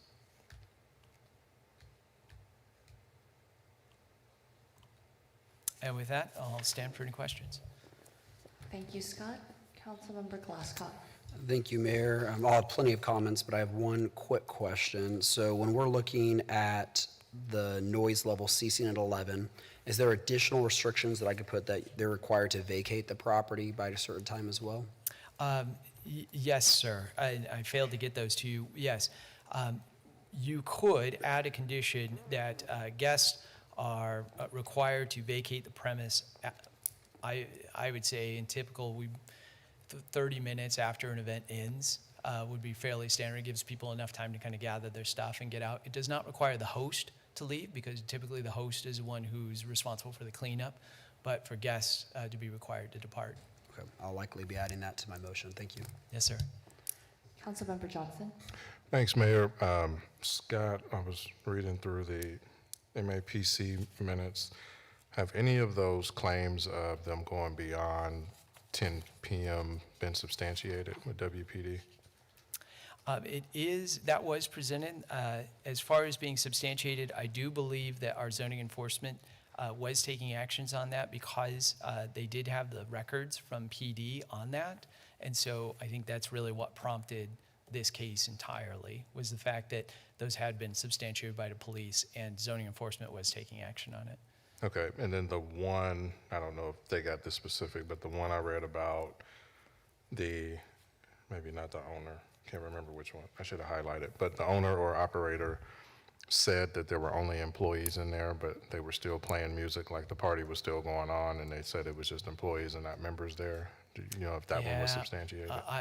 I'm afraid I don't, sir. No. Okay, thank you. I have a quick question. This is a street, correct? Osage Street wraps around?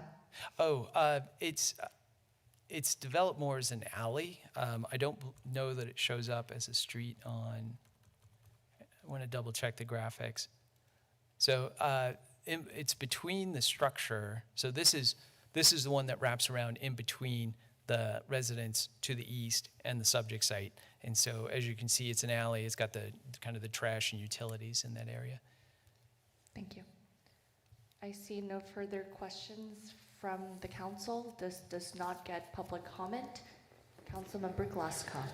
Thank you, Mayor. So I've spoken with the applicant. I've also spoken with the neighbors in particular that may have made some reports about the applicant and trying to reach some compromise on this. I know that the applicant has installed additional soundproofing, bass control measures, acoustic paneling throughout the whole building. They've also purchased a PA system, and they are instructing DJs and bands that they're not allowed to bring in their own systems. So I think those are good steps. When the applicant came to the District Advisory Board, the manager for the facility brought a booklet about this thick of all the sound readings that they have done independently every time there was an event to show that it didn't go over the decibel level. When I talked to the neighbors, they were less concerned about the decibel level. They were more concerned about the bass being used. This venue has quinceañeras. It also has a lot of weddings. I'm in the wedding season of my life where all my friends are getting married. And so often attending them, and there's no wedding I've been to that's really extended music past 11:30, but there's also no wedding that's ended music at 10 o'clock. And so I'll read over the entire motion, but the compromise that I was going to work out was on Fridays and Saturdays, we would end the music at 11 o'clock, and then all guests would have to vacate the property by midnight. I hope that would also cure maybe some of the concerns about music being played in the parking lot, because the venue would also be in their property line, so they would not be able to play music out in the parking lot. And I think 12 is probably a reasonable time. I looked at a couple of the venues around the area. There is Champs, which is across the street. They stay open on Friday and Saturdays till 2 p.m. Whiskey Dick's is a little bit further north, but they are also in a residential area, and they stay open till 2 a.m. every single day. And so I think of all those compatibilities, the compromise would be Friday and Saturday. Music has to end at 11, and then the individuals have to vacate by midnight. So I'm interested if there's any pushback from my colleagues on that before I make the motion. Councilmember Johnson. Thanks, Mayor. Clarification, when you say vacate the property or vacate the building? Vacate the premises, so the property. Okay.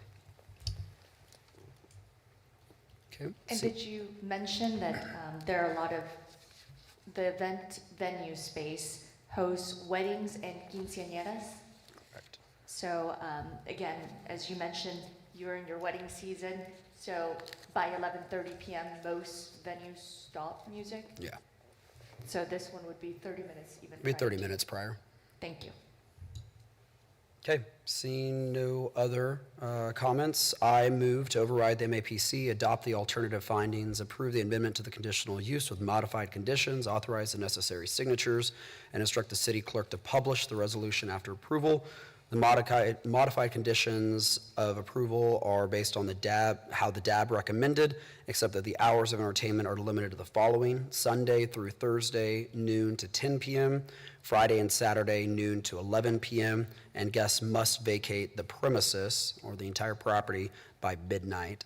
In support of this motion, I offer the following findings. The removal of the restrictions will not have significant detrimental effects on nearby property because of the compatibility noise standard, which will continue to limit the amount of noise that properties can be subject to. The property is located near the intersection of arterial roads where more intensive commercial uses are typically located. So that's my motion. One last question for Scott as well. If the applicant is found in violation of this, then their conditional use can be removed by the planning department, correct? Correct, yes, sir. Okay, thank you. I'll second. Motion and a second. Any further discussion? I see none. Madam Clerk, please open the roll.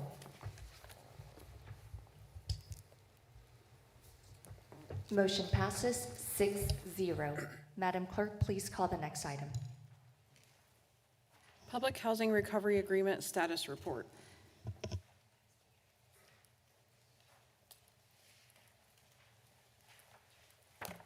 Good afternoon, Honorable Mayor and Council. Sally Stang with Housing and Community Services Department, again, for the record. The item I have is this month's update on the HUD Recovery Agreement. Little background for those watching. On January 7th, the Housing Authority Board executed a recovery agreement with the Department of Housing and Urban Development for its low public housing assessment score. HUD is requiring a status update report be presented to the Wichita Housing Authority Board monthly. The recovery agreement includes actions related to improving the physical condition of occupied dwelling units, repositioning the remaining public housing properties, and providing an update on capital fund projects. So under improving the physical condition, all required maintenance plans, inspections, and work order monitorings have been submitted and continue to be submitted to HUD as required. The Real Estate Assessment Center inspections completed in May of this year resulted in scores of 100% and 93% respectively for the two groups. And internal contracted Inspire inspections contracted with Nan McKay and Associates were completed on all vacant and occupied properties in July of 2025, resulting in no life-threatening or severe deficiencies in any occupied properties. So currently, there is an occupancy rate of 20.4% in the units that remain, and approval of that final disposition application was received in June of 2025. So as of September 3rd, 191 properties have sold, 30 were pending sale, and we have only 3 properties that have not sold under their listing agreements with the real estate broker and are being turned over to McCurdy Real Estate and Auction to be auctioned at no less than the appraised value. And a detailed disposition report is attached to the agenda report. Our strategies for the remaining units, so the Affordable Housing Fund Plan was updated on August 12th, 2025 to target subsidy for units specifically in South City, those to be sold as affordable rental units occupied by very large families, and units within the floodplain or those that have environmental mitigation needs or those with other market challenges. And currently, we have a request for proposal out on the street that closes on October 10th for 29 units in what we deem as the Arnold cluster at 17th and Mathewson. And we will be issuing an RFP for the Country Acres cluster in the near future, and those will be offered under RFP with no subsidy. And all remaining units will be sold on the open market, scattered not to flood the market after all occupants relocate. So we had a fresh batch of 9 units hit the market last Friday. We've got the next 9 going out a week from Friday. So those consistently roll out. We have a few capital fund projects underway. So we did, as I mentioned last month, received an additional capital fund grant for 2025. And we've initiated 25 roof and gutter replacements. Project and bids have been received for those, and we're awaiting contracts. And we have a current project renovating 7 of the units in that Country Acres cluster. That's about 25% complete.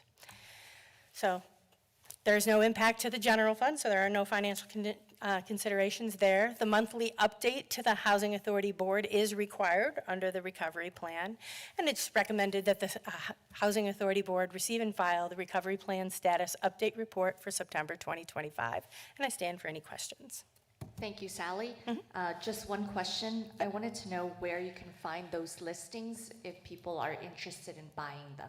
Sure. So that we have a number of properties out on the MLS now. They can use the Realtor app, Zillow, all of those to find them, or reach out to our broker at Home Wichita Real Estate, and they can schedule showings to be able to see those.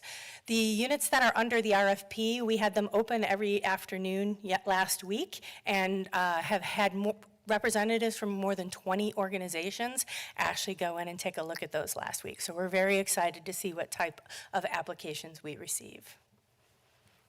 I see no further questions. One more thing, Sally, since I did get a response to a previous question where you talked about the Way to Work program. I just got a response back from the workforce centers. They want to move forward with a collaborative conversation as they believe that that is necessary moving forward with the three organizations, YMCA, the city's Way to Work, as well as Workforce Center's youth program. Okay. Thank you. With that, I will now open it up for public comment. No one from the public is here.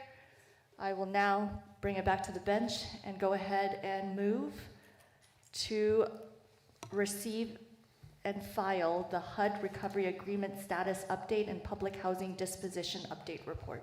Second. Motion and a second. Any further discussion? I see none. Madam Clerk, please open the roll.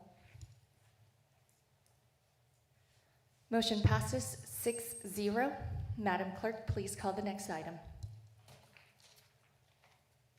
Approve to exceed the gift limit established by the Ethics Ordinance for Councilmember Tuttle to accept travel and expenses to attend the City Health Initiative in Washington, D.C., October 15th through 16th, 2025, for the purpose of serving as a member of City Health's Policy Advisory Committee.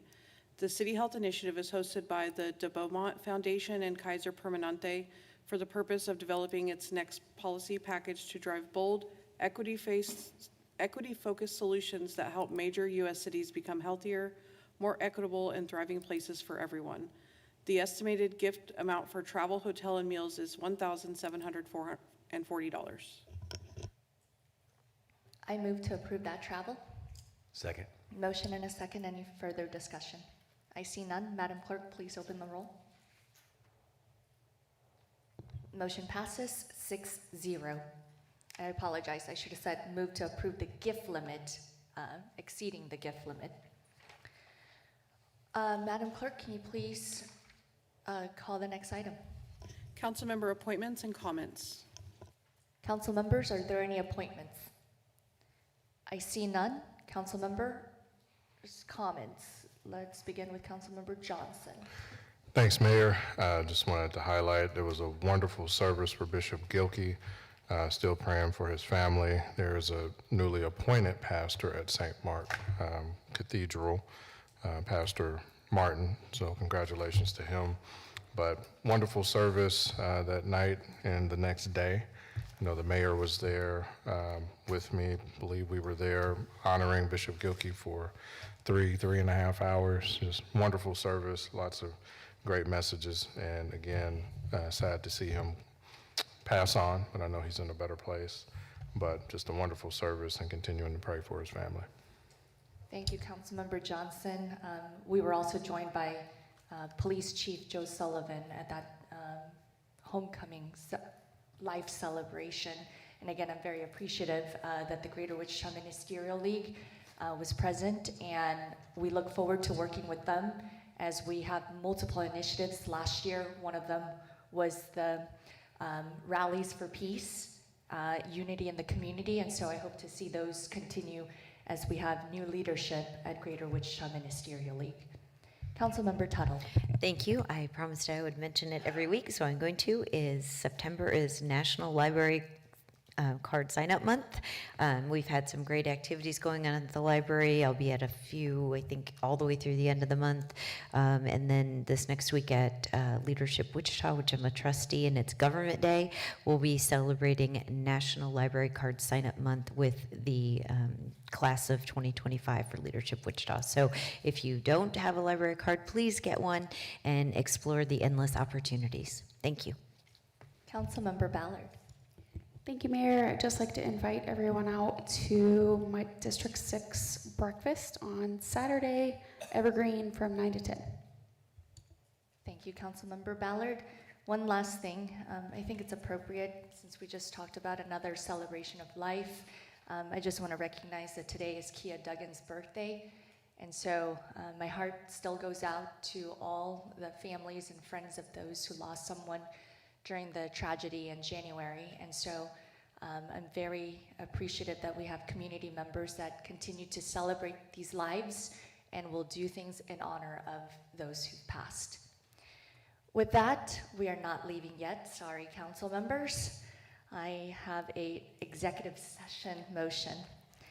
I move that the City Council recess into executive session for 15 minutes to receive information on a civil action pursuant to KSA 75-4319B2 for legal consultation with the city attorney, which would be deemed privileged in the attorney-client relationship for legal advice. The executive session is required to protect attorney-client privilege and the public interest. The executive session will begin at 1:45 p.m. and end at 2 p.m. The meeting will resume in the chambers at that time. Second. Motion and a second. Any further discussion? I see none. Madam Clerk, please open the roll.